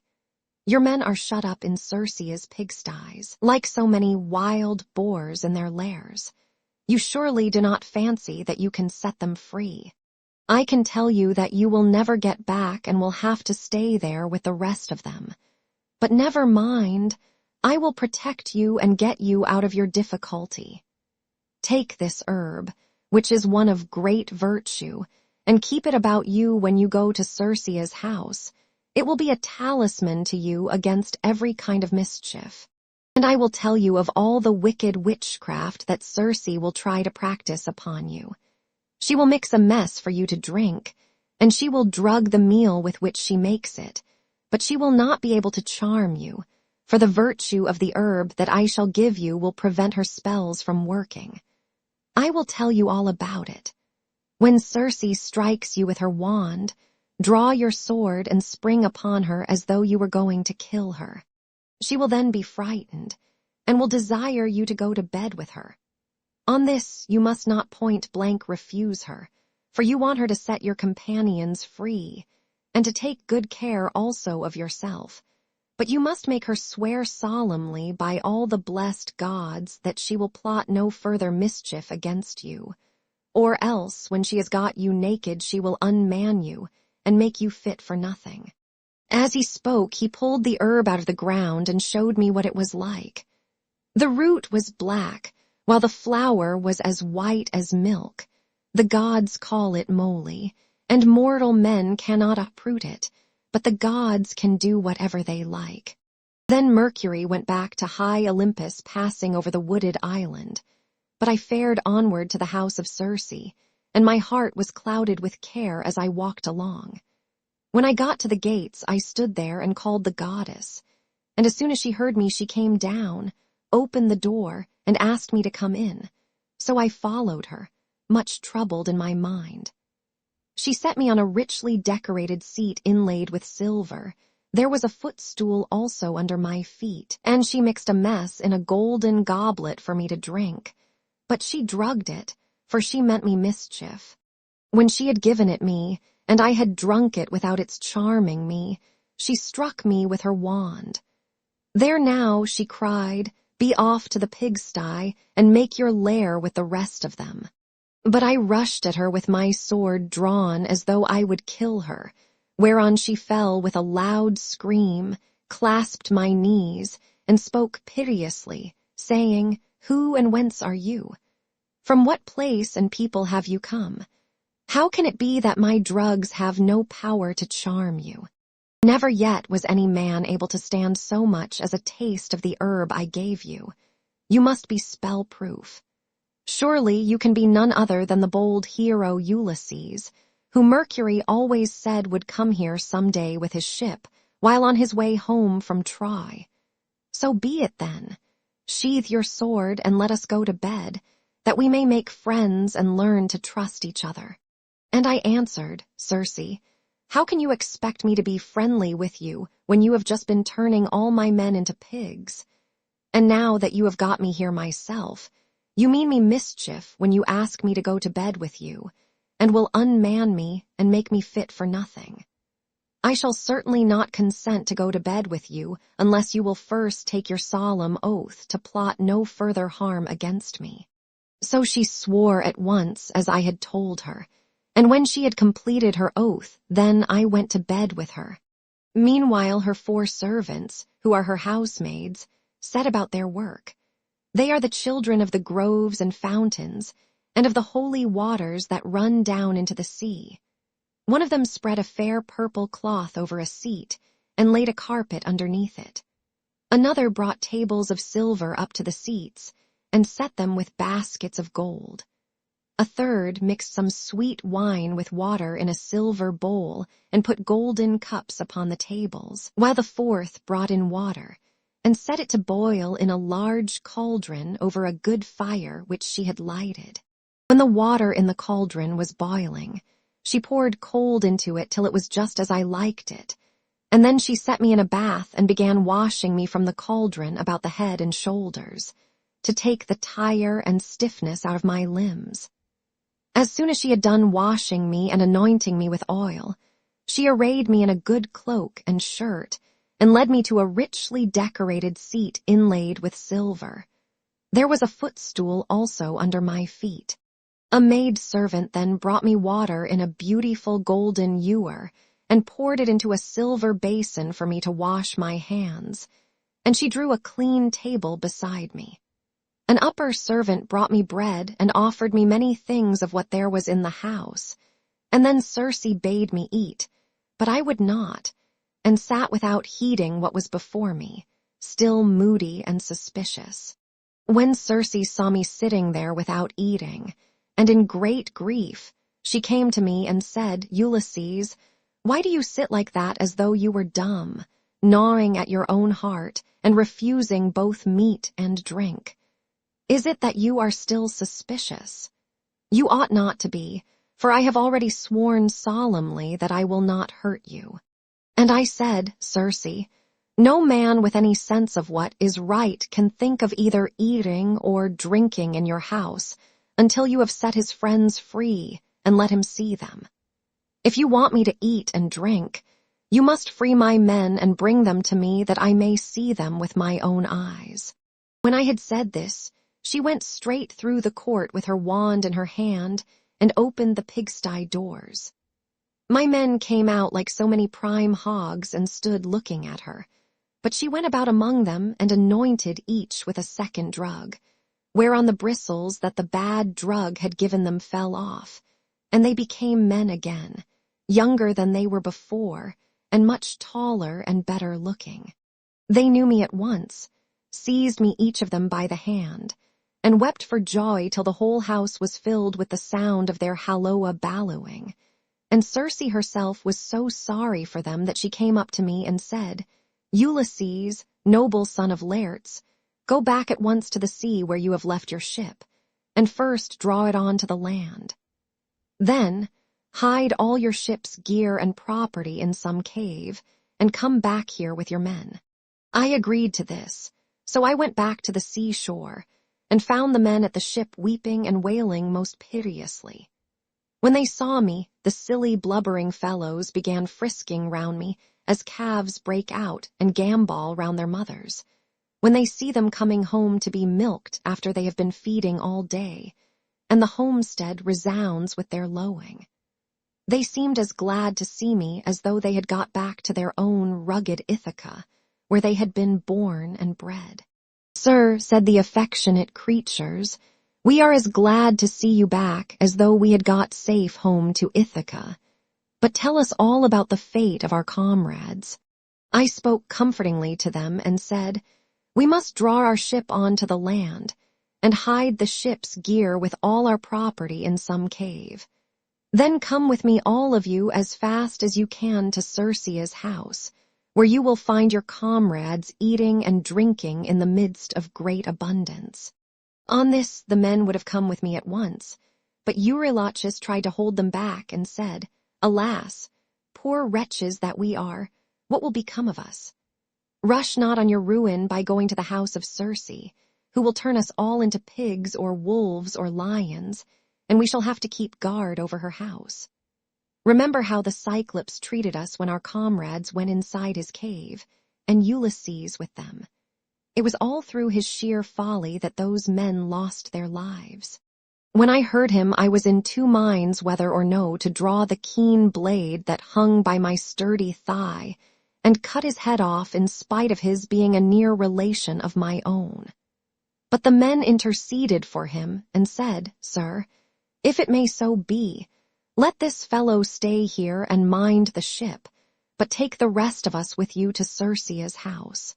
On this we all went inland, and Eurylochus was not left behind after all, but came on too, for he was frightened by the severe reprimand that I had given him. Meanwhile Circe had been seeing that the men who had been left behind were washed and anointed with olive oil. She had also given them woolen cloaks and shirts, and when we came we found them all comfortably at dinner in her house. As soon as the men saw each other face to face and knew one another, they wept for joy and cried aloud till the whole palace rang again. Thereon Circe came up to me and said, "Ulysses, noble son of Laertes, tell your men to leave off crying. I know how much you have all of you suffered at sea, and how ill you have fared among cruel savages on the mainland. But that is over now, so stay here, and eat and drink till you are once more as strong and hardy as you were when you left Ithaca. For at present you are weakened both in body and mind. You keep all the time thinking of the hardships you have suffered during your travels, so that you have no more cheerfulness left in you." Thus did she speak, and we assented. We stayed with Circe for a whole 12 feasting upon an untold quantity both of meat and wine. But when the year had passed in the waning of moons, and the long days had come round, my men called me apart and said, "Sir, it is time you began to think about going home, if so be you are to be spared to see your house and native country at all." Thus did they speak, and I assented. Thereon through the livelong day to the going down of the sun, we feasted our fill on meat and wine. But when the sun went down and it came on dark, the men laid themselves down to sleep in the covered cloisters. I, however, after I had got into bed with Circe, besought her by her knees, and the goddess listened to what I had got to say. "Circe," said I, "pleased to keep the promise you made me about furthering me on my homeward voyage. I want to get back, and so do my men. They are always pestering me with their complaints as soon as ever your back is turned." And the goddess answered, "Ulysses, noble son of Laertes, you shall none of you stay here any longer if you do not want to. But there is another journey which you have got to take before you can sail homewards. You must go to the house of Hades and of dread Proserpine to consult the ghost of the blind Theban prophet Tiresias, whose reason is still unshaken. To him alone has Proserpine left his understanding even in death, but the other ghosts flit about aimlessly." I was dismayed when I heard this. I sat up in bed and wept, and would gladly have lived no longer to see the light of the sun. But presently, when I was tired of weeping and tossing myself about, I said, "And who shall guide me upon this voyage? For the house of Hades is a port that no ship can reach." "You will want no guide," she answered. "Raise your mast, set your white sails, sit quite still, and the north wind will blow you there of itself.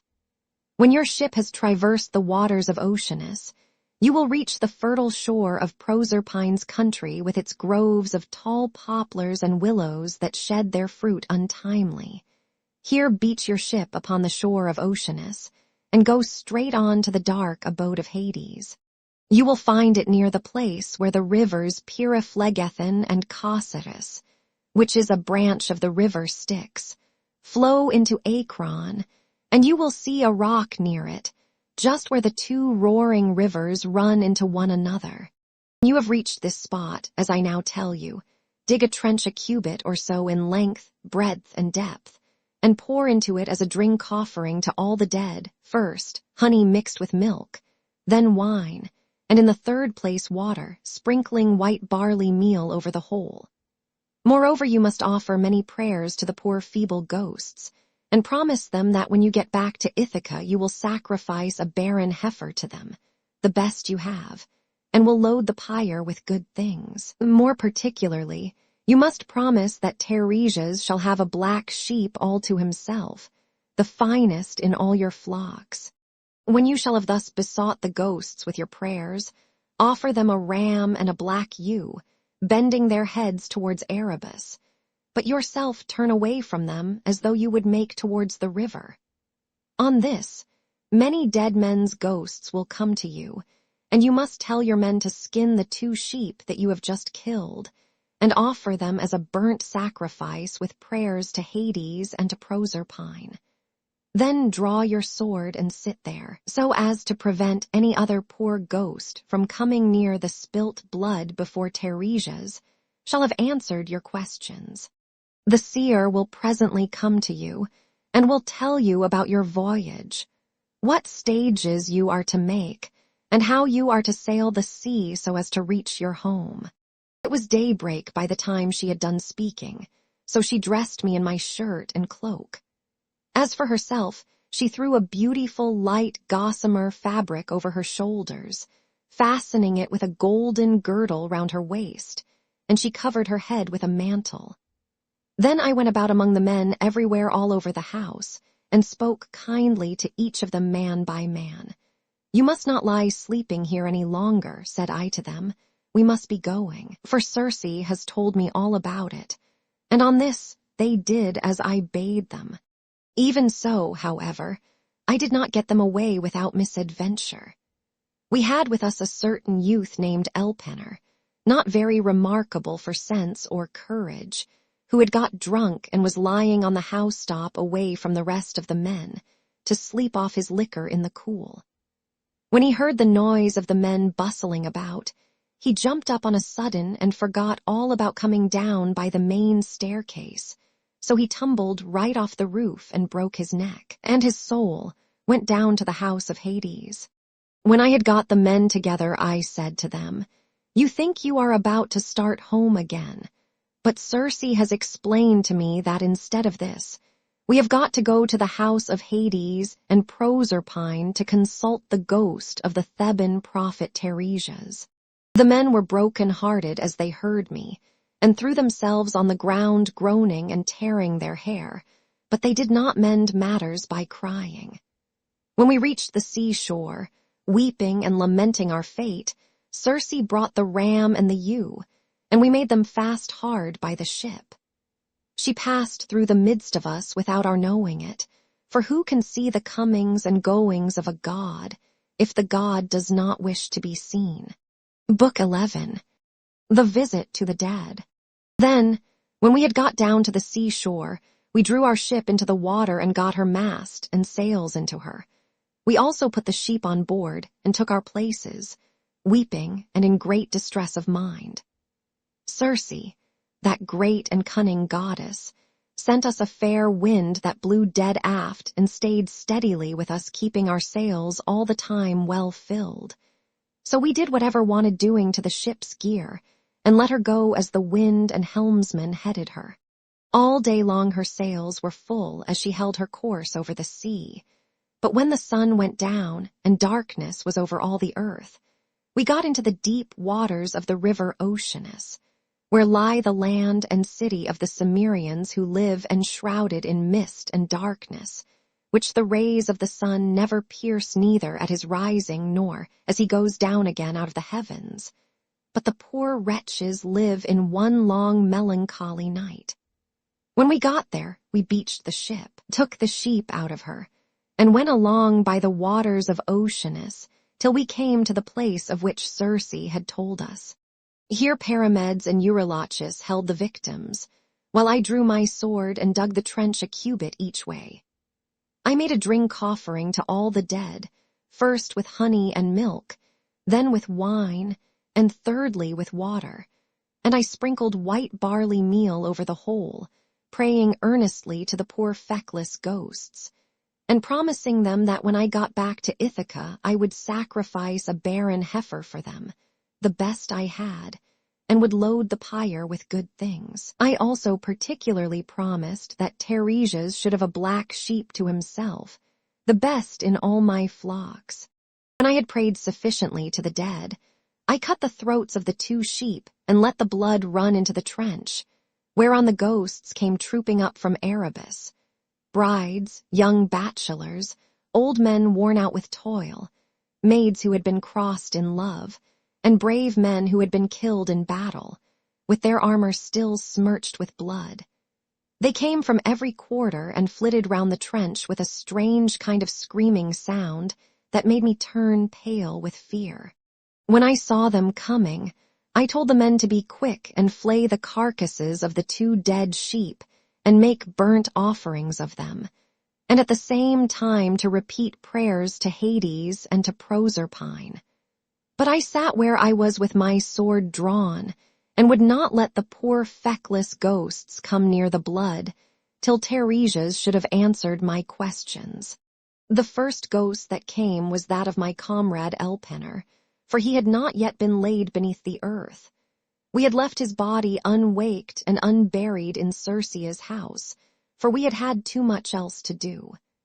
I was very sorry for him, and cried when I saw him. "Elpenor," said I, "how did you come down here into this gloom and darkness? You have got here on foot quicker than I have with my ship." "Sir," he answered with a groan, "it was all bad luck, and my own unspeakable drunkenness. I was lying asleep on the top of Circe's house, and never thought of coming down again by the great staircase, but fell right off the roof and broke my neck, so my soul came down to the house of Hades. And now, I beseech you by all those whom you have left behind you, though they are not here, by your wife, by the father who brought you up when you were a child, and by Telemachus, who is the one hope of your house, do what I shall now ask you. I know that when you leave this limbo you will again hold your ship for the Aegean island. Do not go thence leaving me unwaked and unburied behind you, or I may bring heaven's anger upon you. But burn me with whatever armor I have. Build a barrow for me on the seashore, that may tell people in days to come what a poor unlucky fellow I was, and plant over my grave the oar I used to row with when I was yet alive, and with my messmates. And I said, "My poor fellow, I will do all that you have asked of me." Thus, then, did we sit and hold sad talk with one another, I on the one side of the trench with my sword held over the blood, and the ghost of my comrade saying all this to me from the other side. Then came the ghost of my dead mother Anticlea, daughter to Autolycus. I had left her alive when I set out for Troy, and was moved to tears when I saw her. But even so, for all my sorrow, I would not let her come near the blood till I had asked my questions of Teiresias. Then came also the ghost of Theban Teiresias, with his golden scepter in his hand. He knew me and said, "Ulysses, noble son of Laertes, why, poor man, have you left the light of day and come down to visit the dead in this sad place? Stand back from the trench and withdraw your sword that I may drink of the blood and answer your questions truly." So I drew back and sheathed my sword, whereon, when he had drank of the blood, he began with his prophecy.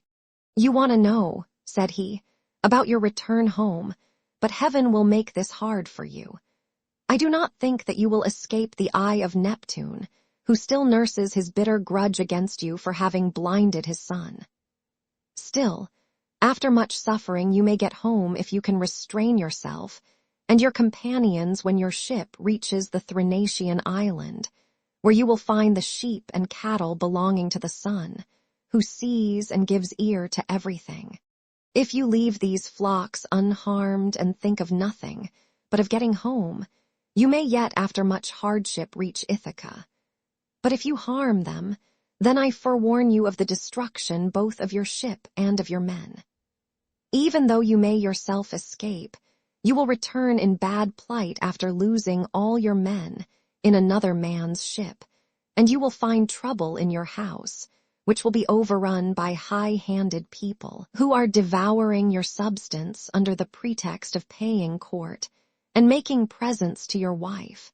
When you get home, you will take your revenge on these suitors, and after you have killed them by force or fraud in your own house, you must take a well-made oar and carry it on, till you come to a country where the people have never heard of the sea and do not even mix salt with their food, nor do they know anything about ships, and oars that are as the wings of a ship. I will give you this certain token which cannot escape your notice. A wayfarer will meet you, and will say it must be a winnowing shovel that you have got upon your shoulder. On this you must fix the oar in the ground and sacrifice a ram, a bull, and a boar to Neptune. Then go home and offer hecatombs to all the gods in heaven one after the other. As for yourself, death shall come to you from the sea, and your life shall ebb away very gently when you are full of years and peace of mind, and your people shall bless you. All that I have said will come true. This, I answered, must be as it may please heaven, but tell me and tell me and tell me true. I see my poor mother's ghost close by us. She is sitting by the blood without saying a word, and though I am her own son, she does not remember me and speak to me. Tell me, sir, how I can make her know me." "That," said he, "I can soon do. Any ghost that you let taste of the blood will talk with you like a reasonable being, but if you do not let them have any blood, they will go away again." On this, the ghost of Teiresias went back to the house of Hades, for his prophesyings had now been spoken, but I sat still where I was until my mother came up and tasted the blood. Then she knew me at once and spoke fondly to me, saying, "My son, how did you come down to this abode of darkness while you are still alive? It is a hard thing for the living to see these places, for between us and them there are great and terrible waters, and there is Oceanus, which no man can cross on foot, but he must have a good ship to take him. Are you all this time trying to find your way home from Troy, and have you never yet got back to Ithaca nor seen your wife in your own house?" "Mother," said I was forced to come here to consult the ghost of the Theban prophet Teiresias. I have never yet been near the Achaean land nor set foot on my native country, and I have had nothing but one long series of misfortunes from the very first day that I set out with Agamemnon for Ilius, the land of noble steeds, to fight the Trojans. But tell me, and tell me true, in what way did you die? Did you have a long illness, or did heaven vouchsafe you a gentle, easy passage to eternity? Tell me also about my father, and the son whom I left behind me. Is my property still in their hands, or has someone else got hold of it, who thinks that I shall not return to claim it? Tell me again what my wife intends doing, and in what mind she is. Does she live with my son and guard my estate securely, or has she made the best match she could and married again? My mother answered, Your wife still remains in your house, but she is in great distress of mind, and spends her whole time in tears both night and day. No one as yet has got possession of your fine property, and Telemachus still holds your lands undisturbed. He has to entertain largely, as of course he must, considering his position as a magistrate and how everyone invites him. Your father remains at his old place in the country and never goes near the town. He has no comfortable bed nor bedding. In the winter he sleeps on the floor in front of the fire with the men, and goes about all in rags. But in summer, when the warm weather comes on again, he lies out in the vineyard on a bed of vine leaves thrown anyhow upon the ground. He grieves continually about your never having come home, and suffers more and more as he grows older. As for my own end, it was in this wise. Heaven did not take me swiftly and painlessly in my own house, nor was I attacked by any illness such as those that generally wear people out and kill them, but my longing to know what you were doing and the force of my affection for you.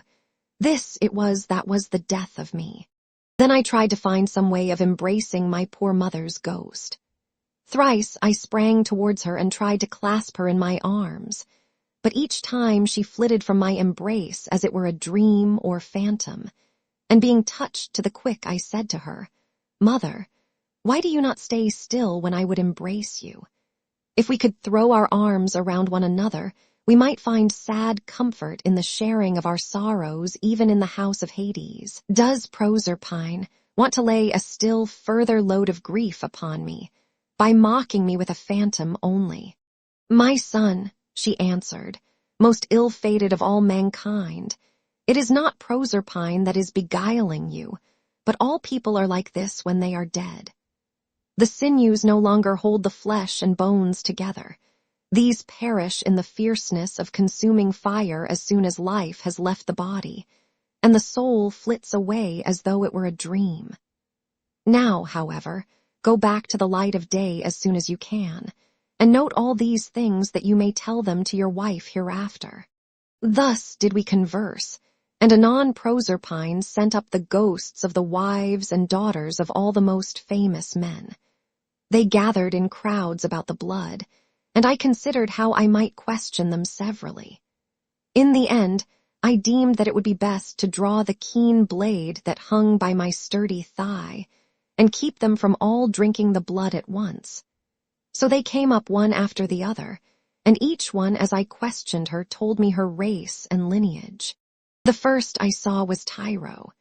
She was daughter of Salmoneus and wife of Cretheus, the son of Aeolus. She fell in love with the river Enipeus, who is much the most beautiful river in the whole world. Once when she was taking a walk by his side as usual, Neptune, disguised as her lover, lay with her at the mouth of the river, and a huge blue wave arched itself like a mountain over them to hide both woman and god, whereon he loosed her virgin girdle, and laid her in a deep slumber. When the god had accomplished the deed of love, he took her hand in his own and said, Tyro, rejoice in all good will. The embraces of the gods are not fruitless, and you will have fine twins about this time 12 months. Take great care of them. I am Neptune, so now go home, but hold your tongue and do not tell anyone. Then he dived under the sea, and she in due course bore Peleus and Neleus, who both of them served Jove with all their might. Peleus was a great breeder of sheep and lived in Iolcus, but the other lived in Pylos. The rest of her children were by Cretheus, namely, Aeson, Pheres, and Amithaon, who was a mighty warrior and charioteer. Next to her I saw Antiope, daughter to Asopus, who could boast of having slept in the arms of even Jove himself, and who bore him 2 sons Amphion and Zethus.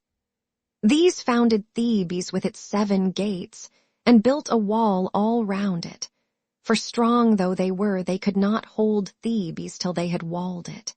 Then I saw Alcmena, the wife of Amphitryon, who also bore to Jove indomitable Hercules, and Megara, who was daughter to great King Creon, and married the redoubtable son of Amphitryon.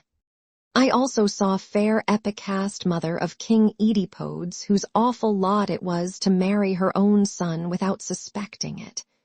He married her after having killed his father, but the gods proclaimed the whole story to the world, whereon he remained king of Thebes, in great grief for the spite the gods had borne him. But Epicaste went to the house of the mighty jailer Hades, having hanged herself for grief, and the avenging spirits haunted him as for an outraged mother, to his ruing bitterly thereafter. Then I saw Chloris, whom Neleus married for her beauty, having given priceless presents for her. She was youngest daughter to Amphion son of Iasus and king of Minyan Ortchomnus, and was queen in Pylos. She bore Nestor, Chromius, and Periclymnus, and she also bore that marvelously lovely woman Pierro, who was wooed by all the country round. But Neleus would only give her to him who should raid the cattle of Iphicles from the grazing grounds of Phylace, and this was a hard task. The only man who would undertake to raid them was a certain excellent seer, but the will of heaven was against him, for the rangers of the cattle caught him and put him in prison.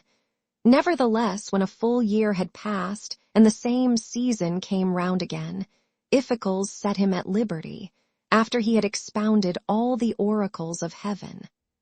Thus, then, was the will of Jove accomplished. And I saw Leda the wife of Tyndarus, who bore him 2 famous sons, Castor breaker of horses, and Pollux the mighty boxer. Both these heroes are lying under the earth, though they are still alive, for by a special dispensation of Jove, they die and come to life again, each one of them every other day throughout all time, and they have the rank of gods. After her I saw Iphimedeia, wife of Alois, who boasted the embrace of Neptune. She bore 2 sons, Otis and Ephialtes, but both were short-lived. They were the finest children that were ever born in this world, and the best-looking, Orion only excepted. For at 9 years old they were 9 fathoms high, and measured 9 cubits round the chest. They threatened to make war with the gods in Olympus, and tried to set Mount Ossa on the top of Mount Olympus, and Mount Pelion on the top of Ossa, that they might scale heaven itself. And they would have done it too if they had been grown up, but Apollo, son of Leto, killed both of them, before they had got so much as a sign of hair upon their cheeks or chin. Then I saw Phaedra, and Procris, and fair Ariadne, daughter of the magician Minos, whom Theseus was carrying off from Crete to Athens, but he did not enjoy her, for before he could do so Diana killed her in the island of Dia on account of what Bacchus had said against her. I also saw Mera and Clymene and hateful Eriphyle, who sold her own husband for gold. But it would take me all night if I were to name every single one of the wives and daughters of heroes whom I saw, and it is time for me to go to bed, either on board ship with my crew, or here. As for my escort, heaven and yourselves will see to it." Here he ended, and the guests sat all of them enthralled and speechless throughout the covered cloister. Then Arete said to them, "What do you think of this man, O Phaeacians? Is he not tall and good-looking, and is he not clever? True, he is my own guest, but all of you share in the distinction.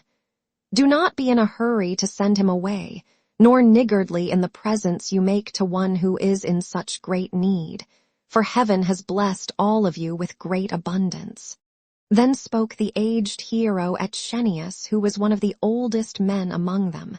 "My friends," said he, "what our august queen has just said to us is both reasonable and to the purpose, therefore be persuaded by it. But the decision whether in word or deed rests ultimately with King Alcinous." "The thing shall be done," exclaimed Alcinous, "as surely as I still live and reign over the Phaeacians. Our guest is indeed very anxious to get home. Still we must persuade him to remain with us until tomorrow, by which time I shall be able to get together the whole sum that I mean to give him. As regards his escort, it will be a matter for you all, and mine above all others as the chief person among you."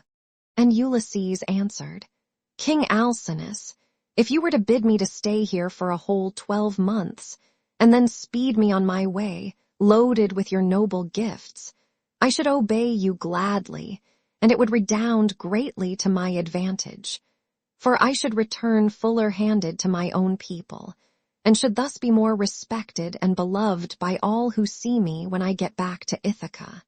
"Ulysses," replied Alcinous, "not one of us who sees you has any idea that you are a charlatan or a swindler.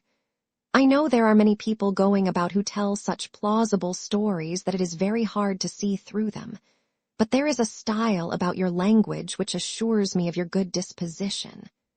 Moreover, you have told the story of your own misfortunes, and those of the Argives, as though you were a practiced bard. But tell me, and tell me true, whether you saw any of the mighty heroes who went to Troy at the same time with yourself, and perished there. The evenings are still at their longest, and it is not yet bedtime. Go on, therefore, with your divine story, for I could stay here listening till tomorrow morning, so long as you will continue to tell us of your adventures." "Alcinous," answered Ulysses, "there is a time for making speeches, and a time for going to bed. Nevertheless, since you so desire, I will not refrain from telling you the still sadder tale of those of my comrades who did not fall fighting with the Trojans, but perished on their return through the treachery of a wicked woman.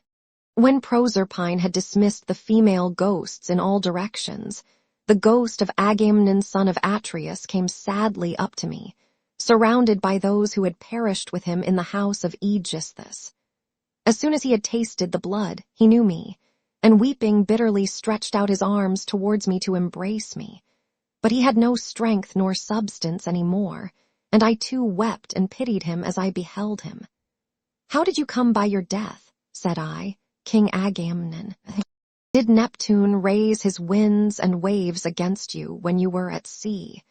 Or did your enemies make an end of you on the main land when you were cattle lifting or sheep stealing, or while they were fighting in defense of their wives and city?' Ulysses, he answered, noble son of Laertes, I was not lost at sea in any storm of Neptune's raising, nor did my foes dispatch me upon the mainland. But Aegisthus and my wicked wife were the death of me between them. He asked me to his house, feasted me, and then butchered me most miserably as though I were a fat beast in a slaughter-house, while all around me my comrades were slain like sheep or pigs for the wedding breakfast, or picnic, or gorgeous banquet of some great nobleman. You must have seen numbers of men killed either in a general engagement or in single combat, but you never saw anything so truly pitiable as the way in which we fell in that cloister, with the mixing bowl and the loaded tables lying all about, and the ground reeking with our blood. I heard Priam's daughter Cassandra scream as Clytemnestra killed her close beside me. I lay dying upon the earth with the sword in my body, and raised my hands to kill the slut of a murderess, but she slipped away from me. She would not even close my lips nor my eyes when I was dying, for there is nothing in this world so cruel and so shameless as a woman when she has fallen into such guilt as hers was. Fancy murdering her own husband. I thought I was going to be welcomed home by my children and my servants, but her abominable crime has brought disgrace on herself and all women who shall come after, even on the good ones. And I said, in truth, Jove has hated the house of Atreus from first to last in the matter of their women's counsels. See how many of us fell for Helen's sake, and now it seems that Clytemnestra hatched mischief against you too during your absence. Be sure, therefore, continued Agamemnon, and not be too friendly even with your own wife. Do not tell her all that you know perfectly well yourself. Tell her a part only, and keep your own counsel about the rest. Not that your wife, Ulysses, is likely to murder you, for Penelope is a very admirable woman, and has an excellent nature. We left her a young bride with an infant at her breast when we set out for Troy. This child, no doubt, is now grown up happily to man's estate, and he and his father will have a joyful meeting and embrace one another as it is right they should do, whereas my wicked wife did not even allow me the happiness of looking upon my son, but killed me ere I could do so. Furthermore, I say, and lay my saying to your heart, do not tell people when you are bringing your ship to Ithaca, but steal a march upon them, for after all this there is no trusting women. But now tell me, and tell me true, can you give me any news of my son Orsts? Is he in Orchomnus, or at Pylos, or is he at Sparta with Menelaus? For I presume that he is still living. And I said, Agamemnon, why do you ask me? I do not know whether your son is alive or dead, and it is not right to talk when one does not know. As we two sat weeping and talking thus sadly with one another, the ghost of Achilles came up to us with Patroclus, Antilochus, and Ajax, who was the finest and goodliest man of all the Danons after the son of Peleus. The fleet descendant of Aeacus knew me and spoke piteously, saying, Ulysses, noble son of Laertes, what deed of daring will you undertake next, that you venture down to the house of Hades among a silly dead, who are but the ghosts of them that can labor no more? And I said, Achilles, son of Peleus, foremost champion of the Achaeans, I came to consult Tiresias, and see if he could advise me about my return home to Ithaca. For I have never yet been able to get near the Achaean land, nor to set foot in my own country, but have been in trouble all the time. As for you, Achilles, no one was ever yet so fortunate as you have been, nor ever will be, for you were adored by all us Argives as long as you were alive, and now that you are here you are a great prince among the dead. Do not, therefore, take it so much to heart even if you are dead. Say not a word, he answered, in death's favor. I would rather be a paid servant in a poor man's house, and be above ground than king of kings among the dead. But give me news about my son. Is he gone to the wars, and will he be a great soldier, or is this not so? Tell me also if you have heard anything about my father Peleus. Does he still rule among the Myrmidons, or do they show him no respect throughout Hellas and Phthia now that he is old and his limbs fail him? Could I but stand by his side in the light of day, with the same strength that I had when I killed the bravest of our foes upon the plain of Troy. Could I but be as I then was and go even for a short time to my father's house, anyone who tried to do him violence or supersede him would soon rue it. I have heard nothing, I answered, of Peleus, but I can tell you all about your son Neoptolemus, for I took him in my own ship from Scyros with the Achaeans. In our councils of war before Troy, he was always first to speak, and his judgment was unerring.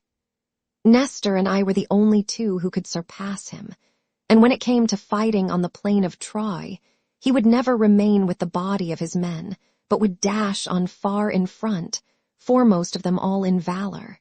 Many a man did he kill in battle. I cannot name every single one of those whom he slew while fighting on the side of the Argives, but will only say how he killed that valiant hero Eurypylus, son of Telephus, who was the handsomest man I ever saw except Memnon. Many others also of the Cedaeans fell around him by reason of a woman's bribes.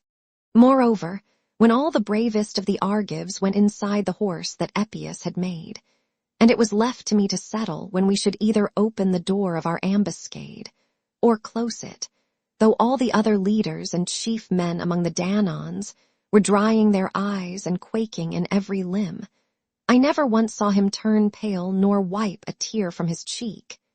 He was all the time urging me to break out from the horse, grasping the handle of his sword and his bronze-shod spear, and breathing fury against the foe. Yet when we had sacked the city of Priam, he got his handsome share of the prize money and went on board. Such is the fortune of war. Without a wound upon him, neither from a thrown spear nor in close combat, for the rage of Mars is a matter of great chance. When I had told him this, the ghost of Achilles strode off across a meadow full of asphodel, exulting over what I had said concerning the prowess of his son. The ghosts of other dead men stood near me, and told me each his own melancholy tale, but that of Ajax, son of Telamon, alone held aloof, still angry with me for having won the cause in our dispute about the armor of Achilles. Thetis had offered it as a prize, but the Trojan prisoners and Minerva were the judges. Would that I had never gained the day in such a contest, for it cost the life of Ajax, who was foremost of all the Danons after the son of Peleus, alike in stature and prowess. When I saw him, I tried to pacify him, and said, Ajax, will you not forget and forgive even in death? But must the judgment about that hateful armor still rankle with you? It cost us Argives dear enough to lose such a tower of strength as you were to us. We mourned you as much as we mourned Achilles, son of Peleus himself, nor can the blame be laid on anything, but on the spite which Jove bore against the Danons. For it was this that made him counsel your destruction. Come hither, therefore, bring your proud spirit into subjection, and hear what I can tell you. He would not answer, but turned away to Erebus and to the other ghosts. Nevertheless, I should have made him talk to me in spite of his being so angry, or I should have gone on talking to him, only that there were still others among the dead whom I desired to see. Then I saw Minos, son of Jove, with his golden scepter in his hand, sitting in judgment on the dead, and the ghosts were gathered sitting and standing round him in the spacious house of Hades, to learn his sentences upon them. After him I saw huge Orion in a meadow full of asphodel driving the ghosts of the wild beasts that he had killed upon the mountains, and he had a great bronze club in his hand, unbreakable for ever and ever. And I saw Tyreus, son of Gaia, stretched upon the plain and covering some 9 acres of ground. 2 vultures on either side of him were digging their beaks into his liver, and he kept on trying to beat them off with his hands, but could not, for he had violated Jove's mistress Leto as she was going through Panopeus on her way to Pytho. I saw also the dreadful fate of Tantalus, who stood in a lake that reached his chin. He was dying to quench his thirst, but could never reach the water, for whenever the poor creature stooped to drink, it dried up and vanished, so that there was nothing but dry ground, parched by the spite of heaven. There were tall trees, moreover, that shed their fruit over his head, pears, pomegranates, apples, sweet figs, and juicy olives. But whenever the poor creature stretched out his hand to take some, the wind tossed the branches back again to the clouds. And I saw Sisyphus at his endless task raising his prodigious stone with both his hands. With hands and feet, he tried to roll it up to the top of the hill, but always, just before he could roll it over onto the other side, its weight would be too much for him, and the pitiless stone would come thundering down again onto the plain. Then he would begin trying to push it uphill again, and the sweat ran off him and the steam rose after him. After him I saw mighty Hercules, but it was his phantom only, for he is feasting ever with the immortal gods, and has lovely Hebe to wife, who is daughter of Jove and Juno. The ghosts were screaming round him like scared birds flying all whithers.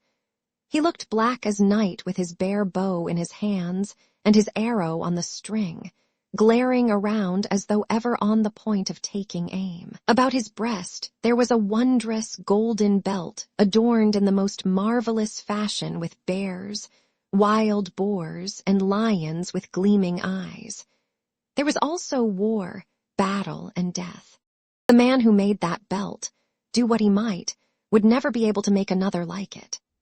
Hercules knew me at once when he saw me, and spoke piteously, saying, "My poor Ulysses, noble son of Laertes, are you too leading the same sorry kind of life that I did when I was above ground? I was son of Jove, but I went through an infinity of suffering, for I became bondsman to one who was far beneath me, a low fellow who set me all manner of labors. He once sent me here to fetch the hell-hound, for he did not think he could find anything harder for me than this. But I got the hound out of Hades and brought him to him, for Mercury and Minerva helped me. On this Hercules went down again into the house of Hades, but I stayed where I was in case some other of the mighty dead should come to me. And I should have seen still other of them that are gone before, whom I would fain have seen, Theseus and Pirithous, glorious children of the gods, but so many thousands of ghosts came round me, and uttered such appalling cries, that I was panic-stricken lest Proserpine should send up from the house of Hades the head of that awful monster Gorgon. On this I hastened back to my ship, and ordered my men to go on board at once and loose the hawsers. So they embarked and took their places, whereon the ship went down the stream of the river Oceanus. We had to row at first, but presently a fair wind sprang up. Book 12. The Sirens, Scylla and Charybdis, the cattle of the sun. After we were clear of the river Oceanus, and had got out into the open sea, we went on till we reached the Aeaean island, where there is dawn and sunrise, as in other places. We then drew our ship on to the sands, and got out of her on to the shore, where we went to sleep and waited till day should break. Then, when the child of morning, rosy-fingered dawn, appeared, I sent some men to Circe's house to fetch the body of Elpenor. We cut firewood from a wood where the headland jutted out into the sea, and after we had wept over him and lamented him, we performed his funeral rites. When his body and armor had been burned to ashes, we raised a cairn, set a stone over it, and at the top of the cairn we fixed the oar that he had been used to row with. While we were doing all this, Circe, who knew that we had got back from the house of Hades, dressed herself and came to us as fast as she could, and her maid servants came with her bringing us bread, meat, and wine. Then she stood in the midst of us and said, "You have done a bold thing in going down alive to the house of Hades, and you will have died twice, to other peoples once. Now then, stay here for the rest of the day, feast your fill, and go on with your voyage at daybreak tomorrow morning. In the meantime, I will tell Ulysses about your course, and will explain everything to him so as to prevent your suffering from misadventure, either by land or sea." We agreed to do as she had said, and feasted through the livelong day to the going down of the sun. But when the sun had set and it came on dark, the men laid themselves down to sleep by the stern cables of the ship. Then Circe took me by the hand and bade me be seated away from the others, while she reclined by my side and asked me all about our adventures. "So far so good," said she, when I had ended my story, "and now pay attention to what I am about to tell you. Heaven itself, indeed, will recall it to your recollection. First you will come to the sirens who enchant all who come near them. If anyone unwarily draws in too close and hears the singing of the sirens, his wife and children will never welcome him home again, for they sit in a green field and warble him to death with the sweetness of their song. There is a great heap of dead men's bones lying all around, with the flesh still rotting off them. Therefore pass these sirens by, and stop your men's ears with wax that none of them may hear. But if you like, you can listen yourself, for you may get the men to bind you as you stand upright on a cross piece halfway up the mast, and they must lash the rope's ends to the mast itself, that you may have the pleasure of listening. If you beg and pray the men to unloose you, then they must bind you faster. When your crew have taken you past these sirens, I cannot give you coherent directions as to which of two courses you are to take. I will lay the two alternatives before you, and you must consider them for yourself. On the one hand, there are some overhanging rocks against which the deep blue waves of Amphitrite beat with terrific fury. The blessed gods call these rocks the Wanderers.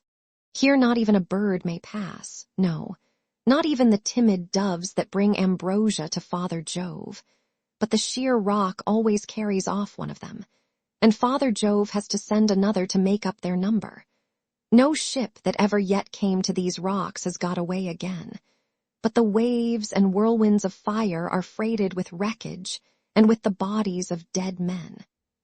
The only vessel that ever sailed and got through was the famous Argo on her way from the house of Eats, and she too would have gone against these great rocks, only that Juno piloted her past them for the love she bore to Jason. Of these two rocks, the one reaches heaven, and its peak is lost in a dark cloud. This never leaves it, so that the top is never clear, not even in summer and early autumn. No man, though he had 20 hands and 20 feet, could get a foothold on it and climb it, for it runs sheer up, as smooth as though it had been polished. In the middle of it there is a large cavern, looking west and turned towards Erebus. You must take your ship this way, but the cave is so high up that not even the stoutest archer could send an arrow into it. Inside it Scylla sits and yelps with a voice that you might take to be that of a young hound, but in truth she is a dreadful monster, and no one, not even a god, could face her without being terror-struck. She has 12 misshapen feet, and 6 necks of the most prodigious length. And at the end of each neck she has a frightful head with 3 rows of teeth in each, all set very close together, so that they would crunch anyone to death in a moment. And she sits deep within her shady cell, thrusting out her heads and peering all round the rock, fishing for dolphins or dogfish or any larger monster that she can catch. Of the thousands with which Amphitrite Themis, no ship ever yet got past her without losing some men, for she shoots out all her heads at once and carries off a man in each mouth. You will find the other rock lie lower, but they are so close together that there is not more than a bow shot between them. A large fig tree in full leaf grows upon it, and under it lies the sucking whirlpool of Charybdis. 3 times in the day does she vomit forth her waters, and 3 times she sucks them down again. See that you be not there when she is sucking, for if you are, Neptune himself could not save you. You must hug the Scylla side and drive ship by as fast as you can, for you had better lose 6 men than your whole crew. Is there no way, said I, of escaping Charybdis, and at the same time keeping Scylla off when she is trying to harm my men? You daredevil, replied the goddess, you are always wanting to fight somebody or something. You will not let yourself be beaten even by the immortals. For Scylla is not mortal. Moreover, she is savage, extreme, rude, cruel, and invincible. There is no help for it. Your best chance will be to get by her as fast as ever you can.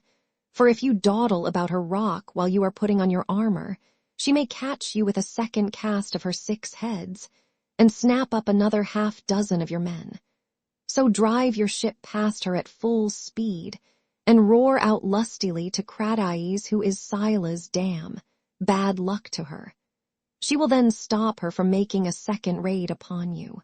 You will now come to the Thrinacian island, and here you will see many herds of cattle and flocks of sheep belonging to the sun god. 7 herds of cattle and 7 flocks of sheep, with 50 head in each flock. They do not breed, nor do they become fewer in number, and they are tended by the goddesses Phaethusa and Lampeti, who are children of the sun god Hyperion by Neaera. Their mother, when she had borne them and had done suckling them, sent them to the Thrinacian island, which was a long way off, to live there and look after their father's flocks and herds. If you leave these flocks unharmed, and think of nothing but getting home, you may yet after much hardship reach Ithaca. But if you harm them, then I forewarn you of the destruction both of your ship and of your comrades. And even though you may yourself escape, you will return late, in bad plight, after losing all your men. Here she ended, and dawn enthroned in gold began to show in heaven, whereon she returned inland. I then went on board and told my men to loose the ship from her moorings. So they at once got into her, took their places, and began to smite the grey sea with their oars. Presently the great and cunning goddess Circe befriended us with a fair wind that blew dead aft, and stayed steadily with us, keeping our sails well filled. So we did whatever wanted doing to the ship's gear, and let her go as wind, and helmsman headed her. Then, being much troubled in mind, I said to my men, my friends, it is not right that 1 or 2 of us alone should know the prophecies that Circe has made me. I will therefore tell you about them, so that whether we live or die we may do so with our eyes open. First, she said we were to keep clear of the sirens, who sit and sing most beautifully in a field of flowers. But she said I might hear them myself so long as no one else did. Therefore, take me and bind me to the crosspiece halfway up the mast. Bind me as I stand upright, with a bond so fast that I cannot possibly break away, and lash the rope's ends to the mast itself. If I beg and pray you to set me free, then bind me more tightly still. I had hardly finished telling everything to the men before we reached the island of the 2 sirens, for the wind had been very favorable. Then all of a sudden it fell dead calm. There was not a breath of wind nor a ripple upon the water. So the men furled the sails and stowed them. Then taking to their oars, they whitened the water with the foam they raised in rowing. Meanwhile, I took a large wheel of wax and cut it up small with my sword. Then I kneaded the wax in my strong hands till it became soft, which it soon did between the kneading and the rays of the sun god son of Hyperion.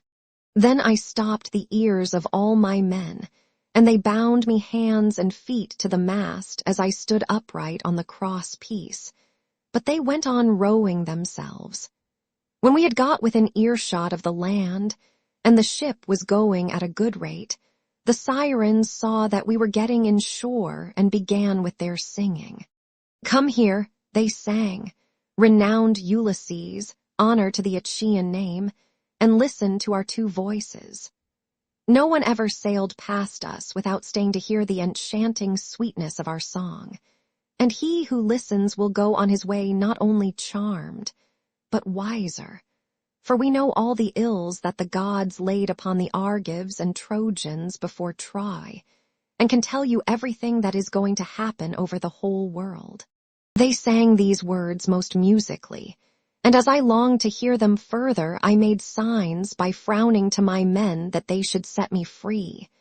But they quickened their stroke, and Eurylochus and Paramedes bound me with still stronger bonds till we had got out of hearing of the sirens' voices.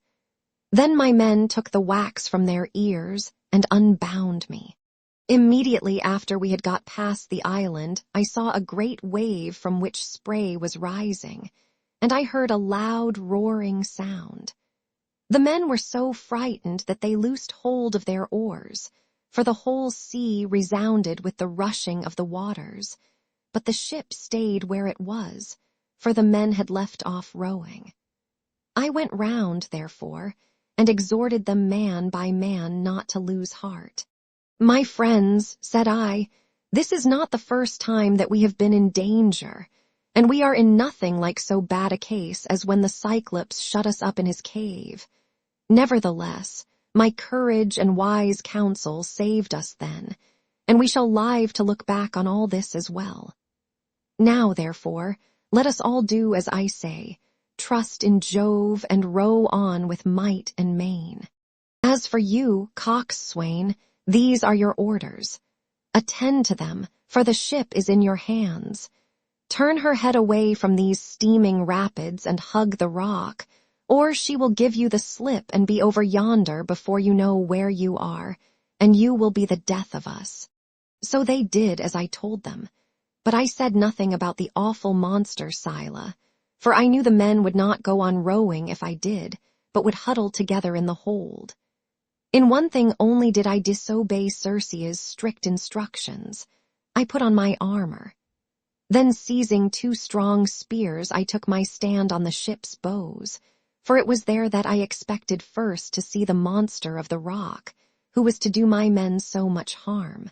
But I could not make her out anywhere, though I strained my eyes, with looking the gloomy rock all over and over. Then we entered the straits in great fear of mind, for on the one hand was Scylla, and on the other dread Charybdis kept sucking up the salt water. As she vomited it up, it was like the water in a cauldron when it is boiling over upon a great fire, and the spray reached the top of the rocks on either side. When she began to suck again, we could see the water all inside whirling round and round, and it made a deafening sound as it broke against the rocks. We could see the bottom of the whirlpool all black with sand and mud, and the men were at their wits' ends for fear. While we were taken up with this, and were expecting each moment to be our last, Scylla pounced down suddenly upon us and snatched up my 6 best men. I was looking at once after both ship and men, and in a moment I saw their hands and feet ever so high above me, struggling in the air as Scylla was carrying them off, and I heard them call out my name in one last despairing cry. As a fisherman, seated, spear in hand, upon some jutting rock throws bait into the water to deceive the poor little fishes, and spears them with the ox's horn with which his spear is shod, throwing them gasping onto the land as he catches them one by one. Even so did Scylla land these panting creatures on her rock and munch them up at the mouth of her den, while they screamed and stretched out their hands to me in their mortal agony. This was the most sickening sight that I saw throughout all my voyages. When we had passed the wandering rocks, with Scylla and terrible Charybdis, we reached the noble island of the sun god, where were the goodly cattle and sheep belonging to the sun Hyperion. While still at sea in my ship, I could bear the cattle lowing as they came home to the yards, and the sheep bleating. Then I remembered what the blind Theban prophet Tiresias had told me, and how carefully Aeaean Circe had warned me to shun the island of the blessed sun god. So being much troubled, I said to the men, "My men, I know you are hard-pressed, but listen while I tell you the prophecy that Tiresias made me, and how carefully Aeaean Circe warned me to shun the island of the blessed sun god. For it was here, she said, that our worst danger would lie. Head the ship, therefore, away from the island." The men were in despair at this, and Eurylochus at once gave me an insolent answer. "Ulysses," said he, "you are cruel. You are very strong yourself and never get worn out. You seem to be made of iron, and now, though your men are exhausted with toil and want of sleep, You will not let them land and cook themselves a good supper upon this island, but bid them put out to sea and go faring fruitlessly on through the watches of the flying night. It is by night that the winds blow hardest and do so much damage. How can we escape should one of those sudden squalls spring up from southwest or west, which so often wreck a vessel when our lords the gods are unpropitious? Now, therefore, let us obey the behests of night and prepare our supper here hard by the ship. Tomorrow morning we will go on board again and put out to sea. Thus spoke Eurylochus, and the men approved his words. I saw that heaven meant us a mischief, and said, You force me to yield, for you are many against one. But at any rate each one of you must take his solemn oath that if he meet with a herd of cattle or a large flock of sheep, he will not be so mad as to kill a single head of either, but will be satisfied with the food that Circe has given us. They all swore as I bade them, and when they had completed their oath, we made the ship fast in a harbor that was near a stream of fresh water, and the men went ashore and cooked their suppers. As soon as they had had enough to eat and drink, they began talking about their poor comrades whom Scylla had snatched up and eaten. This set them weeping, and they went on crying till they fell off into a sound sleep. In the third watch of the night, when the stars had shifted their places, Jove raised a great gale of wind that flew a hurricane so that land and sea were covered with thick clouds, and night sprang forth out of the heavens. When the child of morning, rosy-fingered dawn, appeared, we brought the ship to land and drew her into a cave wherein the sea-nymphs hold their courts and dances, and I called the men together in council. My friends, said I, we have meat and drink in the ship. Let us mind, therefore, and not touch the cattle, or we shall suffer for it. For these cattle and sheep belong to the mighty Sun, who sees and gives ear to everything. And again they promised that they would obey. For a whole month the wind blew steadily from the south, and there was no other wind, but only south and east. As long as corn and wine held out, the men did not touch the cattle when they were hungry. When, however, they had eaten all there was in the ship, they were forced to go further afield with hook and line, catching birds, and taking whatever they could lay their hands on, for they were starving. One day, therefore, I went up inland, that I might pray heaven to show me some means of getting away. When I had gone far enough to be clear of all my men, and had found a place that was well sheltered from the wind, I washed my hands and prayed to all the gods in Olympus, till by and by they sent me off into a sweet sleep. Meanwhile Eurylochus had been giving evil counsel to the men. Listen to me, said he, my poor comrades. All deaths are bad enough, but there is none so bad as famine. Why should not we drive in the best of these cows and offer them in sacrifice to the immortal gods? If we ever get back to Ithaca, we can build a fine temple to the sun god and enrich it with every kind of ornament. If, however, he is determined to sink our ship out of revenge for these horned cattle, and the other gods are of the same mind, I for one would rather drink salt water once for all and have done with it, than be starved to death by inches in such a desert island as this is. Thus spoke Eurylochus, and the men approved his words. Now the cattle, so fair and goodly, were feeding not far from the ship. The men, therefore, drove in the best of them, and they all stood round them saying their prayers, and using young oak shoots instead of barley meal, for there was no barley left. When they had done praying, they killed the cows and dressed their carcasses. They cut out the thigh bones, wrapped them round in 2 layers of fat, and set some pieces of raw meat on top of them. They had no wine with which to make drink offerings over the sacrifice while it was cooking, so they kept pouring on a little water from time to time, while the inward meats were being grilled. Then, when the thigh bones were burned and they had tasted the inward meats, They cut the rest up small and put the pieces upon the spits.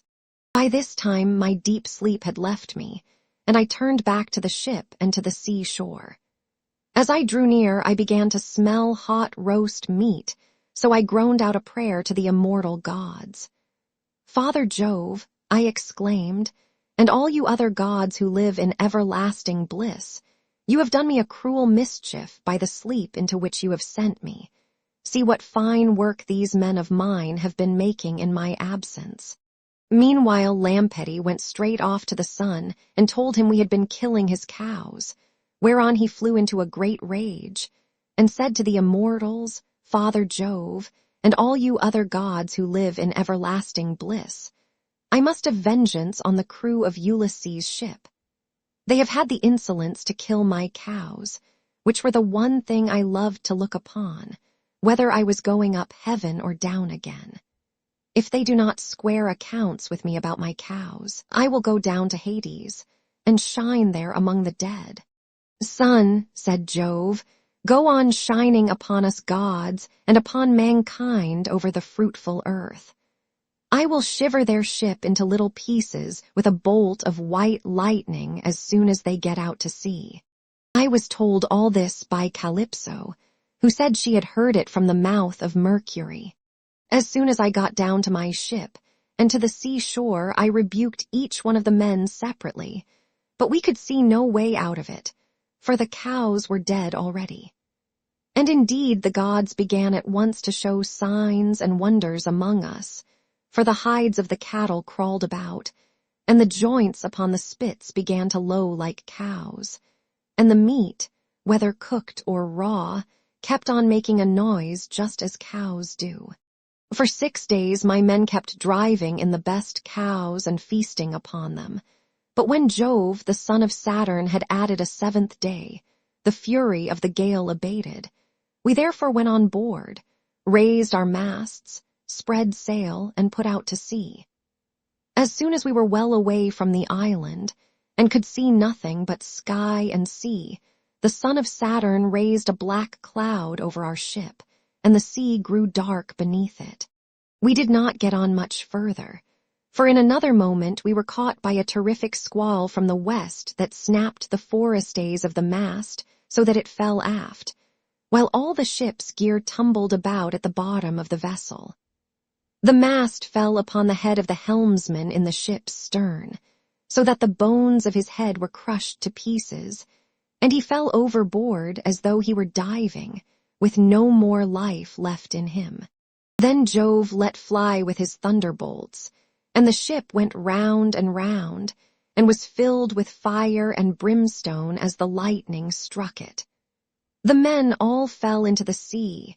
They were carried about in the water round the ship, looking like so many seagulls, but the god presently deprived them of all chance of getting home again.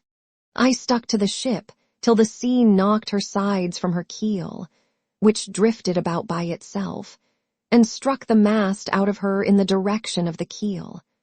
But there was a backstay of stout ox thongs still hanging about it, and with this I lashed the mast and keel together, and getting astride of them was carried wherever the winds chose to take me.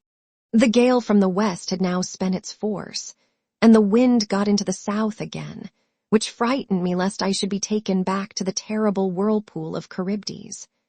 This indeed was what actually happened, for I was borne along by the waves all night, and by sunrise had reached the rock of Scylla and the whirlpool. She was then sucking down the salt sea water, but I was carried aloft toward the fig tree, which I caught hold of and clung on to like a bat. I could not plant my feet anywhere so as to stand securely, for the roots were a long way off, and the boughs that overshadowed the whole pool were too high, too vast, and too far apart for me to reach them. So I hung patiently on, waiting till the pool should discharge my mast and raft again, and a very long while it seemed. A juryman is not more glad to get home to supper, after having been long detained in court by troublesome cases, than I was to see my raft beginning to work its way out of the whirlpool again. At last I let go with my hands and feet, and fell heavily into the sea, hard by my raft on to which I then got, and began to row with my hands. As for Scylla, the father of gods and men would not let her get further sight of me, otherwise I should have certainly been lost. Hence I was carried along for 9 days, till on the 10th night the gods stranded me on the Ogygian island, where dwells the great and powerful goddess Calypso. She took me in and was kind to me, but I need say no more about this, for I told you and your noble wife all about it yesterday, and I hate saying the same thing over and over again.